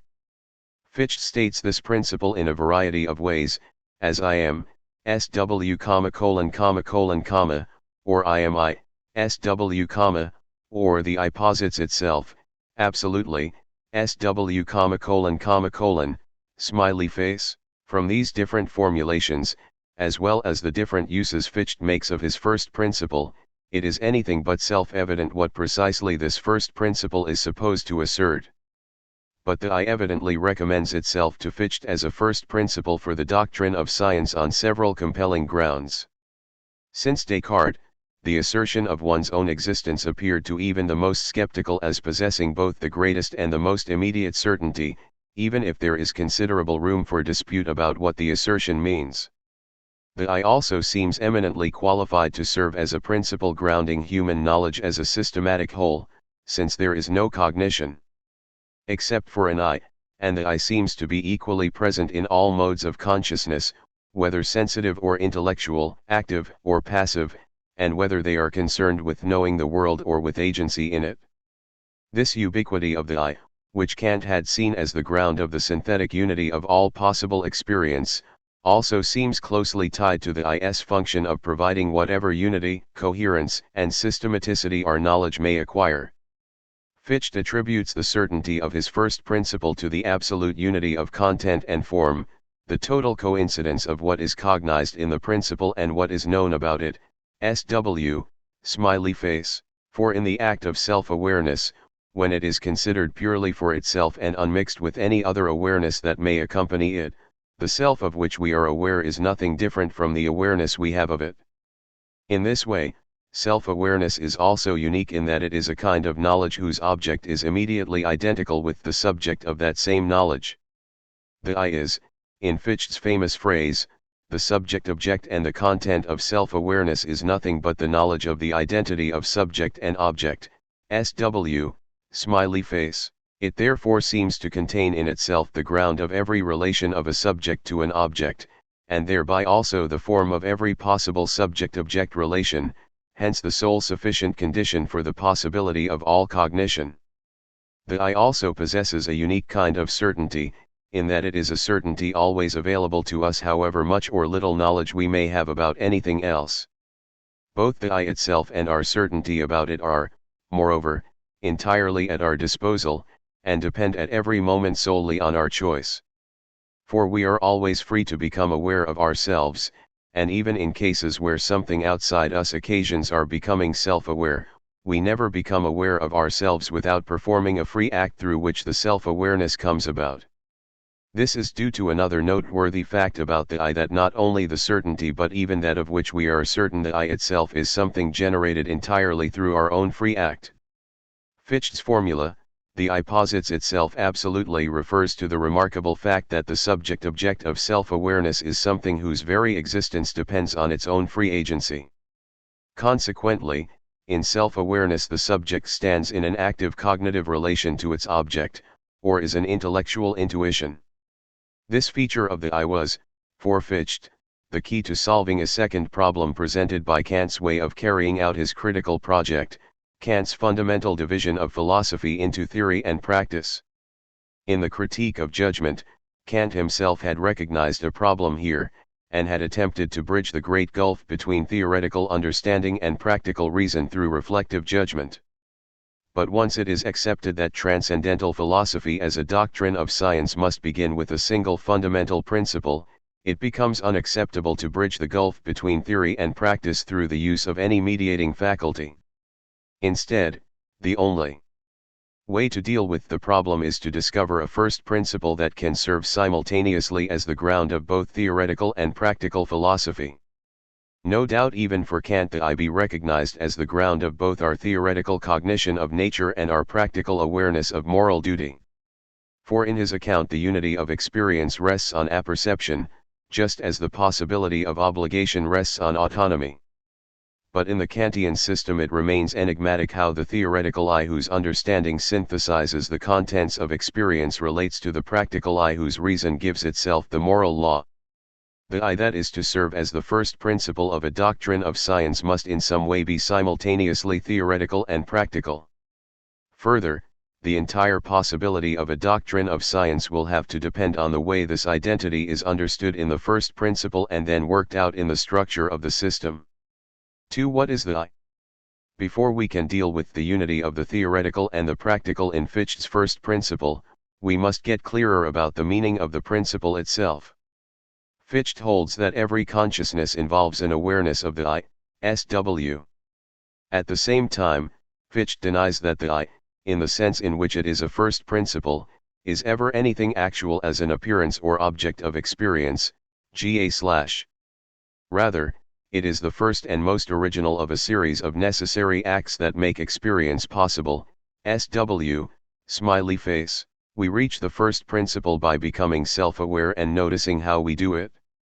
This involves an act of abstraction, in which we must be careful to think only what is required, and not mix this thought with other aspects of experience that are generated only by other acts whose necessity for experience is to be established only subsequently, SW, smiley face.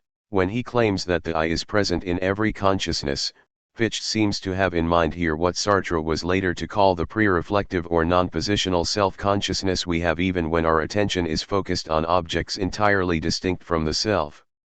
If I am reading a novel, for example, my attention is not on myself, or my reading activity, but on the characters in the story, and what they are doing. But if my reading is interrupted by someone asking me what I am doing, I reply immediately that I am, and have for some time been, reading, and the self-awareness on the basis of which I answer the question is not something acquired at just that moment but a consciousness of myself that has been present to me all along.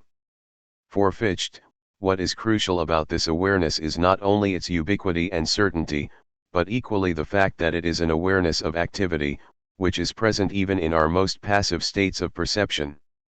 In every thought, you directly note activity and freedom in this thinking, in this transition from thinking the I to thinking the table, the walls, etc. Your thinking is for you an acting, SW. Smiley face. What Fichte means by I, regarded as the absolute principle of all philosophy, is nothing but this awareness of our own activity, which is an inevitable ingredient in any awareness and provides us with an ineluctable consciousness of our freedom. If Fichte derives the ubiquitous certainty of the I from pre-reflective self-awareness, that does not mean that he intends to exclude reflective self-awareness from the first principle. For the free activity in which pre-reflective awareness consists is precisely the source of the constant possibility I have of reflecting on myself, and making myself an object of a concept. Fichte often describes the awareness through which we grasp the first principle as the one I achieve when I construct a concept of myself, and notice how I do this.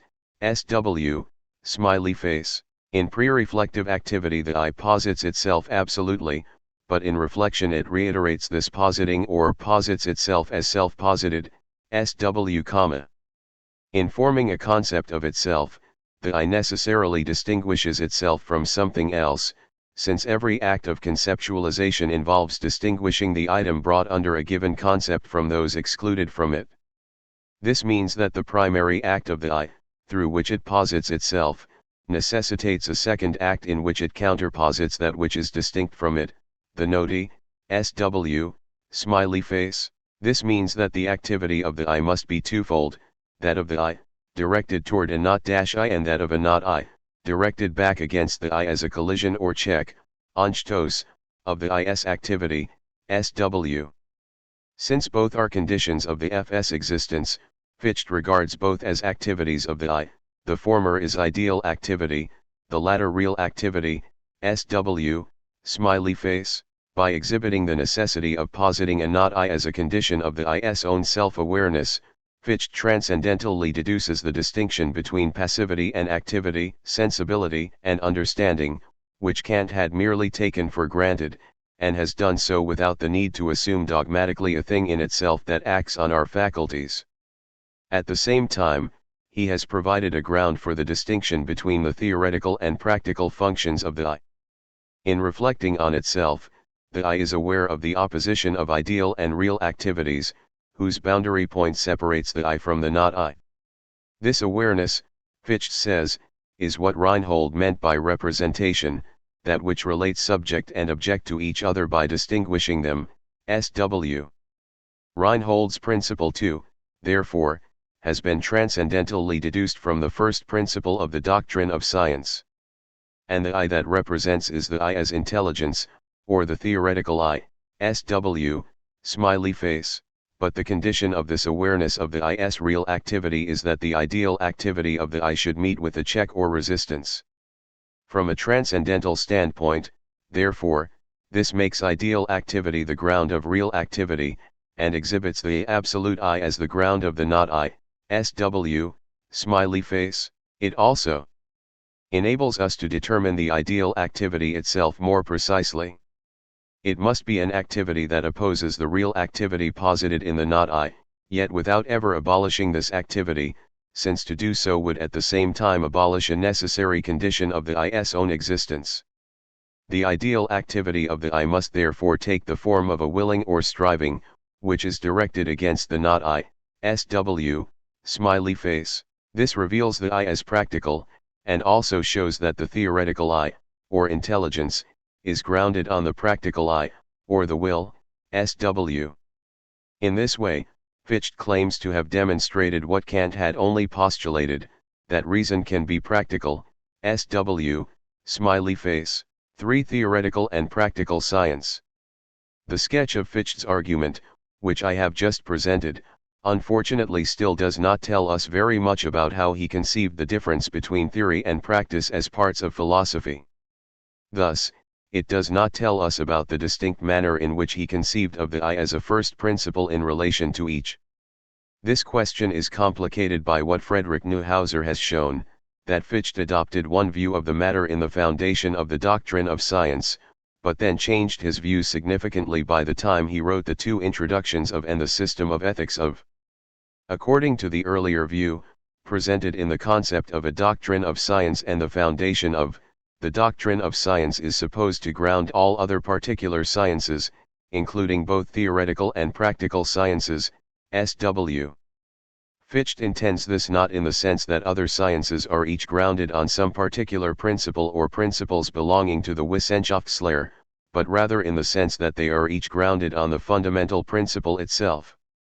The boundary between the doctrine of science and particular sciences is marked by the way the first principle is taken. As soon as an action which is in itself entirely free has been given a specific direction, we have moved from the domain of the general doctrine of science into that of some particular science, SW. The division of theoretical from practical science is therefore based on considering the two ways in which the I can relate to the not I. If the I adopts a dependent relation to the not I, then it is determined as intelligence and the science is theoretical. If we consider the I as independent in relation to the not I, then its relation is one of striving, and we are dealing with the practical part of the doctrine of science. This is the way Fichte presents things in the practical part of the foundation of, especially, SW. Neuhauser argues that Fichte's deduction of practical reason is supposed to consist in grounding the theoretical use of reason and then showing that reason can be theoretical only if it is also practical. That he is correct is clearly indicated in the following remark: up to now a practical faculty of reason has been postulated, but not proved. Such a proof can be achieved in no other way than by showing that reason cannot even be theoretical unless it is practical, that there can be no intelligence in the human being unless he possesses a practical faculty, SW, smiley face. Fichte's subsequent argument in the foundation is that this practical faculty, in order to be able to limit its distinct practical drives by one another and to bring them into harmony through interdetermination, must include a drive to absolute activity for its own sake, or a drive for drive's sake, that is, a capacity to give itself an absolute law or categorical imperative, SW, smiley face. The I as practical principle is transcendentally deduced from the theoretical I. By, however, Fichte had changed his mind both about the strategy for justifying practical reason and about the relation between the doctrine of science and its theoretical and practical parts. In the first introduction to the doctrine of science he famously maintains that there are only two consistent philosophies, dogmatism or materialism, and idealism, or criticism. Philosophy before Kant was based entirely on the principle of dogmatism, that of the thing in itself, which leads necessarily, Fichte insists, to determinism, fatalism, authoritarianism, the denial of human dignity, and resignation to the unfreedom and injustice that has reigned in human society up to now. The new or critical philosophy is grounded on the principle of idealism, the I, which leads necessarily to the affirmation of freedom, morality, and the unlimited possibility of progress in human history.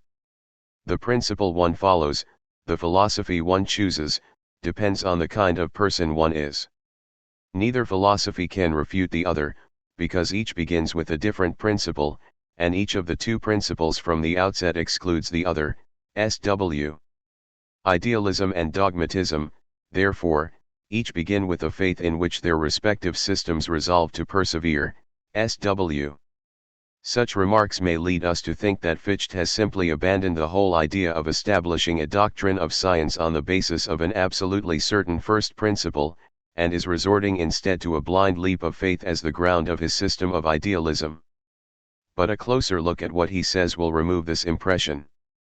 For the apparent strength of dogmatism, its ability to withstand the challenge of criticism and maintain itself as a faith in the minds of its adherents, is due not to any evidence in its behalf or to any weakness in the evidence for criticism. Instead, it is due entirely to the freedom-fearing closed-mindedness of the dogmatic mindset, and in the end to either the weakness or viciousness of character on the part of the dogmatists themselves. Fichte regularly ascribes to idealism two advantages, each decisive from the standpoint of reason, which it has over dogmatism. In the first place, whereas the dogmatist's principle the thing in itself is a mere presupposition, a thought that can never be given in intuition, the principle of idealism the is.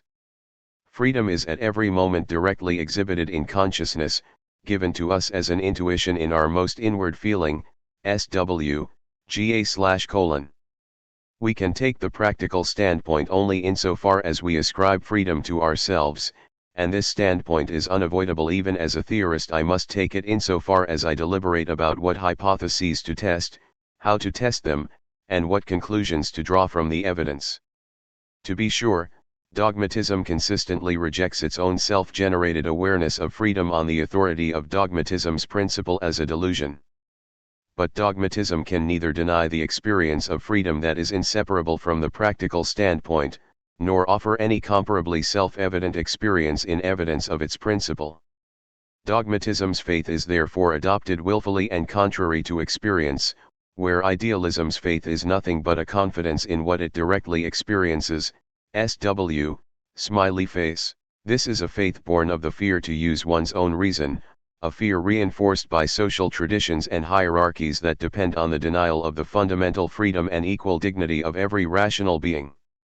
Idealism's second advantage, according to Fichte, is that it can be completed as a philosophical system, whereas dogmatism cannot.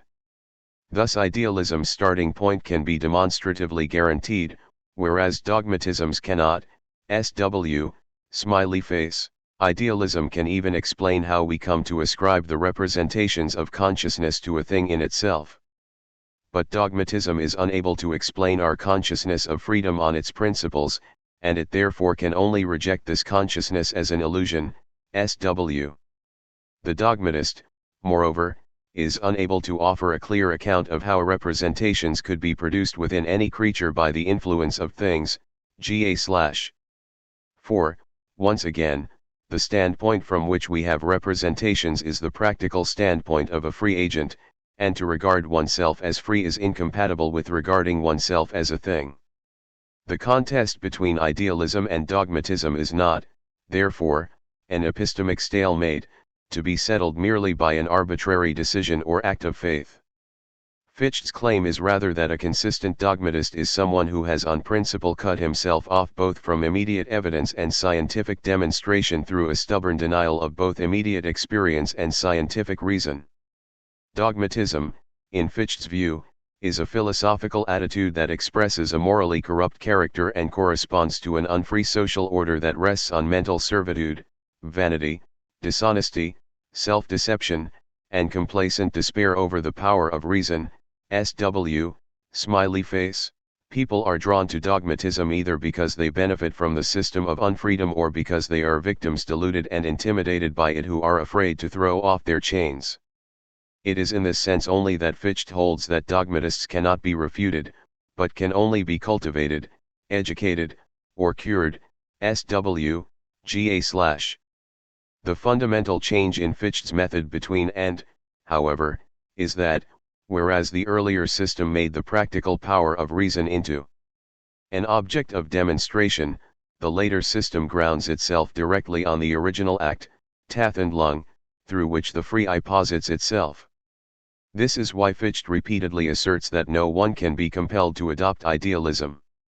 Fichte cannot demonstrate his starting point but can only invite his readers to initiate it for themselves. SW, GA/.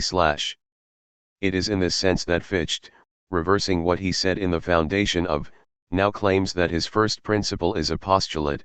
The reader or student of philosophy must begin by doing something. GA/. According to Fichte, he began with self-awareness as a fact, Tatsache, something found in experience, and attempted to demonstrate from this the practical freedom, the original act, Tathandlung, which made it possible. But after he begins directly with the act and the doctrine of science is to show how it generates the fact. Here we began with the act and arrived at the fact, but the method of the book of was just the reverse. GA/. This means that now the first principle of the doctrine of science is directly a practical principle. Practice is not only the ground of theory but even the starting point of philosophy as a whole. This change reflects itself in the way Fichte conceives of the relation of the doctrine of science to the theoretical and practical sciences. Fichte began with a general grounding of the entire doctrine of science, Part I, SW, then proceeded to the theoretical part of the doctrine of science, Part 2, SW, smiley face, and finally to the practical part, Part 3, SW, smiley face. In the system of ethics of, however, theoretical and practical sciences are presented as simply two equal parts of a single unified doctrine of science, neither taking systematic precedence over the other. SW, smiley face. That this is an intentional change is documented in a transcript of Fichte's lectures of, these lectures will follow a method of presentation that is just the opposite of that followed by the author in his compendium of, where he proceeded from the theoretical portion of philosophy, i.e. from what had to be explained, to the practical part, i.e. to what was meant to serve as the basis for explaining the former. In the present lectures, however, the hitherto familiar division between theoretical and practical philosophy is not to be found. Instead, these lectures present philosophy as a whole, in the exposition of which theoretical and practical philosophy are united. This presentation follows a much more natural path, beginning with the practical sphere, or whenever it would contribute to the clarity of the exposition to do so, inserting the practical into the theoretical, in order to explain the latter in terms of the former, a liberty for which the author was not yet sufficiently self-confident at the time he published his doctrine of science. Fichte apparently always regarded the practical as the foundation of the theoretical, so that his earlier procedure is not to be understood as founding the practical on the theoretical but, on the contrary, as a regressive method, moving from what is grounded back toward the ground. The I, therefore, was always regarded as fundamentally a practical rather than a theoretical principle. The new presentation of the system merely makes this explicit. For the I as practical standpoint and practical principle, but what does it mean to say that the I is fundamentally a practical principle? A practical principle is one according to which we guide or direct our action, in other words, an ought principle. To say that the I is fundamentally a practical principle is to say that I refers fundamentally not to something a person is, but something a person ought to be, or more precisely, to a way a person ought to act. What could this mean? The first-person standpoint, as philosophers usually call it, is typically interpreted by them as a cognitive standpoint, a standpoint from which things are known typically, a standpoint from which people know things about their own mental states. It is the existence of this standpoint, for instance, that makes knowing I have an itch behind my left ear a different piece of knowledge from knowing that Alan Wood, or the only native of Seattle in this room, has an itch behind his left ear. For I would be equally certain that I have an itch behind my ear even if I forgot my birthplace or even my name. Philosophers such as Gareth Evans and Sidney Shoemaker point out that first-person knowledge of mental states has a distinctive dimension of certainty or infallibility, in that it is immune in principle to errors of misidentification of the subject of those states. These philosophers are not wrong to think of the first-person standpoint in this way as a cognitive standpoint with certain distinctive features. But their account is importantly incomplete if they do not realize that the first-person standpoint is distinctive, and perhaps even has these special cognitive features, only because it is not originally and fundamentally a cognitive standpoint at all, but instead the standpoint of an agent, so that what is most distinctive about it is not the way it enables us to know certain things, but rather the fact that it is that unique viewpoint on the world from which things can be done. There is no space here to develop this point as fully as it deserves, but we may get the idea if we begin by reflecting on why it is that I cannot misidentify the subject of my explicitly avowed conscious intentions or purposes in the very act of avowing them. For the ascription of such intentions to myself is not fundamentally a matter of theoretical observation but an act of self-definition, which I take to be normative for my own conduct. In the avowal I am defining myself as a person with this intention or aim, and as long as I continue to do so, when my behavior fails to correspond to my aim I should criticize the behavior rather than disavow the aim. To be a person with an intention or aim is in this way to be an agent acting under self-given norms. And if, as Fichte maintains, this is what it fundamentally is to be an I, then the I's identity is more fundamentally tied to those norms than to anything else. This is the reason why I cannot, from such a standpoint, misidentify the subject of my aims or intentions, for, from a practical point of view, I am directly constituted by them. We may see how this account might be extended to more passive first-person states, such as sensations or feelings, if we follow Fichte in understanding these as constituting not the properties of a thing, but merely the passive aspect of our practical field, regarded from the standpoint of a free agent, see foundation, SW, smiley face, feeling, in other words, is only the passive side of a willing or striving in which I am engaged. Hence, from the practical standpoint, its subject is self-defined through the self-givenness of the norms through which I define my own willing or striving. Christine Korsgaard has emphasized that it is essential, when we are considering the standpoint of agency, not to confuse being engaged in a conscious activity with being conscious of an activity. The latter provides us only with a theoretical or cognitive viewpoint on our own agency, whereas only the former is a truly practical viewpoint, and it alone is actually the standpoint of agency itself.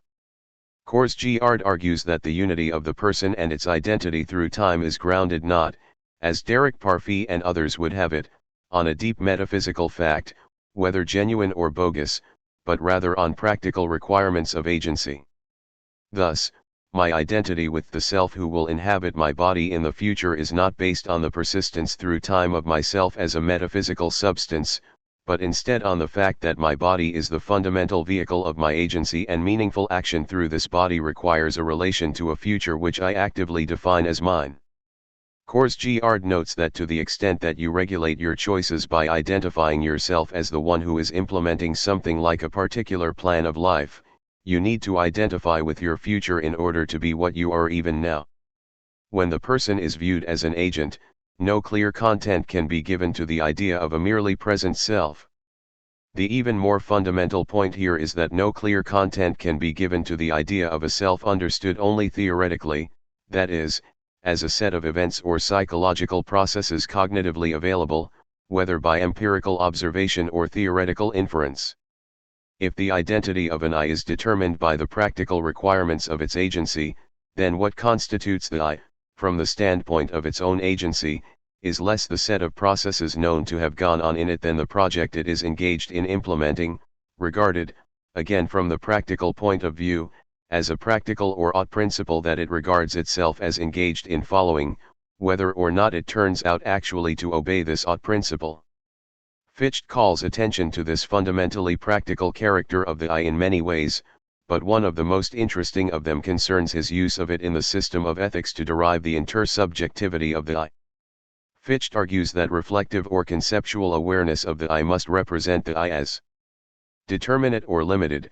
This implies that the I must not only posit its own activity, but counterposit the activity of a not I. Insofar as the I is a practical principle, however, its determinacy has to be understood normatively as well. Fichte puts this by saying that true determinacy cannot be merely found in me, but I must give it to myself through ideal activity, SW, smiley face, some activity, that is, must be thought of as determinately mine not merely in the sense that I observe myself engaged in it, but in the more fundamental sense that I demand or require it of myself, so that activity excluded by the requirement is not properly mine, even if, by failing to comply with this self-demand, I actually do it. Fichte then argues that the I can acquire the concept of such a requirement only by internalizing a requirement addressed to it from outside, which presupposes an external being capable of making such a demand on me, in other words, another I, SW. For our present purposes, the conclusion of this argument is of less interest than its premise, namely, that being a determinate I means subjecting oneself to a requirement, an off principle. V. The I as principle in Fichtean ethics. Of course, Fichte insists on the fundamentally practical character of the I from quite early in the system of ethics. But the point we have been trying to explicate, that as practical the I is a normative or off principle, is harder to grasp owing to the extremely abstract and formalistic character of this principle as Fichte expounds it. Fichte, like Hegel after him, regards Kant's formula of universal law not as constitutive but merely heuristic, since it requires other grounds of moral judgment to determine its content, SW. The I as practical principle is formulated variously as a tendency to absolute self-activity, SW, smiley face, self-activity for the sake of self-activity, SW, smiley face, or freedom for the sake of freedom, SW, smiley face, or as a drive toward the whole I, SW, smiley face, or, finally as a drive to self-determination, Selbstbestimmung. Always fulfill your vocation, Bestimmung, SW. Recent accounts of Fichte's normative ethics have been less than lavish in their praise of its accomplishments. In his treatment of Fichte's I as a substantive practical principle, Neuhauser distinguishes a universalist from an individualist account, judging the former to be fundamentally unsuccessful, and the latter, though more promising, to be insufficiently developed. Zoller has more recently concluded that Fichte's system of ethics does not aim so much at presenting a prescriptive or normative ethics as at providing a sustained reflection on the conditions of moral knowledge and action.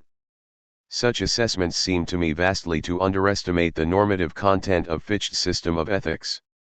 It is true that Fichte approaches normative ethics through extensive and detailed reflection on the formal features of free agency and moral epistemology, but his account of moral duties is much more far-reaching and specific, for example, than the contemporaneous account given in Kant's doctrine of virtue. In considering the application of the practical principle, Fichte distinguishes between the standpoint of a science of ethical duties and that of the actual agent, the I itself as it lives and enacts the struggle for its own freedom. Regarding the former, he develops a complex taxonomy of duties. He distinguishes conditioned, or self-regarding, duties from unconditioned, or other regarding, ones, and universal duties, which apply equally to everyone, from particular duties that apply to people in virtue of social relationships either within the family or in regard to one's estate, profession, or vocation. Here, his account involves a moral theory of society, a topic on which Kant's metaphysics of morals officially demurred, and anticipates a great deal for which Hegel's conception of ethical life has usually been given the credit. Fichte progresses from the I as practical principle to the scientific theory of duties through consideration of the standpoint of the I as agent. This discussion certainly does deal, as Zoller says, largely with matters that could be considered under the heading of moral epistemology. But Fichte's approach itself involves some quite distinctive and views about how we should consider moral questions in our lives. These views are substantive enough, I think, to be counted as genuinely normative and not merely epistemological. Fichte insists that what it is our duty to do in a given situation is not given through the practical principle itself but is a matter for theoretical inquiry, SW, smiley face. The correctness of a conviction about our duty is something that must be given through a feeling of necessity conjoined with the conviction, SW, smiley face. Fichte likens this theoretical inquiry to the activity of reflective judgment. In the sense of Kant's third critique, it seeks a harmony, analogous to aesthetic feeling, between the pure and the empirical I, which, when found, results in the cessation of doubt and a state of peace and satisfaction, SW. Fichte's moral epistemology here is formally coherentist in that it regards the search for a state of certainty as the quest for a systematic agreement among moral conceptions, SW, smiley face. This feeling of immediate certainty about our duty is called conscience, SW, smiley face. Because in this as in every other theoretical inquiry there is no objective criterion that can be given externally, SW, smiley face. Duty is never known by deriving it from an objective rule or set of rules, but is to be found only through conscientious inquiry directed to one's situation and resulting in a felt conviction. The most Fichte thinks we can specify in general is the form of every moral conviction, that it involves ascribing to a thing a final end, Endzweck, and gives the moral law for each thing as the injunction to use it according to its final end, SW, smiley face. Fichte insists that moral convictions are worthless unless they result from one's own free thinking, and that the reliance on any form of moral authority compromises the morality of one's convictions, SW. Here, Fichte's theory strongly anticipates 20th-century existentialist conceptions of a situation ethics, except that it utterly rejects the meta-ethical non-cognitivism and normative agent relativism with which such views have typically been conjoined. The substantive point here is that nothing can be morally authoritative for an I except its own free thinking about what it ought to do, measured by the feeling of certainty as a principle of reflective judgment. This amounts to a rejection of any system of casuistry that proposes to derive what I ought to do from a universal principle of morality, such as the principle of utility or Kant's formula of universal law, together with a set of facts to which such a principle is applied. Actions are to be directed at final ends, but these are not to be conceived according to some general conception, such as pleasure or happiness, or derived, as Kant would have it, from a formal categorical imperative, but determined as good by the IS reflective judgment on its situation in its full and concrete complexity and particularity. But for Fichte, as we shall see in a moment, this point in no way puts in question the objectivity of ethical values or the universal validity of ethical norms. What is normatively distinctive in Fichte's position here is its rejection of general moral principles and its insistence on the subject's own reflective judgment as the only authoritative criterion. In this respect, the very features of Fichte's theory that make it look merely formal and epistemological may be seen as grounded in a rejection of certain assumptions about the sort of thing that a practical principle would have to be in order to have content or substance. And this rejection itself involves substantive issues of value, since it asserts the IS autonomy as the sole possible source of practical authority, and draws possibly controversial conclusions from this about what counts as an acceptable manner of forming our practical convictions. What has just been said, however, may still give the impression that Fichte's moral epistemology is excessively subjectivistic or individualistic. This impression needs to be corrected by supplementing our sketch of Fichte's account of the formal conditions for moral action with a look at his account of its material conditions. Here Fichte's discussion focuses on the way in which practical inquiry must take account of the thinking of others. In other words, the subjective certainty of the IS convictions must be arrived at through a social or dialectical process, and if the formal criterion of a conviction's certainty is a feeling of reflective judgment, its material criterion is rational agreement with others through a free and rational communication aiming at objective truth.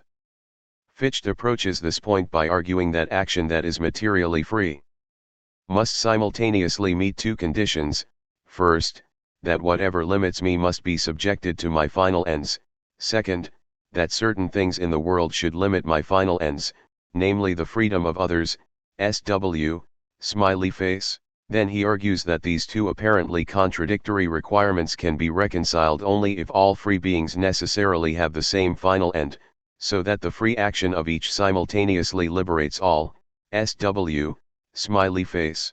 This can happen only on the basis of a reason that is identical with each individual I and simultaneously one single reason for all IS.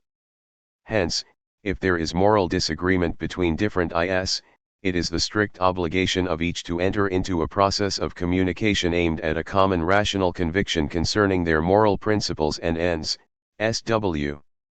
This involves both the duty to influence others through rational argument and the duty to be open to a like influence from them, SW. The certainty of my own conviction about the content of the I as a practical principle is therefore something that can be attained only through communication with others establishing it as universally rational and valid, SW, smiley face. What is substantively normative here is not only the idea that we cannot form rational convictions apart from a communicative interaction with others, but also Fichte's insistence on certain conditions which such communications must meet, such as their freedom from constraint, as by any authority or creed, and the continuous openness of the participants to being convinced by the rational arguments of others, SW. In this respect, what is substantive in Fichte's view could be seen as anticipating Habermas's ethics of domination-free communication. This means that for Fichte, the I as a principle of philosophy has a content that is open-ended in two senses. First, the I is not some sort of fixed truth whose content is there to be theoretically apprehended, instead it is a practical principle, whose content is not what the I is observed to be but what it determines that it ought to be. But second, even as a practical principle, the I is something whose content is the projected result of an active process of self-determination, relating the I to itself through reflective judgment and feelings of doubt or certainty, and to others through the reciprocal activity of rational communication. In both respects, what or who the I is determined by what it ought to be, and what it ought to be is what it projects from the practical standpoint as the ideal result of a process of self-reflection and communicative interaction. The system of philosophy grounded on the I can therefore be nothing but the experience of a world as it must be constituted for a being that seeks simultaneously to actualize itself and to discover, through such relations to itself and others, the final ends it ought to actualize. Even the I itself, regarded as an object of cognition, has only those properties or contents determined for it by the contours of the entire practical project through which it constitutes its identity. In Kant, Fichte, and after Fichte's work, and especially his emphasis on the self's activity, has been receiving considerable attention recently, and even in America important philosophers have made claims that it points to significant improvements on Kant's philosophy. Elsewhere I have challenged some of these claims, in particular as they bear on a precise understanding of the central notion of the activity of apperception, and on the detailed interpretation of some key passages in Fichte regarding the primacy of the practical. On this occasion, I will present a somewhat broader view of the transition from Kant to Fichte, while expanding on my reading of this period as marked by a premature move toward a radical kind of practical foundationalism. After stepping back briefly to sketch a very general picture of the peculiar context and impact of the early reception of Kant, section I will review the critical texts most relevant for explaining the basic features of Fichte's reaction and the popularity of positions like Fichte's in our own time, section.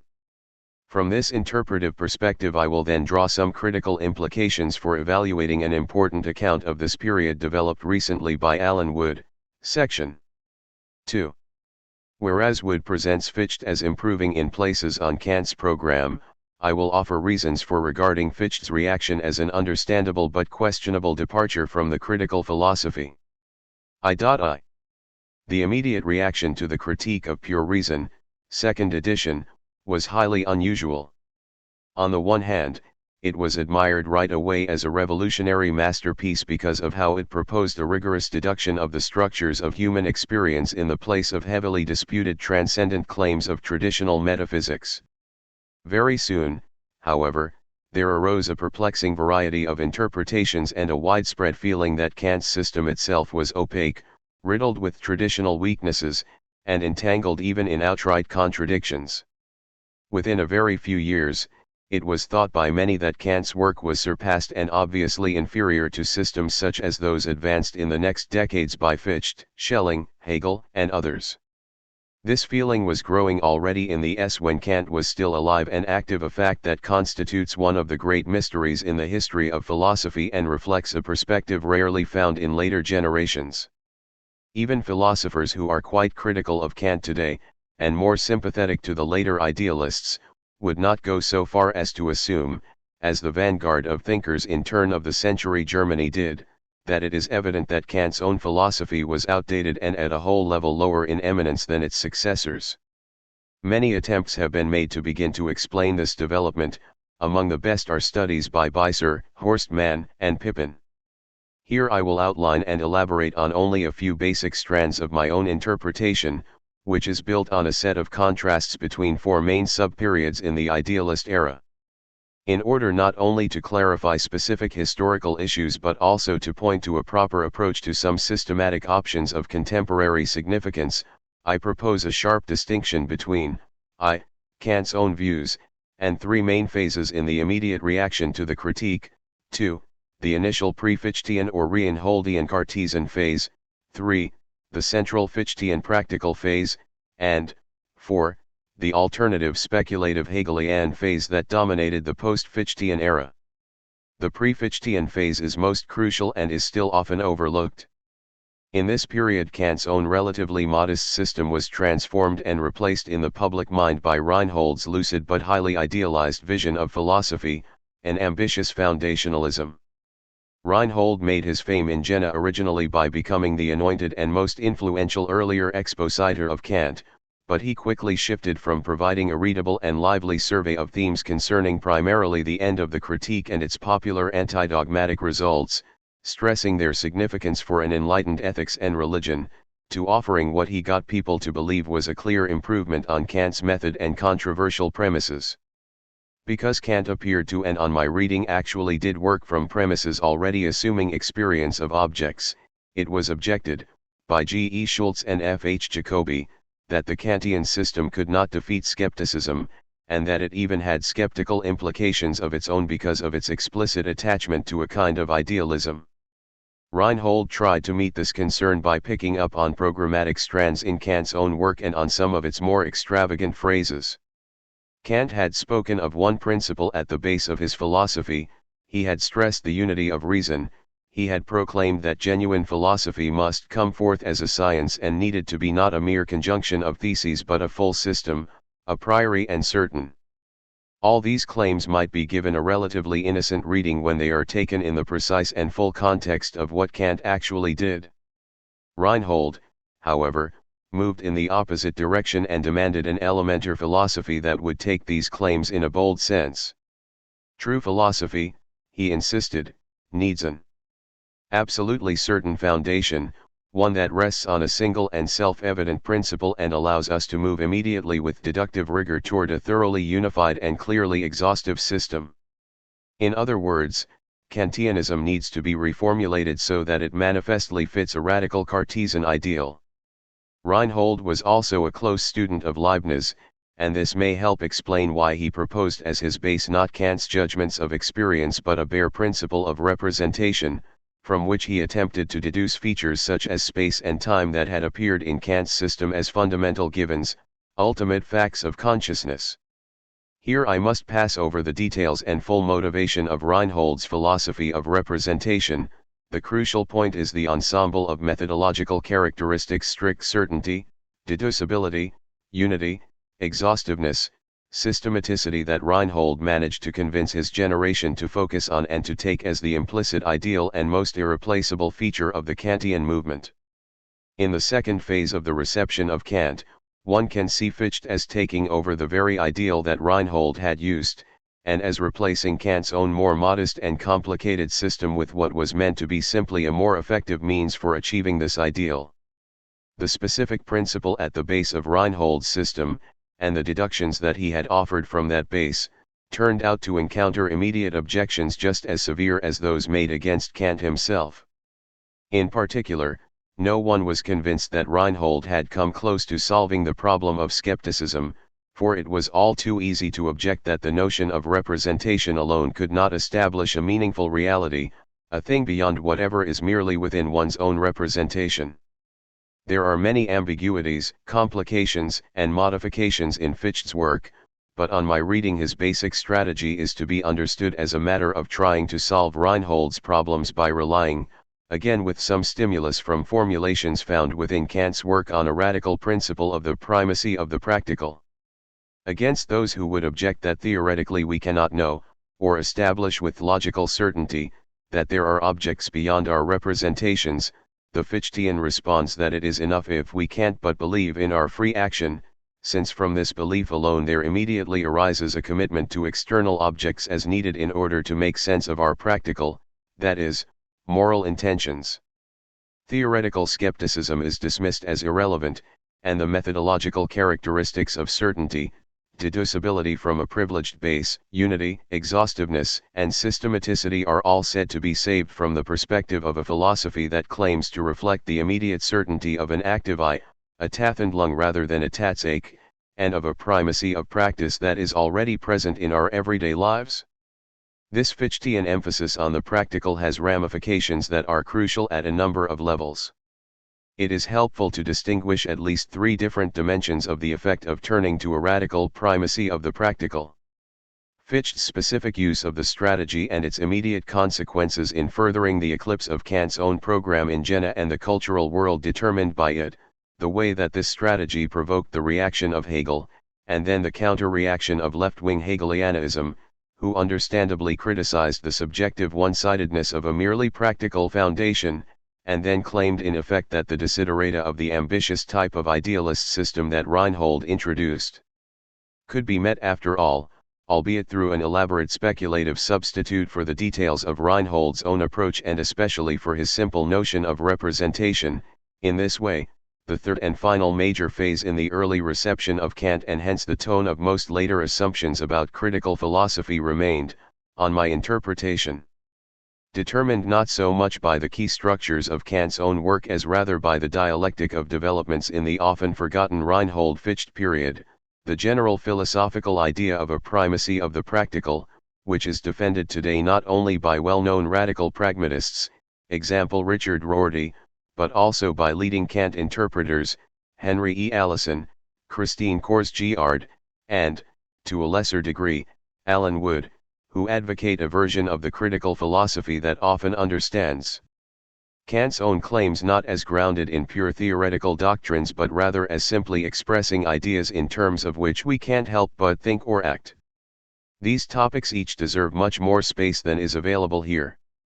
I will focus on one recent interpretation of Fichte by Alan Wood, the T.S. principle of practical philosophy, hereafter Wood, that bears directly on issues in areas, and provides a notable paradigm of precisely the kind of very influential perspective, common to interpreters in the late 18th century as well as the late 20th century, for which I am proposing an alternative. But before assessing Wood's analysis, it is necessary to fill out some of the essential Kantian background of the issues at stake here. All discussions of the primacy of the practical in this era stand, implicitly if not explicitly, under the momentous influence of Kant's introduction in the Critique of Practical Reason, chap. I, part, of the peculiar notion of a fact of reason as central to morality and to the idea of freedom that he says, on the first page of the second Critique's preface, constitutes the keystone of his system. This fact of reason is said to be a fact because it is not derived from something prior to it, that is, something meant as acceptable to a completely neutral audience, such as the bare notion of judgment, and yet it is of reason. Because it is understood to be given to us not through contingencies of feeling but from part of our general and essential, albeit not merely theoretical, character as a rational agent. In the first Critique, Kant had constructed an entire theoretical system, a global transcendental idealism, expanding the doctrine of the ideality of space and time in his dissertation to a doctrine of the ideality of all our determinate theoretical knowledge, to make room for at least the possibility of asserting human freedom in an absolute rather than relative or compatibilistic sense. At that time, however, he did not work out a positive argument for human freedom, and he even skipped over discussion of the issue at the natural place for it in the paralogisms. The dense final part, 3, of his groundwork of the metaphysics of morals, finally addresses the issue of freedom's actuality by directly confronting the worry that our belief in such freedom, which Kant took to be essential to our very notion of morality, might be a mere figment of the brain, Hirngespinst.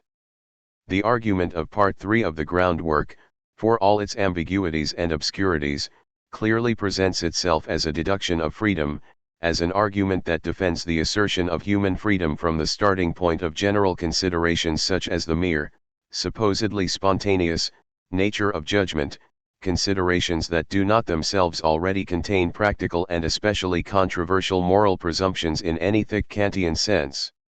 It is therefore a very striking shift when, in returning to the issue just a few years later in the second Critique, the main point was anticipated in the second edition preface of the first Critique, Kant eschews reference to his earlier groundwork argument, chooses to speak of a mere confirmation of freedom, and insists, preface, note, that morality and the freedom which it requires rather has its sole ratio cognoscendi in the fact of reason, that is, the authority of our pure practical reason. There are many different interpretations of these difficult texts, but one obvious approach is to take the texts at face value and to see Kant as retreating from an initial strong or foundational argument for freedom, one that would supposedly address even skeptics about morality, and as falling back on a moderate or coherentist argument that relies on the fact of what is already found in what is supposed to be our common moral reason. One might compare this shift with an analogous but only analogous move in John Rawls' work from the arguments in the theory of justice, that are meant as relevant for nearly all practical agents, to the considerations in later works such as political liberalism, that appear to be aimed primarily at members of a certain kind of modern liberal society. Rather than engaging in another full-scale discussion of these very controversial texts, here I will only make one observation regarding a scruple that might be raised against the present interpretation.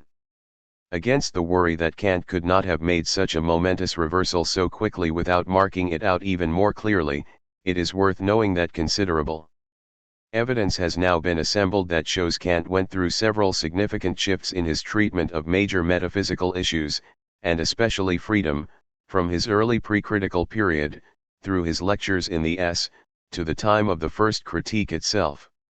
It is striking, for example, that he starts as a compatibilist, shifts without explanation to a vigorous anticompatibilism, and then presents strong dogmatic arguments for freedom, in his lectures, which he later chooses totally to ignore rather than repeat, let alone criticize or modify, in the first critique. Somewhat similar key shifts can be found also in later aspects of Kant's thought, such as the very idea of a separate second or third critique. At one point such studies seemed to be excluded or unnecessary for transcendental philosophy, and then in work very soon thereafter they were presented as essential to the critical program. Many important contemporary philosophers would nonetheless dispute the sharp contrast drawn here in Kant between an early deduction that moves from broadly theoretical considerations to morality and a categorical assertion of freedom, and a later mere confirmation that moves from a moral fact of reason to simply an unpacking of freedom and other ideas supposedly implicit in the practical perspective that comes with that fact. One way to minimize this contrast would be to contend that the second critique itself offers something that is still tantamount to a deduction of freedom, but a more widespread strategy is to take the opposite approach and to contend that Kant in fact does not and need not ever claim to be giving a strict deduction of the actuality of freedom.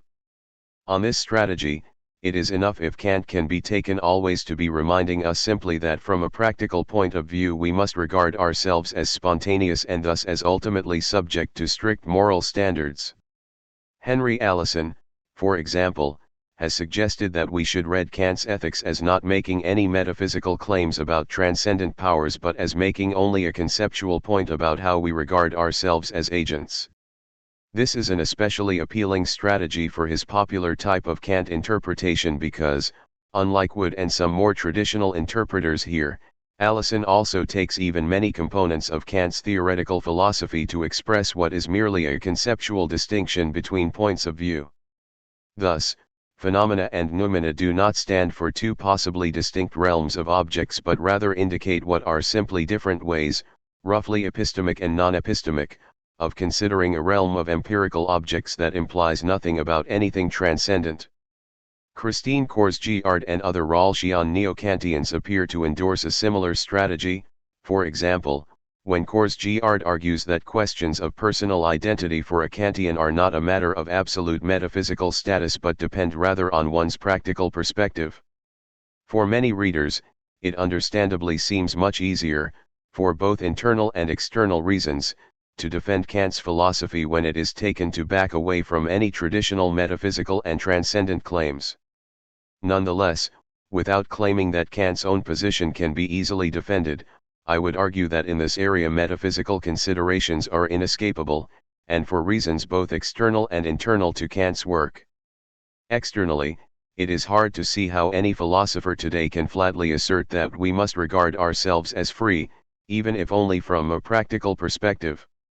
If the must is meant to record a mere psychological fact, it goes against the deep attachment to spontaneity that Kantians usually insist on, and in any case it is directly contradicted by the army of non-libertarian philosophers, growing ever larger since Hume's day, and certainly well known to Kant, who not only argue that their philosophy denies we are free, in Kant's non-compatibilist sense, but who also observe, accurately enough, that in daily life people in general seem to get along quite well without a belief in absolute freedom. People do use and need a belief in their own agency, but the thought that they can and do act does not entail that there is, or even that they must believe there is, nothing acting on them.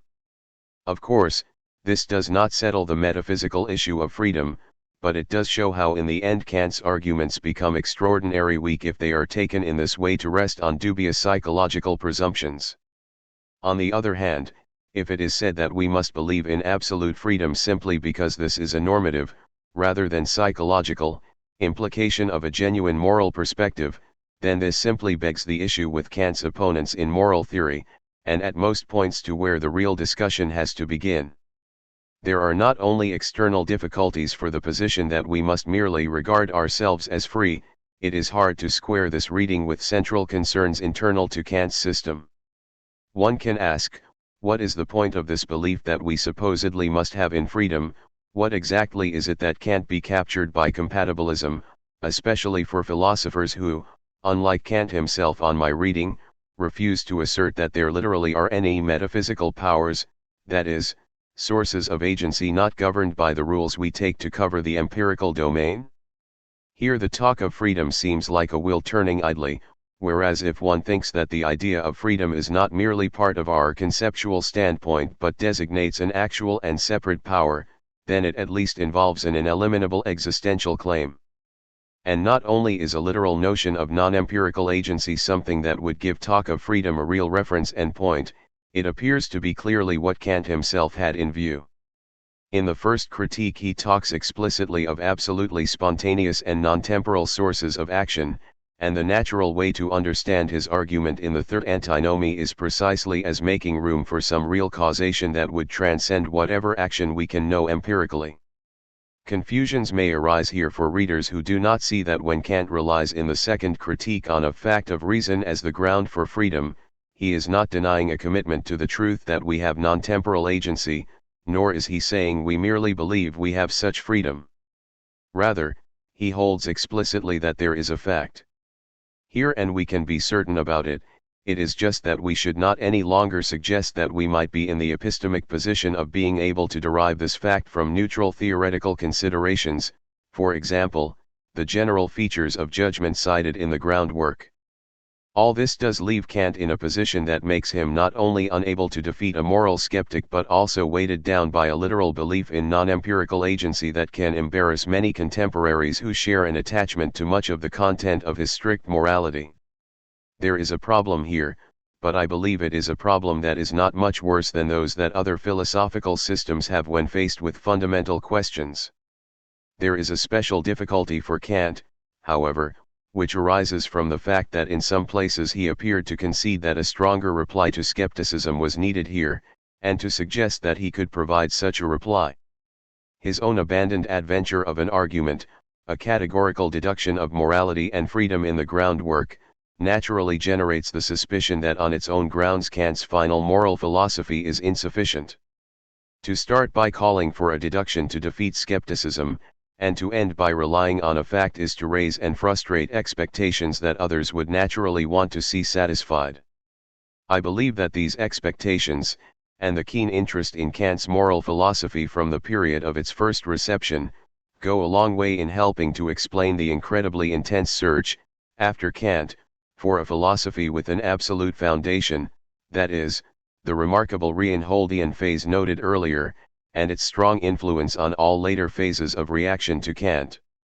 Note, however, that while Kant's own philosophy, on my reading, naturally engenders the search for such a foundation, the content of his moral theory alone does not clearly require it. Kantians concerned merely with this content could have rested with moral experience as simply a fact of common sense like theoretical experience. In this way the projects of the first and second critiques could have been accepted as having a parallel and relatively modest structure. But a peculiar combination of circumstances in the idealist era stood in the way of such a common-sense approach. Three factors were especially important. Kant's own belief in metaphysical powers as not only actual but essential to our picture of ourselves as agents, i.e., as free agents in a system that excludes compatibilism and takes nature to be governed by Newtonian laws, was responsible for keeping alive a drive for some kind of metaphysical system. The association of Kant's work with Hume, and a natural misunderstanding of its theoretical ambitions, reinvigorated the disastrous thought that Kant's philosophy, like earlier modern philosophy, has to be evaluated primarily from the perspective of how well it can answer radical skepticism. The tumultuous cultural circumstances of late 18th century Germany, combined with Kant's own talk about instituting a new era of scientific philosophy and rational society, generated the thought that to lead and preserve such an era philosophy required an immediate certainty and exhaustive scope, a form that alone could give it the irreversible attachment not only of specialists but of the whole public of the Enlightenment. 2. All these background considerations provide a framework for challenging Wood's highly sympathetic interpretation of Fichte. Wood begins by presenting Fichte's system as set up to overcome two now familiar problems in Kant's allegedly incomplete transcendental philosophy. Wood, section I. The problem of meeting skepticism, discussed below in section 2, and the problem of providing a unity of theoretical and practical philosophy, see section 2 below. The Fichtean notion of the I as a fundamental practical principle is explicitly introduced as the key to resolving both of these problems. In discussing the transition in Fichte's presentation of his system between and, Wood argues that, contrary to what can seem to be the case, these changes do not point to any major shift in Fichte's orientation. Wood, section IL, see section 2 below. Wood also argues, against other interpreters, that Fichte's reliance on the I as a practical principle is not simply formal but is closely connected with a substantive and attractive approach to morality. Wood, section 4, see section 2 below. My interpretation implies an alternative view on each of these issues. Briefly, on the first two issues of skepticism and unity, my contention is that Fichte does not and should not be trying to improve on Kant. On the issue of a transition in Fichte's approach, I argue, contra Wood, that after Fichte's work does involve a significant and not adequately appreciated move to a more radical position, a position that gives a clearer but still problematic expression to the doctrine of the primacy of the practical. Finally, I argue that an excessive stress on the practical also causes problems for some of Wood's claims on behalf of the content of Fichte's moral theory. Il. Wood properly reminds us that Fichte's philosophy is designed as an attempt to provide a transcendental philosophy that, unlike Kant's, would be fully scientific, because it would be absolutely certain, systematic, and complete. As I just have argued, hints of such an approach come from Kant himself, but it is Reinhold who deserves the main credit and blame for issuing the call for such a philosophy. Fichte, as he himself admitted, was simply and extremely effectively responding to this call. It is also striking that, like Fichte, Reinhold was motivated to insist on such a special scientific philosophy because he thought it was the only way to achieve essential practical ends. Without an unshakable critical philosophy in place, he feared nothing could prevent a reversal of the Enlightenment. The very fate of reason supposedly rested in the capacity of philosophy to resolve its disputes in a decisive and anti-metaphysical fashion. That is, Reinhold saw that in attempting to replace the dogmatic schools of pre-Kantian philosophy with a critical system, he had to meet the objection, pressed very strongly at the time, that philosophy was a scene of constant vacillation and that its claims to have achieved radical reform deserved a cynical response. Reinhold's strategy was to stress that Kant had finally established limits for our knowledge that in principle block any reversion to the old schools, and that he had done this in a way that could be reformulated in terms of principles that were not only universally valid, allgemein geltend, but also universally evident, allgemein gültig.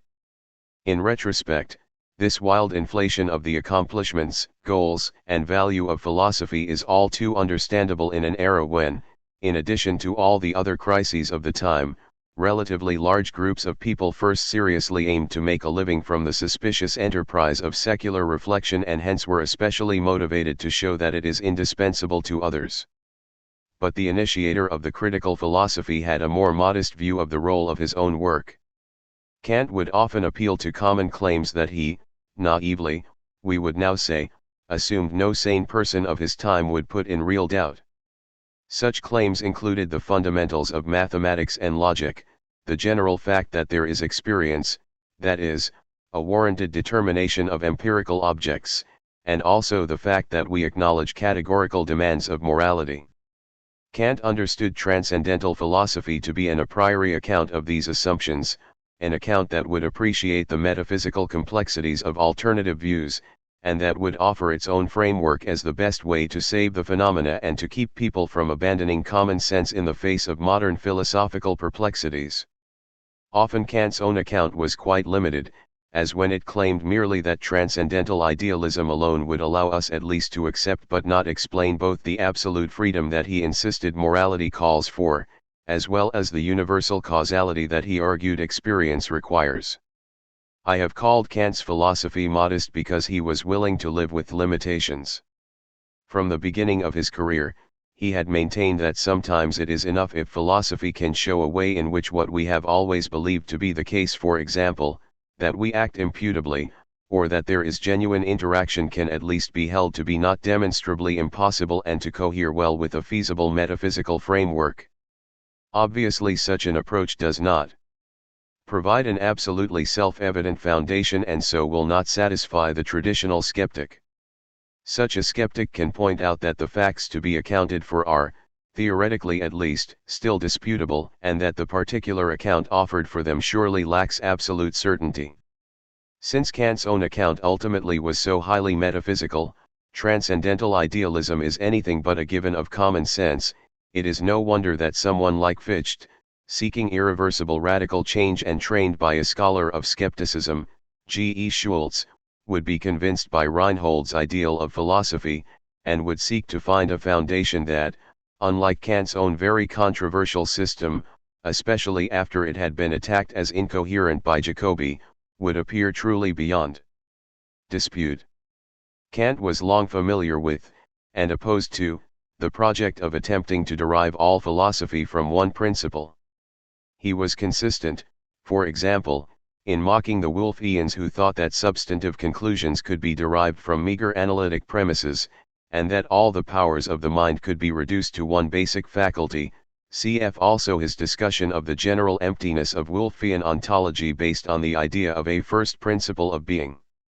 Although he did not take the time to criticize Fichte's approach in detail, Kant did explicitly repudiate Fichte's system, and I believe he would have pointed to similar problems with the first principle of the Wissenschaftslehre, that the I posits itself absolutely.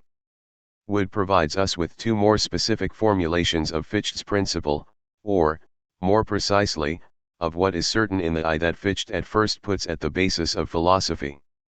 The first of these is the claim that the self of which we are aware is nothing different from the awareness we have of it. Wood, section I. The second is that this I has ubiquity, such that we are and always can be aware of it in the free act through which self-consciousness presumably of a non-reflective sort comes about. Wood, section I. There are difficulties with each of these formulations, difficulties Kant surely would have stressed. The first formula has the problem of content. To the extent that it is allowed, to that very extent it must not be assumed to refer to anything other than itself. If the self that we are aware of is to be absolutely certain and really equivalent to the awareness of it, then as such it cannot be understood in terms of hidden or non-transparently contained aspects. Such a self, when it exists, may be a fact not to be denied, but that does not mean that anything substantive follows from it alone, or that it has to exist. The second formula tries to provide some way out of this difficulty by claiming that the self can be brought about at any time and freely. These are new claims with strong content, but taken that way they immediately lose certainty. How do we know that the self can be brought about at any time? Reference to the past is no help now, and reference to our ability to reflect is also irrelevant, since this claim is about the pre-reflective self. Cf. the example of certainty that one is reading. Wood, section 2.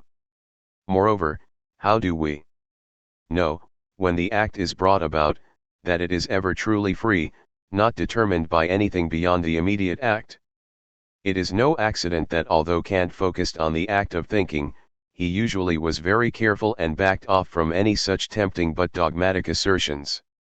and it is no accident that he saw the futility of claiming to bury skepticism by trying to do without any substantive premises. To get content, one has to start with content, and the advantage Kant claimed is simply that his initial content came from what non-philosophers already accepted. Having appreciated Hume, he saw that one cannot just immediately help oneself to certain claims of freedom at a philosophical or pre-philosophical level. 2. Precisely to cope with these severe problems which the theoretical skeptic will press eagerly, Fichte's move on quickly to saying that their disputed formulas must be taken in some practical sense. Wood sees that this was done initially with an eye to saving the project of a fully scientific first philosophy that maintains a strong unity of reason, once it is accepted that transcendental philosophy as a doctrine of science must begin with a single fundamental principle. The only way to deal with the problem is to discover a first principle which can serve simultaneously as the ground of both theoretical and practical philosophy. Wood, section I. Note that one might rather have argued that the very absoluteness of the claim of freedom in Kantian practical philosophy is what provides a reductio for the notion of such a single fundamental principle. That is, one might allow, as I have noted that Kant himself certainly did, that the claim to freedom is a special claim about a very special fact, a fact of reason that theoretical philosophy, or whatever might underlie it, can never derive but rather can only assume, and if that defeats the project of a strong unity of reason, so much the worse for the tradition that is attached to such a project. Wood's Fichtean response is just the opposite. However, he asks how we can save a strong unity of reason by finding something about practical reason, or some common root with theoretical reason, that would still give us certainty and content at once. It is in this way that, in Wood's non-dissenting words, Fichte claims to have demonstrated what Kant had only postulated, that reason can be practical. Wood, section 2. The claim that reason can be practical, however, which is at issue here, surely must be understood in Kantian terms, for otherwise Fichte could not be demonstrating what Kant postulated, and clearly Kant's claim is a claim about pure practical reason. That is, it is a claim that morality and its presumed absolute freedom is not impossible, is not a hoax, that we are not mere turnspits of however complex a form. Just how is it that Fichte can demonstrate such a strong claim? What Wood reminds us of here is that Fichte has a story to tell about the active/passive distinction, a story to the effect that this distinction need not be simply assumed, as it is by Kant, but that it can be argued to be a condition of the self-certain self-awareness. In forming a concept of itself, the self supposedly must be aware of a non-self that it posits as a contrast with itself, and as not to be abolished, so that in constantly practically striving with it, self-consciousness can be maintained. Wood, section 2. This is an interesting story, and it points to a central function that a kind of practical activity can have in the life of the self. But there are many things that this story still does not do. It does not show that the conditions of the process of forming a concept of a self, whatever they are themselves absolutely certain, for precisely on Fichte's own view, such a reflective activity is not primary. It also does not show that the not-self that is posited in this process is anything more than an idea within the self, that is, it is not shown that this passivity is other in ultimate reality and not simply in immediate intention. More important, it does nothing to show that the practical striving involved here is of a specifically moral sort at all. And, most important, it does not begin to show that the activity involved, whatever it contrasts with, and however it is oriented, is a genuinely free activity, undetermined from outside. But until it shows all these things, it has hardly demonstrated that reason is practical in the relevant sense. Wood does provide an extra citation that bears on the claim that the self is genuinely free, and not simply active in some not clearly relevant sense. In an initial attempt to reformulate the Wissenschaftslehre, Fichte says that one can directly note activity and freedom in this thinking, that is, in the transition from one thought to another. Wood, section 2. But one can't help but immediately ask, just how did this claim about freedom get in here, especially when one is supposed to be allowing only claims that are certain. Even if we are not aware that we are being determined, why should we presume, and how can we directly note that we are not being determined? At this point it is appropriate to look at another transition of thought, this time the transition in Fichte's own presentation of his system, which on my interpretation was developed precisely as the weight of these difficulties began to be appreciated. 2. Following Neuhauser, Wood notes that in the new introductions for the Wissenschaftslehre in Fichte moved toward a different way of expressing the foundation of his philosophy. The original formulation of the Wissenschaftslehre aimed to demonstrate that reason cannot even be theoretical unless it is practical, cited at Wood, section Il, N. This passage expresses the original ambitious idea that any mere state of awareness had by itself brings with it enough to provide a proof that reason is practical. However, whereas the earlier system made the practical power of reason into an object of demonstration, the later system grounds itself directly on the original act, Tathandlung, through which the free I posits itself, Wood, section 3. In this way the first principle becomes an initial postulate after all, and no longer provides a supposedly absolute demonstration that overcomes the need for all postulates. After drawing attention to this transition, Wood plays it down somewhat, but I would argue that its significance cannot be overemphasized. Wood holds that in both stages the T was always regarded as fundamentally a practical rather than a theoretical principle, Wood, section 3. Methodologically, this seems to me to be a misleading way of putting things. It is true that in both stages of his thought here Fichte claims to give a major role to what he understands as a practical aspect of the I. But in a situation where epistemic and foundational relations have been made the main focus, as they clearly have been in Fichte's concern for science, everything hangs on the order of considerations.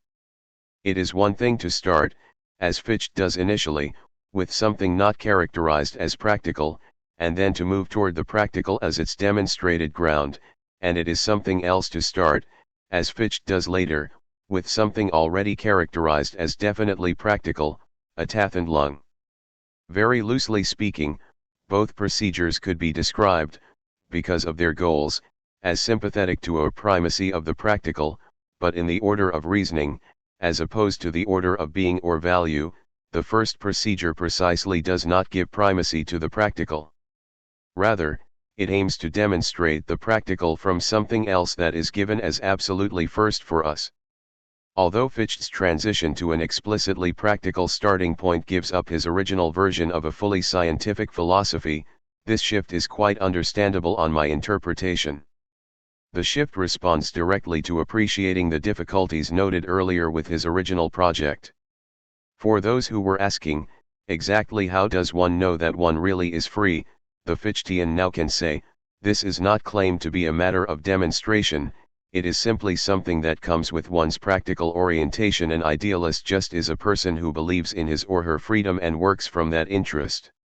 Such a standpoint is formulated most clearly in works such as Fichte's Vocation of Man, which focuses right on the very kind of experiences that Fichte mentioned before, the acts of thinking and planning, and then, in Part 3, argues that while these might well seem to prove one's freedom, they do no such thing, freedom is rather disclosed only as a matter of faith. Moreover, in his later expositions, Fichte becomes much clearer that not just any practical premise can work as a starting point. He insists that only contexts in which one is sensitive to a categorical moral ought bring with them the claim of absolute freedom. In what seems to be an attempt to tone down the implications of this shift, Wood points out various ways in which Fichte is not resorting to a blind leap of faith. Wood, section 3. Wood reminds us how, in the introductions, Fichte argues that the idealist philosophy of freedom has the advantage both of apparently fitting subjective experience and also of being able to offer some explanations from its perspective, which dogmatism and its mysteriously posited thing in itself cannot do. While Fichte's arguments here surely could be challenged, it must be granted that they do at least aim to show that there is something even while practical to be said br freedom, and apparently nothing to be said against it. Nonetheless, on Fichte's own account the considerations do not defeat skepticism, and so, contra would, they hardly vindicate the idea of an absolutely certain first principle, would, section 3. Moreover, although it is true that the considerations are hardly idiosyncratic or blind but rather recapitulate the familiar universal perspective of Kantian pure practical reason, they do give up on the autonomy of reason in one crucial respect. When Kant resorted to the fact of reason to let in the claim of freedom, he did so only after a prior theoretical investigation that aimed to show how, despite appearances, a thoroughly deterministic framework was not metaphysically required for us.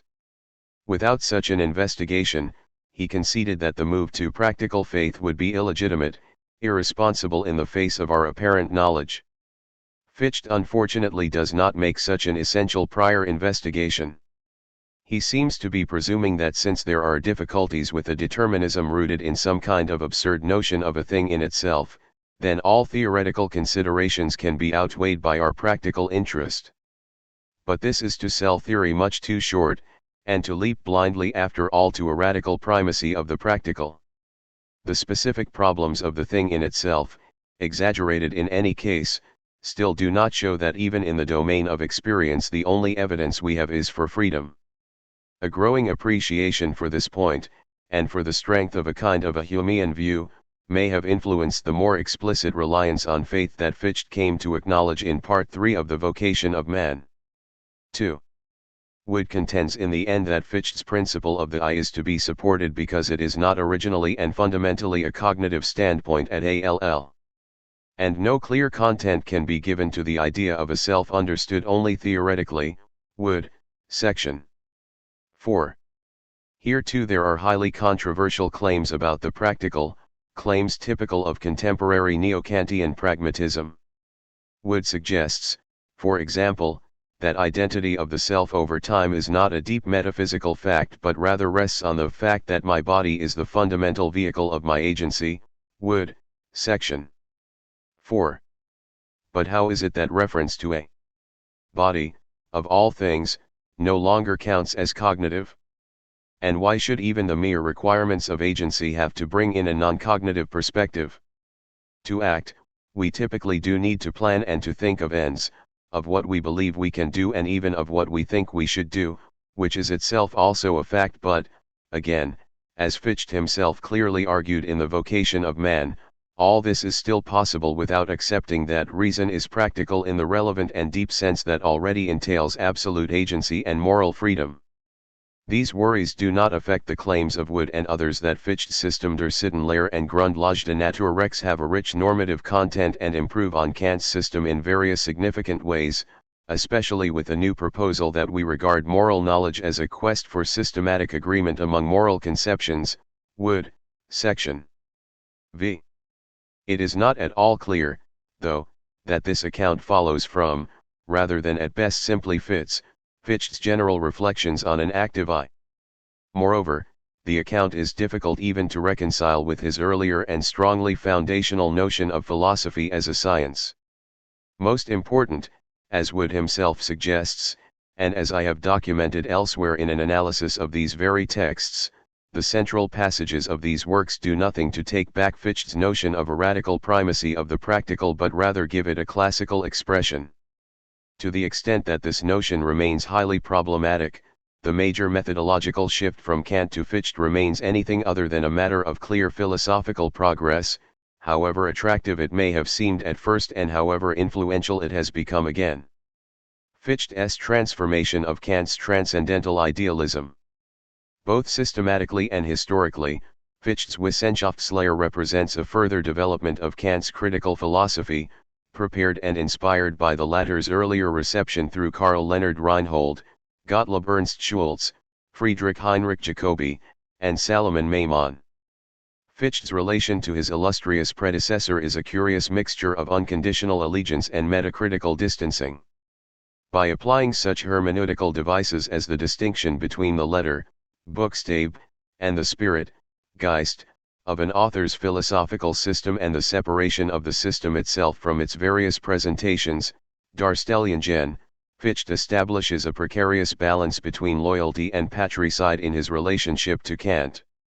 In so doing, Fichte is supported by Kant's own claim, originally raised with respect to Plato, that it is possible for an author to be better understood by someone else than by himself or herself. The basic direction of Fichte's move with Kant beyond Kant points toward a completion of what is prepared, begun, and partially executed in the latter's critical philosophy. Fichte's project aims both at a more radical foundation and at a more extensive elaboration of the investigation of reason initiated by Kant, thereby integrating Kant's work in the three critiques into a comprehensive, systematically unified account of finite reason. In drawing on Kant's own architectonic distinction between the propedeutic and the system of pure reason, Fichte asserts his claim of transforming the critique of pure reason into the system of pure reason, which, he maintains, Kant never provided. Yet in spite of the assignment of Kant's critical philosophy, and specifically the critique of pure reason, to a mere preliminary stage of the Wissenschaftslehre, Fichte does not give up the Kantian project of preparing the ground for philosophy proper by way of introductory considerations, specifically designed to orient the reader about the task, subject matter, and method of philosophy. On the contrary, the first major phase of Fichte's work on the Wissenschaftslehre, roughly coinciding with his professorship at Jena, is characterized by a parallel process of critical or introductory writings and systematic writings. Fichte's sustained theorizing about the Wissenschaftslehre accompanies the development of the Wissenschaftslehre. During the Jena years, like a running commentary in which he articulates the nature of his philosophical project with increasing clarity as well as polemical force. At the center of Fichte's critical thinking about the Wissenschaftslehre stands the conception of transcendental idealism as the doctrinal core that assures the ultimate identity of his system with that of Kant. Occasioned by the misinterpretations and misunderstandings that the Wissenschaftslehre encountered upon its first appearance, Fichte advances a self-interpretation of transcendental idealism that combines insight into the origin of transcendental idealist reasoning with the recognition of the extension and specifically the limits of all such thinking. Fichte thus supplements Kant's critical investigation of the possibility of objective knowledge and its systematic completion in the Wissenschaftslehre through a critical investigation of philosophical knowledge itself, thereby radicalizing the project of philosophical critique from philosophy's critique of the knowledge of objects to the metacritique of philosophical knowledge. While much work has been done on Fichte's doctrinal extensions and revisions of Kant's transcendental philosophy, the methodological and metaphilosophical issues that inform Fichte's relation to Kant have not yet received sufficient attention. The present essay, which is designed to fill that lacuna, compares and contrasts the status and function of transcendental idealism in Kant and Fichte. It is organized in three sections. The first assesses the role of transcendental idealism in Kant's critical philosophy. The second examines Fichte's self-interpretation of the Wissenschaftslehre as a system of transcendental idealism. This middle section is based on Fichte's programmatic brochure on the concept of the Wissenschaftslehre, as well as the so-called first introduction to the fragmentary attempt at a new presentation of the Wissenschaftslehre. The concluding section examines Fichte's metacritical assessment of transcendental idealism in the crystal-clear report to the general public on the essence of the newest philosophy. In articulating the methodological differences between Kant's and Fichte's transcendental idealism, the essay documents what every traveler knows: you can't get going if you don't leave your point of departure behind. The systematic significance of transcendental idealism in Kant during the Kant's conception of a critique of pure reason evolved from the originally planned single work under that title, suitably characterized as a critique of pure speculative reason, to include two further installments in the form of a critique of practical reason, and a critique of reflective judgment. According to Kant, the unity of the critical trilogy is assured by the unity of reason in its threefold employment as theoretical understanding, practical reason, and aesthetico-teleological judgment. The three-step development of the critical philosophy is evident in the expansion of the central critical question: how are synthetic judgments a priori possible? From theoretical judgments concerning nature to practical judgments concerning the grounds of volition and to reflective judgments concerning the grounds of pleasure and displeasure. In each case, The answer to the question involves the appeal to a priori subjective conditions that first make possible one of the three principal forms of non-empirical judgmental synthesis. The parallel grounding of specifically different claims to objective validity in universal and necessary but subjective conditions might suggest a generic idealism of epistemic, thematic, and hedonic forms. Yet in Kant the extension of the transcendental question does not go hand in hand with an analogous extension of the doctrine of transcendental idealism.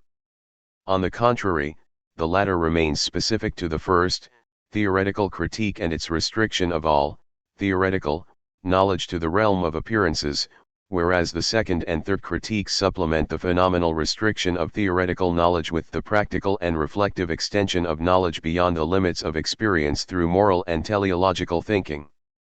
Thus, Kant's theoretical transcendental idealism is balanced by a critically mitigated non-empirical realism on ethical and ethico-teleological grounds that rehabilitates metaphysics in a moral guise. But not only does Kant not extend the appellation of transcendental idealism to all doctrines involving a priori subjective conditions of claims for objective validity. Even within the critique of pure reason, he restricts the phraseology of transcendental idealism and transcendental ideality to those aspects of the work that appeal to the role of sensibility in the constitution of objective knowledge. In the transcendental aesthetic, the predicate transcendental ideality is originally attributed to the a priori forms of sensible intuition and secondarily to that of which they are the forms, viz., the appearances. The introduction of the very term transcendental idealism in the paralogisms of pure reason in the first edition, A, and in the antinomy of pure reason in the second edition, B/A, traces the phenomenal status of empirical objects to the fact that they are intuited in space and time. Conversely, neither the a priori concepts of the understanding, categories, nor the a priori concepts of theoretical reason, transcendental ideas, are ever characterized in terms of transcendental ideality or transcendental idealism. On the contrary, both the categories and the transcendental ideas are shown to originate independent of sensibility and its forms and to have some significance beyond the confines of the realm of appearances. It is only through their theoretical, cognition-geared application to the manifold of space and time that the categories become restricted to appearances. The categories as such, as a priori forms of thinking, are not affected by the conditions of sensibility. The strict dissociation of the term and concept of transcendental idealism from the core of Kant's critique of understanding, reason, and judgment points to a fundamental distinction between the transcendental aesthetic of the first critique and the rest of the critical trilogy, including the transcendental logic of the critique of pure reason. As a doctrine concerning the forms of sensibility and the features of objects due to those forms, transcendental idealism does not directly pertain to the concepts, principles, and object domains of the upper, rational registers of the faculties of cognition, volition, and feeling examined in the three critiques. To be sure, the doctrine of transcendental idealism is of fundamental importance in Kant's critical project, because it allows the theoretical realization of the categories in some pure sensible manifold in the first critique and negatively delineates a conceptual space for non-theoretical cognition and faith in the second and third critiques. Still, the presentation of the doctrine remains outside of the critique of the rational capacities as indicated by the historical origin of the transcendental aesthetic in the semi-critical theory of the form and principles of the sensible world in the inaugural dissertation. Moreover, the very term transcendental ideality, as employed in the transcendental aesthetic of the critique of pure reason, points back to the pre-critical and pre-Kantian understanding of ideality as nullity, nullit, and of transcendental as concerning the absolute nature of things. Predicating transcendental ideality of space and time qua forms of sensibility means denying that they have any meaning, Bedeutung, for the way things are independent of our forms of sensing, or asserting that they are nothing, nix, with respect to things in themselves. The unique position of the transcendental aesthetic and its doctrine of transcendental idealism within the critical trilogy can be traced back to a crucial difference between the sensible a priori conditions of appearances elucidated in the transcendental aesthetic and the various rational conditions of objective validity established in the three critiques. Space and time are the a priori forms of the mind's undergoing affections, they are the ways in which the mind receives determination.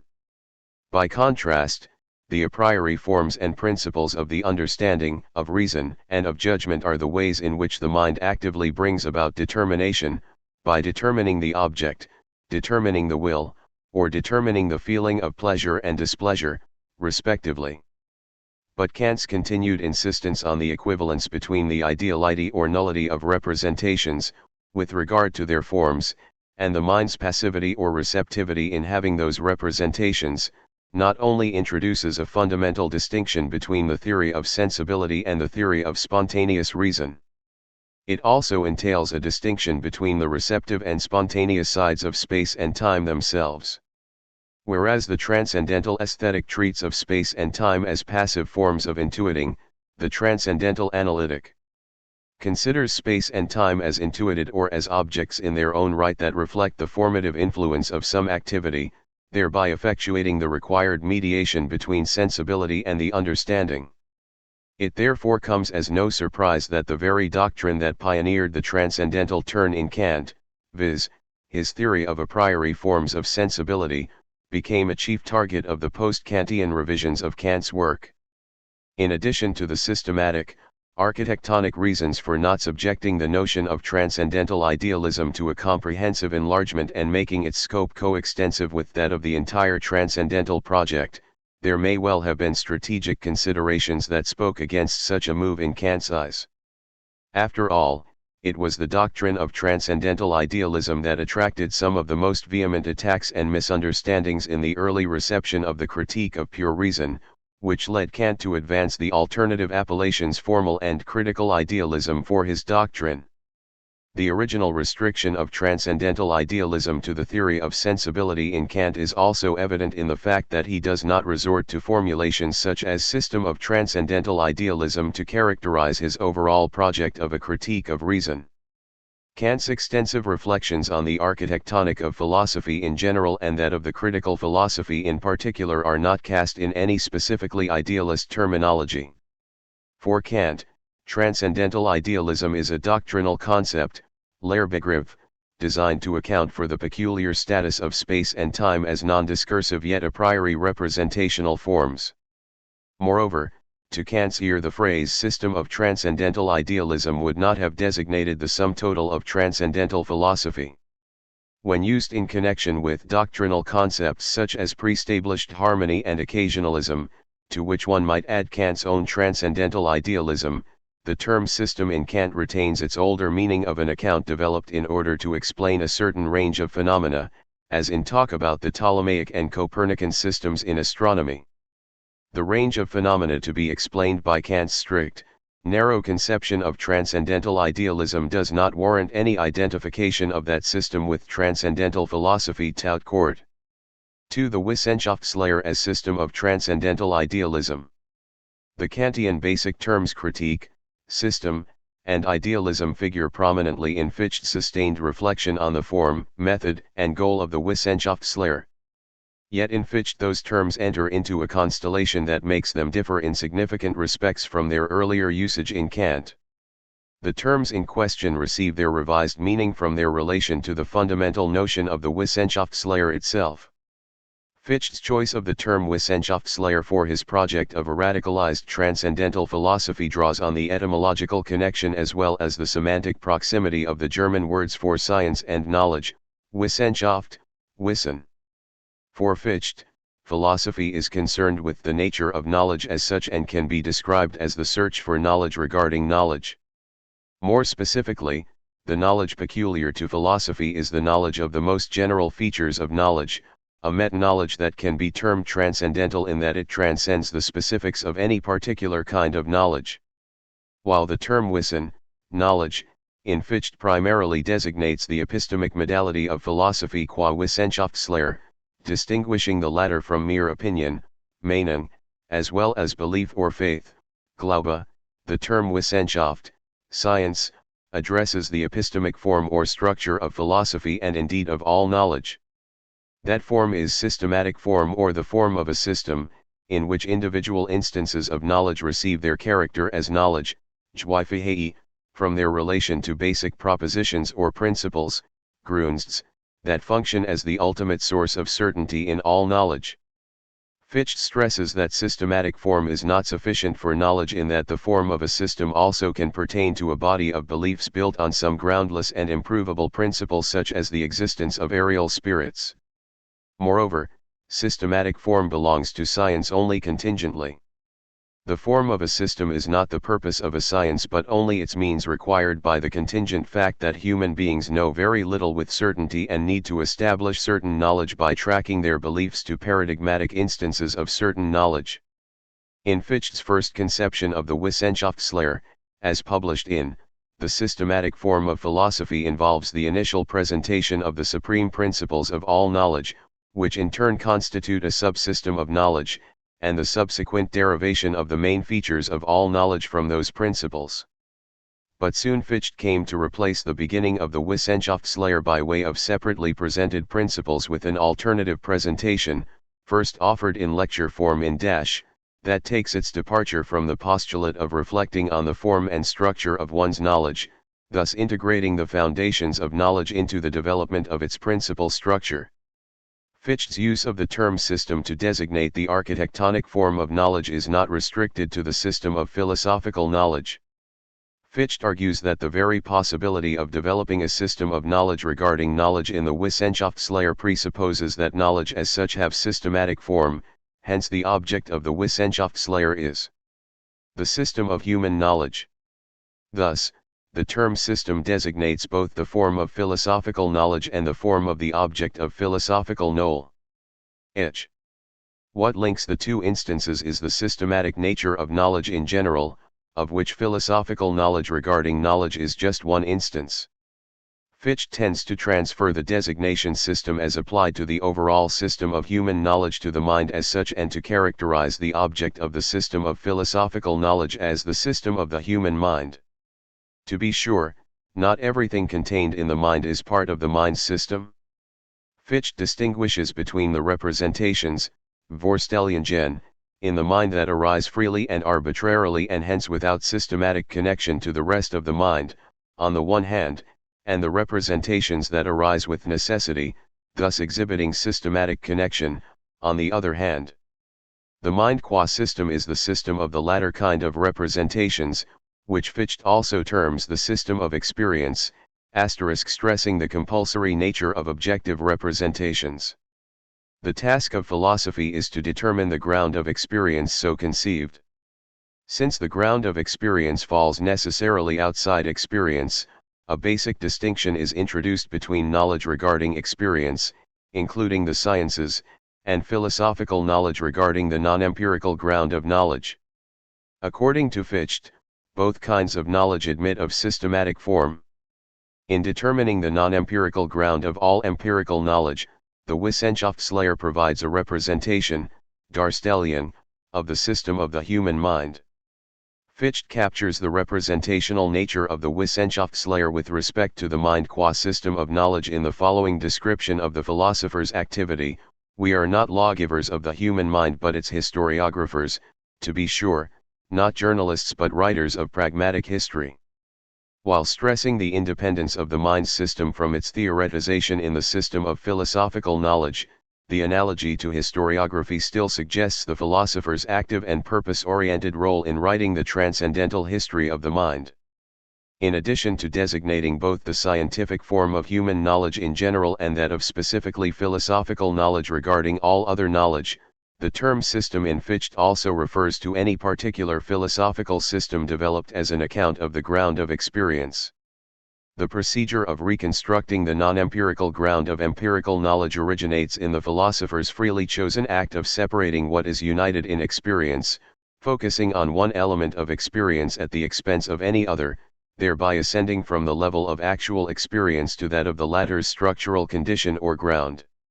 Since the only principal factors that are connected in and through experience are the experienced thing, Ding, and the experiencing intelligence, Intelligens, the procedure of philosophy results in two and only two alternative accounts of the ground of experience. If the thing experienced is raised from its status as a factor of experience to that of the ground of experience and considered in abstraction from experience, then the thing is reconfigured as a thing in itself, Ding and Sich. If the intelligence undergoing experience is elevated from the status of an ingredient of experience to that of its ground and considered in isolation from experience, then the intelligence is reconfigured as an intelligence in itself, Intelligens and Sich, or I in itself, Ich and Sich. Fichte terms the procedure of accounting for experience by way of a thing in itself dogmatism and calls the opposite procedure of explaining experience by appeal to some intelligence in itself idealism. In assessing the difference between the two philosophical systems, Fichte stresses that the thing in itself of the dogmatic system is a mere fiction, Erdachtung, that has no reality in experience as such and could only be validated through the successful derivation of the system of experience from the thing in itself. By contrast, the absolute intelligence or I of the idealist system is not merely a hypothetical device awaiting confirmation through its explanatory potential but figures within consciousness as the immediate self-consciousness that occurs in a free action of the mind. As an object of philosophical consciousness, the I in itself is of a unique kind. It is neither entirely made like a fictional being nor is it entirely given like an independently existing thing. Rather, it is given in its existence, while being determinable through the free intelligence with regard to its determinations. Fichte maintains that neither of the two principal philosophical systems is able to refute the other, but he still argues for the speculative as well as practical superiority of the idealist system over the dogmatic system. The materialist monism implied by dogmatism is unable to account for the structural difference between intelligent beings, which are what they are for themselves, thus exhibiting a characteristic duality of being and knowing one's being, and non-intelligent beings, which are what they are not for themselves but only for others. Moreover, the delegation of all independence from experience to something in itself fails to do justice to the human interest in absolute independence to be realized through free self-determination. Yet none of these arguments will convince the dogmatist, who on Fichte's account simply lacks the belief, Glaube, in freedom that motivates the systematic pursuit of freedom by means of idealism. For Fichte, the philosophical systems of idealism and dogmatism are not products of some detached, artificial reasoning, but are deeply rooted in an individual's overall disposition.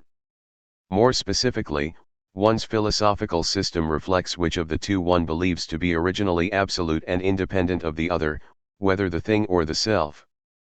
Fichte himself explains the matter in commenting on his well-known dictum that the philosophy one chooses, whether dogmatism or idealism, depends on the human being one is. A philosophical system is not some lifeless household item one can put aside or pick up as one wishes, but is animated by the soul of the human being whose system it is. Fichte's outright existentialist grounding of the philosophical system in an individual's proto-philosophical outlook, together with his own profession of a basic belief in the original independence of the self from all thingly reality, leads him to advance an idealist philosophical system centered around the notion of the self as spontaneous intelligent activity, ton, that is originally independent from anything other than itself. Yet the freedom from all external influence that lies at the heart of Fichte's idealism is not tantamount to lawless irregularity or personal caprice. Rather, the intelligent activity operates according to laws that are part of its own being and that provide determination to its activity and to the products of that activity.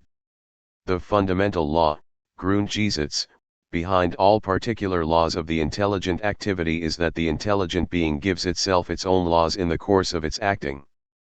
Fichte contrasts his own critical or transcendental idealism, which presupposes the original determination of the intelligence through its own laws and thus admits of a system of necessary modes of acting, to transcendent idealism, whose presupposition of an absolutely lawless intelligent activity contradicts the very idea of a system of the mind. Within critical or transcendental idealism, Fichte further distinguishes between a higher, complete criticism, which actually derives the system of mental activities from the basic laws of the intelligent being, on the one hand, and an incomplete idealism, which merely abstracts those laws from the objects of experience, on the other. The latter form of transcendental idealism is incomplete in that it explains only the formal relational properties of a thing through the laws of the intelligent activity but leaves the very matter, Stoff, unexplained, thus inviting a dogmatic interpretation of the thing as originally independent from the intelligent activity. By contrast, in complete transcendental idealism the thing qua matter as well as its formal properties are shown to originate according to the laws of the intelligent activity. Thus, the thing in its entirety is derived from the total legislation of the intelligent activity. The systematically incomplete idealism is deficient in yet another regard.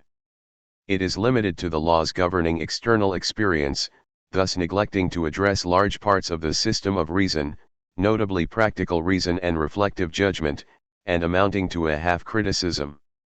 Although these criticisms could be taken to address Kant's work, Fichte takes great care not to identify incomplete transcendental idealism with Kant's own position but only with that of some of his followers, a move that allows Fichte to credit Kant with the insight that the object is given neither entirely nor half but rather is made. The conceptual development of the term system and transcendental idealism from their separate usage in Kant to their combined employment in Fichte's notion of a radically idealist system of the mind's dynamic structure also includes a revised understanding of the nature and place of critique within the overall enterprise of philosophy. Fichte contrasts the philosophical system proper with the introduction into the system, in which the philosophy presented in the system becomes the object of a philosophical inquiry into its possibility, conditions, and rules. Fichte's title for such a metaphilosophical introduction into philosophy proper is Critique. He even grants the introductory investigations undertaken in a critique the status of a system in its own right. According to Fichte, the relation between critique and philosophy proper, the latter being alternatively referred to as metaphysics and Wissenschaftslehre, is analogous to the relation between the Wissenschaftslehre and the ordinary, non-philosophical standpoint. In both cases, philosophy, in its capacity as critique or as Wissenschaftslehre, respectively, critiques a form or level of thinking. In one case it is philosophical thinking itself that is being critiqued, in the other case what is critiqued is natural thinking. The relation of double critique thus established between philosophical thinking and its object allows Fichte to retain the specifically critical stand of philosophy introduced by Kant, while enlarging the critical project by a metacritique of philosophy's critique of natural thinking. In Kant, Fichte finds the two levels of philosophical critique confused and the so-called critique for the most part concerned with metaphysics. The inverse deficiency still holds, as Fichte himself concedes, for the Wissenschaftslehre, whose elaborations so far given include elements of an introductory or metacritical nature. Moreover, for Fichte advances in metaphilosophical understanding and advances in the presentation of the Wissenschaftslehre go hand in hand. A complete systematic account of the procedure of the Wissenschaftslehre is only to be expected once a pure presentation of the Wissenschaftslehre itself becomes possible. 3. The metacritique of transcendental idealism. In addition to addressing the relation between the idealist and the dogmatist system of philosophy, Fichte's sustained metaphilosophical reflections also include extensive discussions of the relation between the viewpoint of philosophy and the viewpoint of ordinary consciousness. In response to objections and misunderstandings encountered by the first presentations of the Wissenschaftslehre, Fichte addresses the very nature of the Wissenschaftslehre, stressing the limits as much as the possibilities of his radically idealist system. The central concern of his metacritical self-interpretation is to dispel the contemporary perception of the Wissenschaftslehre as an ontological idealism that teaches the production of the world through the mind. Fichte clarifies the scope of systematic idealism by emphasizing the role of extra-philosophical reality and by focusing on the reconstructive nature of the Wissenschaftslehre. Fichte's critical reflections on the relation between philosophy and reality are part of his response to the critique of the Wissenschaftslehre in two open letters addressed to him each written by a leading figure of late 18th century German thought, viz., Kant and Jacobi. In his declaration regarding the Wissenschaftslehre, Kant distances himself from a self-proclaimed follower who had become a liability to the Kantian movement by getting embroiled in a series of professional scandals, culminating in atheism charges and the loss of his professorship at Jena. Kant turns against the Wissenschaftslehre itself. Fichte's charge that Kant had only provided a philosophical propedeutic, arguing that, far from being genuine metaphysics, the Wissenschaftslehre itself is merely a logic, thus devoid of content and without reference to reality. Jacobi's open letter treats the Wissenschaftslehre as a case study in the spiritual dangers of the Kantian revolution in philosophy. For Jacobi, the transcendental idealism introduced by Kant and radicalized by Fichte dissolves reality into a mere figment of the mind. Rather than combating skepticism, Fichte's Wissenschaftslehre is seen as supporting doubt in everyday reality by replacing the realist worldview of ordinary consciousness with the idealist production of a world that is nothing but appearances and hence appearances of nothing. In his earlier critique of Kant, Jacobi had already coined the term nihilism, which he reuses in the letter to Fichte to brandish the metaphysical and moral implications of transcendental idealism.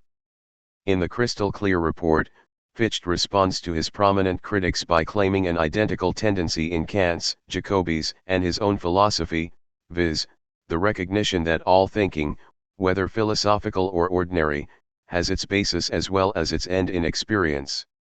Following Jacobi, Fichte designates the reality provided by experience through the term life. Both in Fichte and in Jacobi, the notion of life as the sustaining core of reality goes beyond the narrowly biological and conveys the presence of subjective mental, even spiritual, factors that animate reality. Fichte explicitly excludes an absolutist reading of life as detached from possible or actual consciousness. Fichte expands Jacobi's notion of life to include even the detached, speculative, life form of philosophy. Rather than merely contrasting life and speculation, Fichte links the two by distinguishing them as gradations of life, termed potencies, Potenzen. Ordinary consciousness and its world of objects is the first potency of life, on which all further gradations are based. In ordinary consciousness, the self is completely immersed in its experience, to the point of forgetting itself and its role in the constitution of experience. By raising itself to the level of reflection on experience, consciousness actualizes the second potency of life, in which the consciousness present at the first level becomes an object for philosophical consciousness. Fichte stresses that life in the first potency is fully functional and complete. The higher gradations of life, of which only the first one is philosophically interesting and all subsequent ones consist in empty iterations, do not complete the most basic, primary potency of life but supplement it through contingent mental efforts. Hence, the fundamental difference between the two potencies of life remains. The essential character of life in the first potency is its pregivenness. Objects appear to consciousness as ready-made and as imposing themselves on the mind. By contrast, life in the second potency is entirely the product of the mind's spontaneous activity. Their radical distinction notwithstanding, ordinary and philosophical consciousness are also intimately related. Life in the second potency is about life in the first potency. To be sure, philosophical life does not simply repeat ordinary life. Rather, it provides an account of the latter that seeks to understand the inner, hidden workings of ordinary consciousness. Fichte likens the business of philosophy as conducted in the Wissenschaftslehre to the demonstration of a watch. Explaining the workings of a watch involves the exhibition of its design, which accounts for the systematic arrangement of the parts in a functioning whole. Analogously, the idealist explanation of experience exhibits the systematic constitution of experience by relating the principal parts of experience to some overall unifying conception. Philosophical life is as little capable of replacing ordinary life as the demonstration of a watch can be a substitute for an actual timekeeper. Now, given the restrictions of human knowledge, the teleological explanation of the systematic features of experience through the Wissenschaftslehre cannot presuppose some actual cosmic artisan that would make the world of experience, as it were, tick. Moreover, on Fichte's account, the elements and laws that constitute the system of experience are not of a merely mechanical nature but have the organic qualities of self-motion and self-generation, Selbsterzeeugung. Unlike the demonstration of a watch, which involves the theoretical reinvention of a previously invented artifact, The philosophical reinvention of experience involves the construction of a system that as such exists only in and through contingent philosophical reflection. More precisely, philosophical reflection does not actually produce that system but functions as the occasion for the self-generation of the system of experience out of a presupposed first principle. To be sure, the consciousness thus generated under the philosopher's observing eye is not ordinary consciousness or life in the first potency itself but the latter's image, Abbildung. The systematic structure of experience does not belong to experience per se but to experience speculatively considered. Fichte thus returns to Kant's usage of the term system to designate primarily a philosophical account of some object domain, or that object domain insofar as it is considered by philosophical reason. Accordingly, the term image as applied to the philosopher's account of ordinary experience should be taken to convey the formed, artificially shaped nature of that consciousness, due to which it serves as a model in Fichte's view, as the only acceptable model of experience in its systematic unity. The model theoretical understanding of the imaging relation between ordinary consciousness and its philosophical reinvention receives further confirmation from Fichte's account of the applicability and indeed application of the former to the latter. According to Fichte, the freely initiated but lawfully generated determinations of consciousness are not merely internally consistent but predictive of the determinations of actual consciousness and thus permit a priori knowledge of the latter's principal features. Fichte compares the relation between the two sets of determinations to that between pure geometry and its application to field measurements. Just as the a priori geometrical relations that hold in pure space apply to empirical space, so the a priori features of philosophically reconstructed consciousness apply to ordinary consciousness. As in the earlier analogy between philosophical activity and the demonstration of a watch, Fichte resorts to teleological thinking in order to explain the match between imaged and actual consciousness. This time an analogy is set up between the philosophical reconstruction of ordinary consciousness and spatial measuring as the geometrical reconstruction of some empirically given space. In both cases the reconstruction is carried out under the presupposition of an original construction that is to be reconstructed through judgment and measurement, respectively. And as in the analogy with the watch, the presupposition is a methodological device with no implication as to the actual existence of some divine watchmaker or spacemaker. Actual consciousness is considered as though, alsob, gleichsam, gleich alsob, it were the result of some actual construction along the lines of its virtual construction in philosophical consciousness.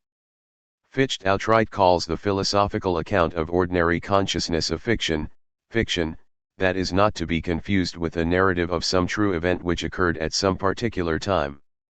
The original construction of ordinary consciousness, as presupposed in the latter's philosophical reconstruction, is an artificial model of ordinary consciousness that allows the prediction of the main features of experience. It should not be taken to imply a generation or construction on the part of actual ordinary consciousness. On Fichte's understanding, the life of ordinary consciousness is not a matter of generating or constructing but of finding. Our existing world is already. Life is not a producing but a finding. Fichte's insistence on the facticity of actual life and on the fictional nature of philosophy point toward a system of transcendental idealism that is quite akin to the teleological interpretation of mind and world in the Critique of Judgment with its treatment of systematic unity on the basis of an analogy to human design. Fichte's metaphilosophical reflections at the close of the first period of the Wissenschaftslehre place the systematic idealist account of knowledge in the broader context of an account of human existence that acknowledges the presence of a dimension that sustains knowledge while resisting its grasp. The later developments of the Wissenschaftslehre are further stages in Fichte's realization of the ground and limits of the transcendental idealist system. The Kantian inspiration preserved by Fichte in these endeavors is the critical animus of ascertaining the limits of knowledge by considering what lies beyond them. Fichte's alleged subjective, psychological, one-sided idealism. Nach den Männlichen Äußerungen fix, den in seinem Buch war noch nicht von die Rede, ist das ich auch durch seine Vorstellungen erschaffend, und all Realität ist nur in dem Ich. Die Welt ist ihm nur ein Ball. Den das ich geworfen hat und den es bei der Reflexion wiederfängt. Sonak hat sein Gottheit wirklich deklariert, wie wir neulich worden. Schiller to Goethe, October. Most interpretations of Fichte's early philosophy are very much influenced by a decision on two large issues. First, there is the question of origins, or Fichte's early understanding of the nature of, enthusiastic commitment to, and revisions of, Kantian idealism, the distinctive position he took and defended throughout these years, amidst the general swirl of possibilities opened up by Kant's three critiques. He had, of course, a good deal to say about Kant, but a major text for anyone interested in this origins question, interested, that is, in the inauguration of the distinctively post-Kantian set of issues that were to engage Schelling and Hegel, has become his review of G. E. Schulz's skeptical attack on Karl Reinhold. The essay has even been called a genuine watershed in the history of German idealism. This does not make understanding Fichte's original idealist inspiration easy, since it involves coming to terms with quite an unsteady and large pile of topics, some involving figures now long forgotten, Fichte's reaction to Schulz's criticisms of Reinhold's attempted systematization of Kant's transcendental idealism. The second major issue involves the reception issue, or how one understands what was at stake in the way Fichte was taken up and criticized by two of his most important fellow idealists, Schelling and Hegel. These early disputes with Fichte set so much of the later agenda, and first formulated so many of the canonical problems, that they have understandably been the focus of much scholarly controversy. Like many philosophers, Fichte has largely come to be understood by understanding what he opposed, and by understanding the controversies and reactions he inspired. An easy summary of the problems underlying both issues would be the following: inspired by the Aenesidemus essay, which Schulz's attack has come to be called, after the skeptical partner in the dialogue, Fichte realized that Reinhold had not gone far enough in radicalizing Kant's idealist project, and so had not achieved a self-grounded, thoroughly systematic philosophy. Fichte, no shrinking violet, took the decisive steps with his theory of the absolute or unconditioned nature of the is self-positing, and so subjected himself to the criticisms that stick to standard characterizations of his idealism as surely as Platonic sticks to one form of love, or alleged sticks to perpetrator in police reports. Fichte's idealism is, we all presumably know, too subjective, only a psychological idealism. It is too one-sided an account of the mind-world relation, wildly underestimating the contribution and constraints of the world, and wildly overestimating the mind's capacity for self-determination. The act of self-consciousness all by itself is supposed both to establish the truth of idealism, that all is only for the I, and to enable us to determine a priori the forms of the subject's possible relation to the world and to other free subjects. Or so it was alleged by many of Fichte's idealist colleagues, and many historians of the period. The combination of desiderata accepting Reinhold's insistence on systematic philosophy, avoiding the skeptical implications of Reinhold's and Kant's version of idealism, but overcoming the one-sided and subjective version of systematic idealism proposed by Fichte, is one sensible version, among several others, of the agenda set for Schelling and Hegel. My interest in the following is in the first of the questions noted above: what sort of idealist position Fichte takes himself to have formulated, and how he means to justify it. With that established, an alternative way of understanding the later idealists will be suggested. 2. According to the standard story, Fichte could only correct Reinhold's position, whose systematic aspirations he much approved of, and so save critical idealism from Schulz's skeptical attack, by means of a subjective version of quite a radical idealism. The details of this origin story, which I shall need to make the point I eventually want to make, go like this. They all require much more comment, but to save time, I shall simply list them here. Fichte appreciated that Reinhold was right in his attempt to revise the Kantian philosophy in order to make it more systematic. A variety of the early dissatisfactions with Kant revolved around this worry about systematicity, in one way or another.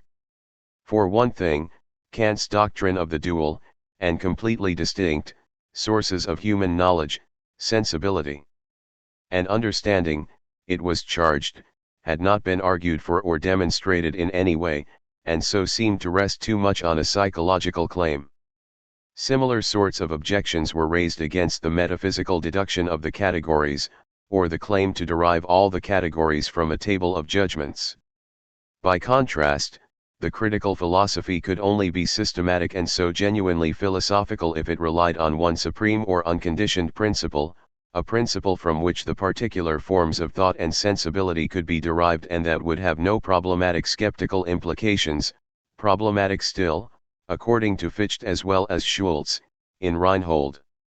This meant finding some sort of a self-grounding or self-authorizing first principle, the analysis of which could reveal the various necessary elements of any possible experience, and ward off skeptical challenges. Another call for revision stemmed from the fact that, for almost all of the post-Kantians, Kant had not properly clarified the nature of his claim that we do not know things in themselves, leaving, unsystematically, too much of a skeptical remainder for Spinozists and other enemies of moral freedom. This problem especially was the origin of what is sometimes called the idealist monism supposedly aspired to by Fichte, Schelling, and Hegel. But Schulz was right that Reinhold had hoped for far too much from his Grundsatz des Bewusstseins, his principle of consciousness, formulated by Reinhold as, consciousness forces everyone to agree that to every representation there pertains a representing subject and a represented object, both of which must be distinguished from the representation to which they pertain. The undeniable fact, undeniable for anyone making any claim at all, was consciousness itself, a fact undeniably requiring that any conscious subject can distinguish itself as subject from the representing, and the object represented from the representing. The principle formally expressing this material fact was the Grundsatz, or principle of consciousness.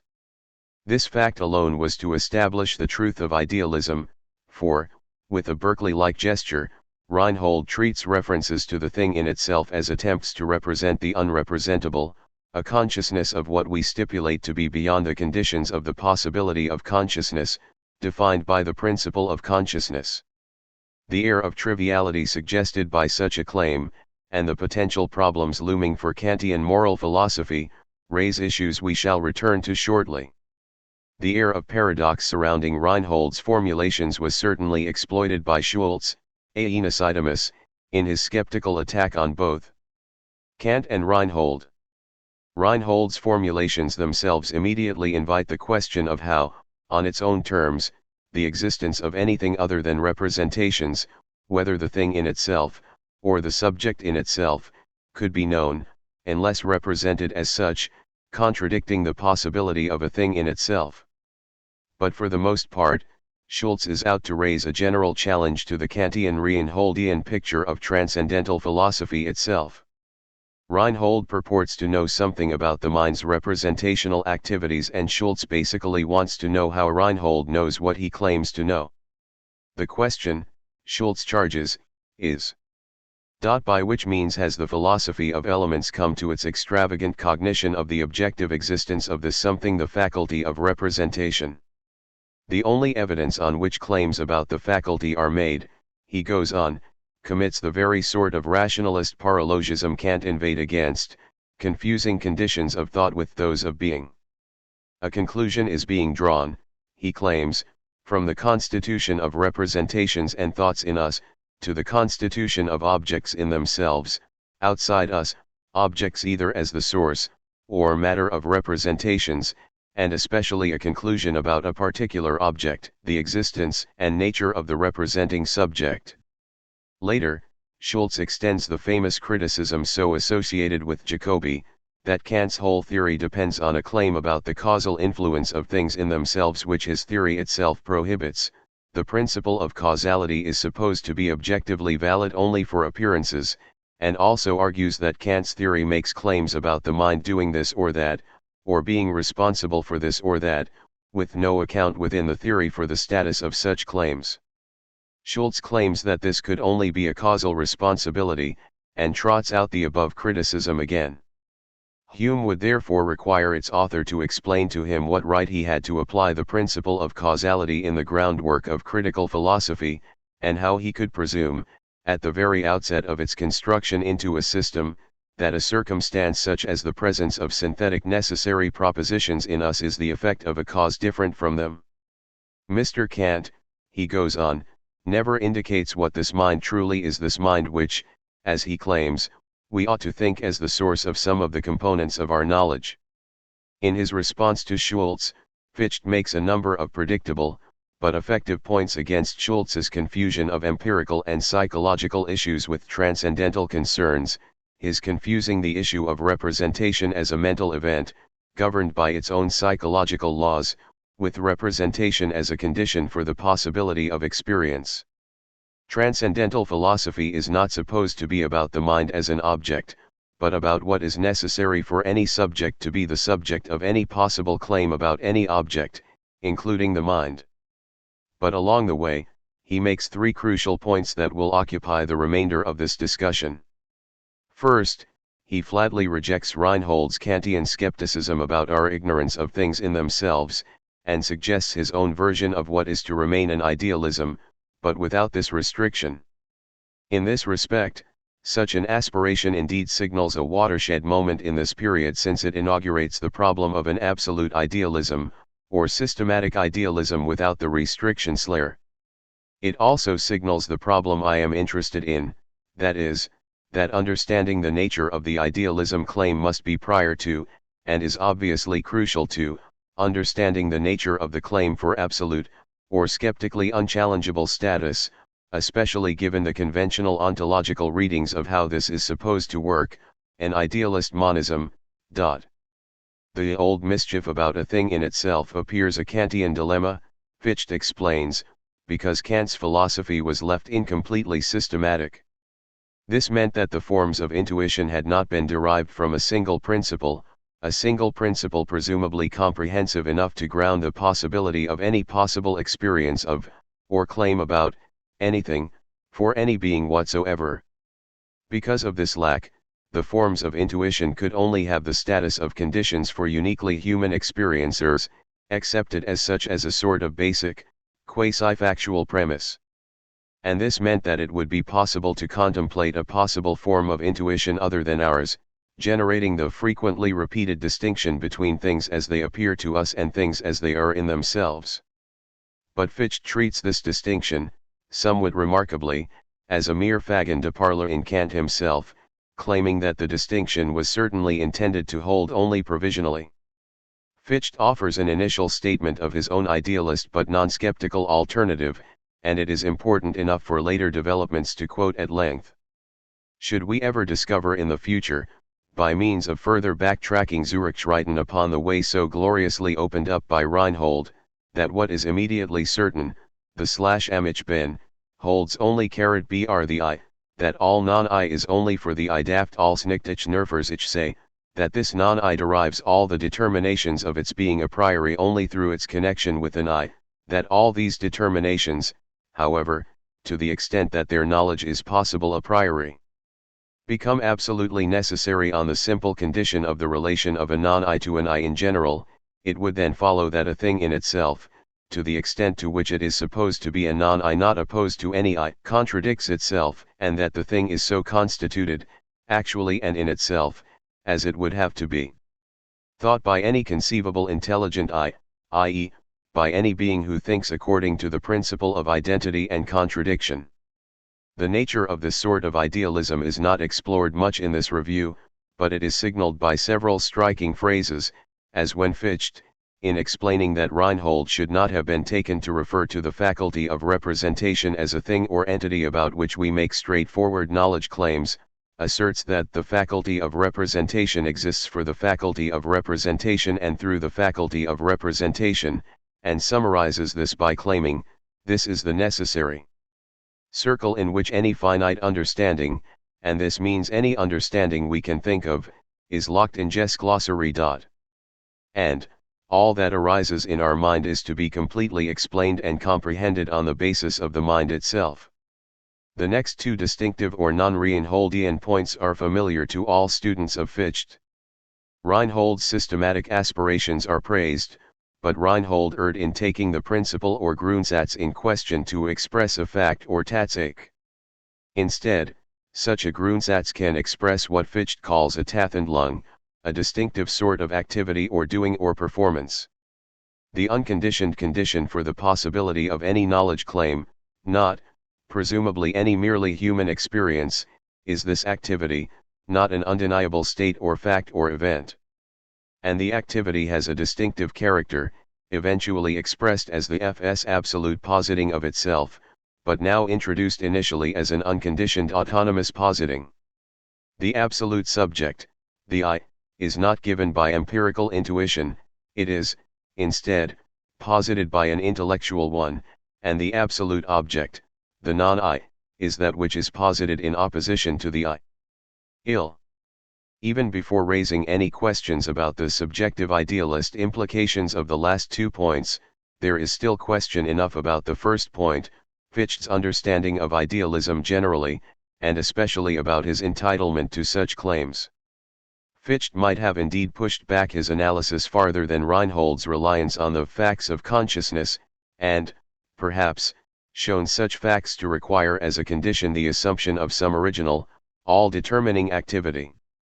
It is quite important to note and think through the fact that conscious subjects do not just come to be in intentional states, that consciousness is representational by virtue of the activity of representing, and so is in an intentional relation to an intentional or referential object by virtue of this relation having been established. But Fichte appears to think that it is simply obvious that this sort of analysis establishes idealist conclusions, differing with Reinhold only by denying that there could be any point or even intelligibility to a contrast between what is for or posited by the I in this sense, and what is in itself. In the Aeneasidemus review, Fichte had called the very idea of a thing conceived apart from any possible relation to representation a piece of whimsy, a pipe dream, a non-thought and totally futile. This, despite Fichte's many pious references, clearly stands in marked contrast to Kant's case for idealism, since it bypasses completely the two issues that had cost Kant so much labor, the case for the ideality of space and time, or the claim that they were pure forms of intuition, and the argument that the objective validity of the categories could be established only for objects of such a spatio-temporal manifold. In a way quite similar to Reinhold's analysis of the nature of representation itself, and not of any distinctive feature of human experience, Fichte appears to proceed only from the implications of the posited character of experience, and to claim idealist conclusions from such premises. In the words of one commentator, Fichte, like Reinhold, seems to think that there is a short argument to idealism. If so, this raises a number of problems.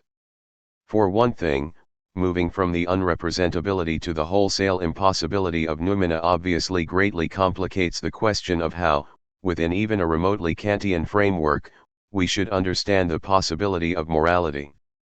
For another, the air of triviality in Reinhold's formulations returns, as if we were merely denying that we can represent the unrepresentable or posit or in any way take up what is stipulated to be in principle inaccessible to any positing or taking up. And finally, there are all the extravagant promises which Fichte's formulations are leading him toward.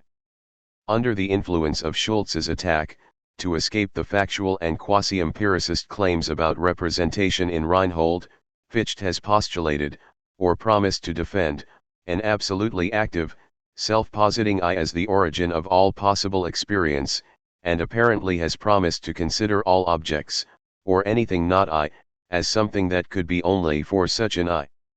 The difficulties in interpreting the status and implications of such a first move are well known.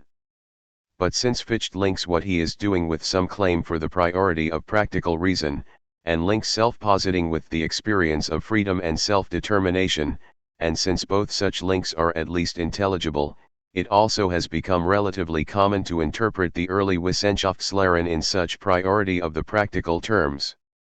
But if understood straightforwardly, this would mean that such a notion simply begged the question of the possibility of such freedom, the great animating problem behind the whole idealist enterprise, i.e. the question of whether there could be beings with the relevant required capacity for freedom, and to have reformulated the problems of knowledge, concept formation, objectivity, and science to the point of unrecognizability, as if, to quote one gloss on this move, there is no other ground for any assertion of external existence other than one which the moral law implies.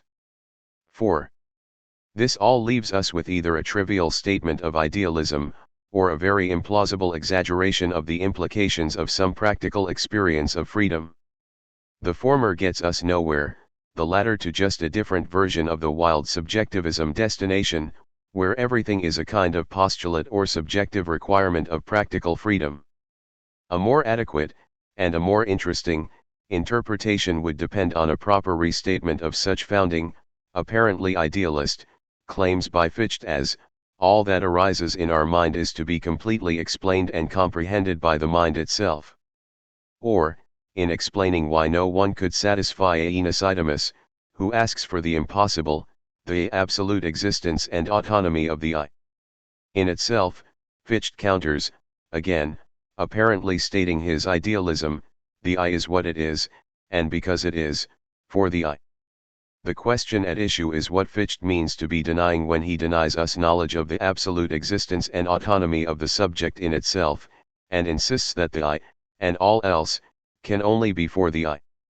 This might be an idealist claim if we admit it is possible to contrast how things are or even must be for the I, and how they are in themselves. But Fichte rejects this as relying on whimsy or the unthought. If his only reason for doing so is that by entertaining such a contrast, we would be representing or positing such a thing in itself, we are back to triviality, and confusion, since it is possible to represent a possibility without thereby requiring that what is possible be itself a representation.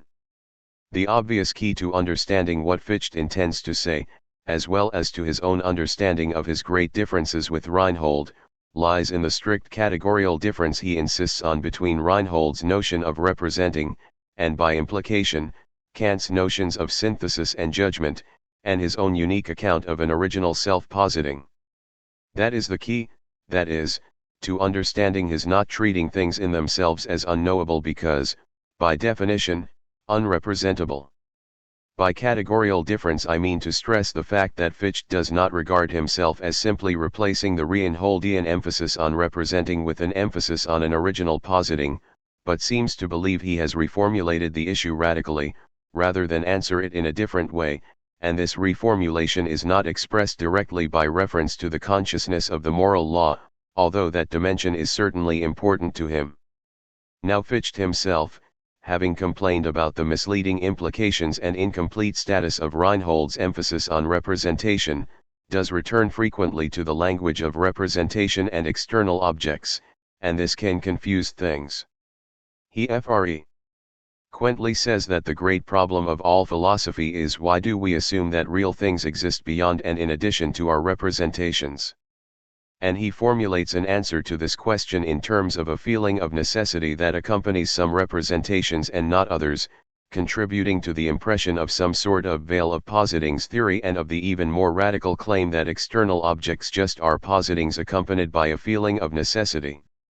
In the response to Schultz, however, several of Fichte's formulations suggest more a reformulation of the issue than such a standard post-Cartesian, or new way of ideas idealism.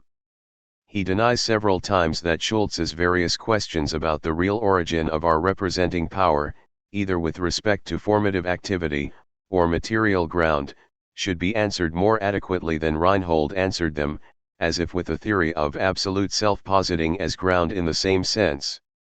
The implication throughout is that the question is very badly posed, and must be undermined and exposed as such, not answered. The fundamental condition of experience is a kind of absolute autonomy, which, when understood properly, cannot be grounded by reference to anything either / us or outside of us. And again he makes the claim, it is plainly the business of critical philosophy to show that we are not in need of a transition from inner to outer, or vice versa, that all that arises in our mind is to be explained and comprehended by the mind itself. This circle that we cannot overstep is described very broadly in response to Schultz's humanism, which is said to leave open the possibility that eventually one might still be able to go beyond that limitation of the human spirit, whereas, he critical system demonstrates instead the absolute impossibility of such an advance. This sort of circle is very much broader and vaguer, at the outset, than any circle of representations. These more comprehensive formulations are linked with Fichte's sense of the radically of his claim that consciousness should be understood in a thoroughgoing way as an activity, that every sort of mental event or episode or imagining or perceiving or willing or even direct sensing must be understandable as something I do, and not as a special kind of happening or state or a manifestation of some underlying substance.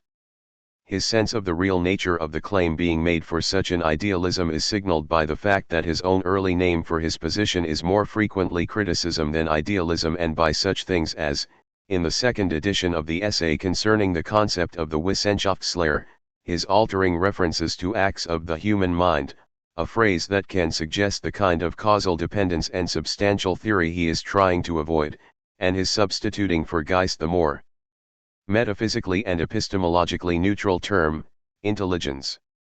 Appreciating this requirement means appreciating the unavailability of any determination of thought, meaning here such things as constraints on what can be believed, evidence.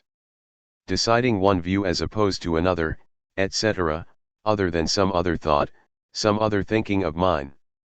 The point he is trying to make, or the heart of what he considers idealism, involves a sweeping objection to the very possibility that there could be some such determination exogenously, that such conceivings and judgings could be determined from without or, in the same sense of determined, the sense he is objecting to in Reinhold, from within. He is, I am suggesting, shifting the question of idealism from ontological mind dependence and even from a transcendental or subjectively constituting psychology to a claim for the dependence of judgments or positings on warrants, ultimately an idealist rather than simply rationalist position because of the radically of the claim for the self-authorizing, or self-grounding character of such warrants. No explanatory role for the non-thought except as thought is the idealist claim, not no possible thought of a non-thought. This is all not because of some unargued for Fichtean theory of mental substance and the possibility of its freedom, but because of a distinctly Fichtean incompatibilism claim, an incompatibilism between such universal normativity in consciousness and any non-normative or material grounding. Likewise, the basic objection to dogmatism is not that we cannot represent or posit the unrepresentable. The absurdity in question does not lie there, but in the expectation that any explanation which referred to things in themselves, to what is assumed to be a determinant of conscious mental activity, could be such an explanation. Whatever reasons a dogmatist offers for such a claim will not and could not be themselves explicable as reasons on the dogmatic approach. Dogmatism, however, is quite unable to explain what it is supposed to explain, and this alone is enough to demonstrate its inadequacy. Fichte's idealism, in other words, asserts the self-sufficiency or autonomy of, let us say, the normative domain itself, what Sellers took to calling, without actually thinking through as radically as Fichte did the implications of such an autonomy claim, the space of reasons.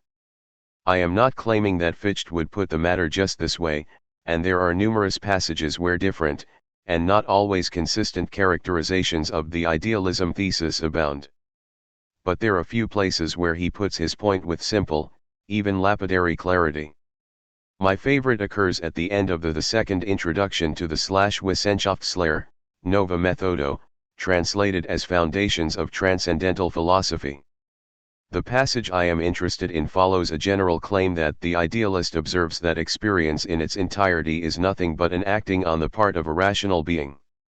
There then follows a gloss on the viewpoint of idealism.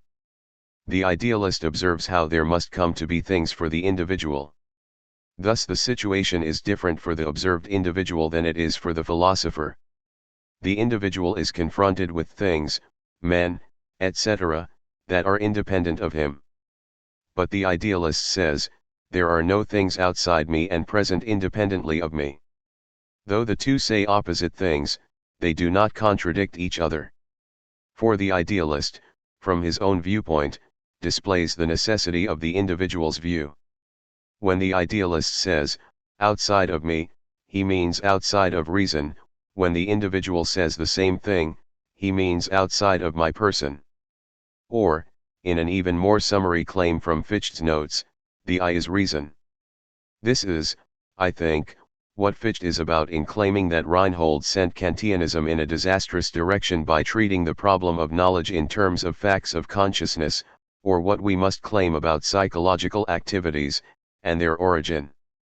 To shift the question from representation to positing is not to propose a different sort of psychological ground, but to point out that the question at issue is a fundamentally normative, not a psychological one. The world gets represented by my representing it as such and such. That means I am, in thinking any thought, thinking that / am thinking that thought, saying it is such and such for me and thereby standing behind it, proposing to have reasons. To think a thought is not to entertain an idea, but to propose a claim, if a merely imagined possibility, then posited, rightly, just as an imagined possibility subject to the norms and restrictions thereof. As he says in the theoretical part of WL, it is to bring the wavering of the imagination to rest, or to take a stand, to posit. This means to shift the question to the problem of reasons, warrants, and away from the issue of what must be happening in the mind for a representation of objects to occur. That latter is a fact of consciousness question, and Fichte keeps saying that is what he is trying to avoid, what Reinhold did not avoid. The broadest way to put this would be to say that Fichte is denying that the receptivity-spontaneity distinction is congruent with the non-conceptual/conceptual distinction. The I is not limited in its judging/positings by the mere occurrence, Ovianstofi, of some non-conceptual content, some not I. The I always must construe itself as limited, given what it takes to be the not I. This puts the entire question within the space of reasons, eliminates the given, and attacks the reliance on faculty language still plaguing Kantianism. Fichte, that is a foundationalist but of a peculiar sort. To understand the I as the ultimate foundation simply means that there is no end to the self-critical, SE/adjusting activity that makes up the whole of the self's positings.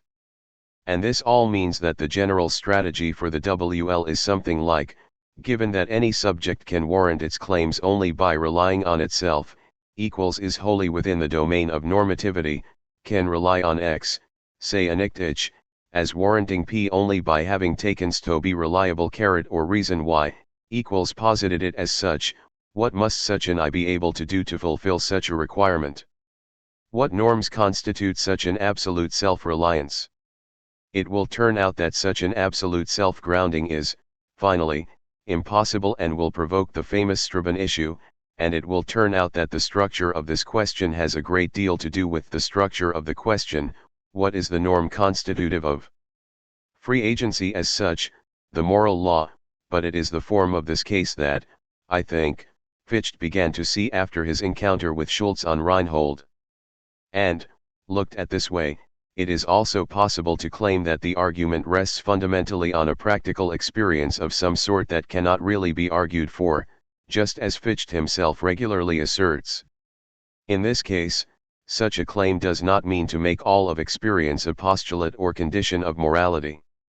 Since one cannot get someone to subject himself to the space of reasons unless he has already so subjected himself, the only possible appeal is to call his own experiences to mind in a way that will reveal he must have always already so subjected himself, and to ask him to try not to be so subject, to act and think as if dogmatism were true. Such a subject would be in the same fix as the skeptic about practical reason, who must act under the idea of freedom if he is to act at all. To assume otherwise would still be to determine oneself to act as if determinism were true. But that would be to make it a norm for action and so to refute oneself, likewise with any attempt to exempt oneself from the space of reasons or the domain of normativity. There is, then, if looked at this way, no short argument to idealism in Fichte. But this way of posing Fichte's problem still only suggests an idealist possibility. The long argument, the one that would establish that there can be such a self-authorizing by reason of its own norms, still faces two familiar Fichtean problems. The first concerns one of the systematic issues mentioned at the outset. It is still unclear in what sense such an I could accomplish all that Fichte is trying to establish as transcendentally necessary. the question of the nature of such a subject and the whole within which there could be such a subject still seems a legitimate and unanswered question. Even if Fichte takes himself to be formulating and answering a different sort of question, the relation between the traditionally metaphysical challenge and the normative framework must still be addressed. And, second, there is the problem of the details of some systematic deduction, some way of understanding how such an extremely abstract premise about normativity, conceived in such a radical opposition to any mythical given or ground or external or substantial foundation, could be the first move in a fuller account of the concrete normative dimensions of thinking and willing as such. The model Fichte is looking toward is obviously the model from Kant's moral philosophy, where the idea of lawfulness or rational normativity itself, it was claimed, could provide the basis for both a theory of morality and a metaphysics of morals. But given the many problems faced by such an account in Kant, an even more ambitious hope for such an argument form does not look promising. Both these sorts of objections were raised by Fichte's idealist colleagues and, at least in the case of Schelling, Fichte had his turn in response. Schelling's worries are natural ones. In many modern philosophical treatments, understanding the possibility of a strict distinction between the explanation and the justification of thinkings and actings is taken to be a metaphysical problem. Believing or acting on reasons is often treated as a distinct sort of event in the world, accomplished by necessarily distinct sorts of beings, and thereby not subsumable under the causal laws that govern the motions of particles in space and time. Since Kant, a kind of holy grail for modern philosophy has been finding a way to argue that our natures are not properly accounted for by subsumability to causal law without basing such an argument on any metaphysical dualism. And the problem has been, coming up with the right way to state the insufficiency of such causal explanation. Functionalist accounts of the autonomy of the psychological, anomalous monism, the unique status of the subjective point of view, and so forth, are all recent successors of the basic problem first addressed in the post-Kantian German accounts of the status of human freedom. In his early essays on idealism, and here I mean of the I as principle of philosophy, or on the unconditional in human knowledge, philosophical letters on dogmatism and criticism, and the treatise explaining the idealism in the Wissenschaftslehre, Schelling is clearly concerned about the adequacy of any sort of merely categorical or wholly practical, or any ultimately skeptically based, specification of the autonomy of the space of causes and the space of reasons. As he states directly in the second letter, my friends, the fight against dogmatism is waged with weak weapons if criticism rests its whole system merely upon the state of our cognitive faculty, Erkenntnisvermogens, and not upon our genuine essence unser ursprungliches Wesen. S. This evident distaste for a noumenal ignorance/practical priority thesis is, however, presented within a framework deeply committed to many founding Kantian and Fichtean assumptions, making quite complicated both the issue of how Schelling wants us to understand the status of his original essence question, and the right way to understand his allegiances and disagreements. So, on the one hand, Schelling concedes that critical idealism has successfully established that no absolutely objective cognition is possible, or that the object is knowable only under the condition of the subject. But he also concedes that this point does not refute dogmatism, treated throughout as equivalent to metaphysical realism, theoretically. He makes this point by introducing some distinctly Schellingian worries about the way in which any synthetic unity in our experience must presuppose an original absolute unity inexplicable within the critical system. Pursuing this point would quickly take us deep into the Schellingian bog, not to mention important discussions in Hölderlin, Novalis, and the early Hegel. The important concession here, however, is just the point that there is no theoretical access to such an unconditioned absolute, and so, in what then appears to be a Fichtean move, Schelling also seems to insist on the priority of practical requirements in understanding such an original essence, in our being practically committed to it. Kant's first critique is said by Schelling to have proved that no system, whatever its name, is, in its consummation, an object of knowledge, but merely an object of an activity, a practically necessary but infinite activity. And No man can convince himself of any system except pragmatically, that is, by realizing either system in himself. And, the highest dignity of philosophy is to expect everything of human freedom. Hence nothing can be more detrimental to philosophy than the attempt to confine it in the cage of a system universally valid by theory. Yet in the sixth letter, Schelling begins to indicate why such Fichtean formulations do not express fully his own position. That is, he reformulates what he takes to be the central problem raised by a critical idealism and then begins to defend his characteristic claim that there can be no wholly idealistic, or practical, nor realistic, or generally theoretical, resolution of it, and certainly not the practical idealism he takes Fichte to be defending. That is, he concedes the limitations of any theoretical resolution, and the appropriateness of the practical framework just invoked, but he denies the ultimacy of such a practical point of view. He insists that such a practical orientation just ultimately returns us to the theoretical or realism problem in a never-ending circle. Idealism and what would become the philosophy of nature are equiprimordial, and the problem is to find a way to state this equiprimordiality in a way just both to its absolute and its metaphysically indifferent status. Now, understanding Schelling's Spinozistic formulations of the basic question at issue would require at least a full book. For Schelling, the controversy in all philosophy is said to be the point from which the original opposition in the human mind proceeds, or the stepping out, hierostraton, from the absolute. Or later, how the absolute could come out of itself and oppose to itself a world. This Schellingian reformulation of Fichte's problem, how the I could originally oppose itself to a not I, itself a reformulation of Kant's Grund problem, how are synthetic a priori judgments possible, how can the mind know a priori what is not mind, does not, though, however eventually glossed, lead for Schelling to a Fichtean resolution. There can be no priority to the I's self-determination, whether conceived theoretically or practically or even, to use the language adopted above, whether conceived in terms of the autonomy of the normative.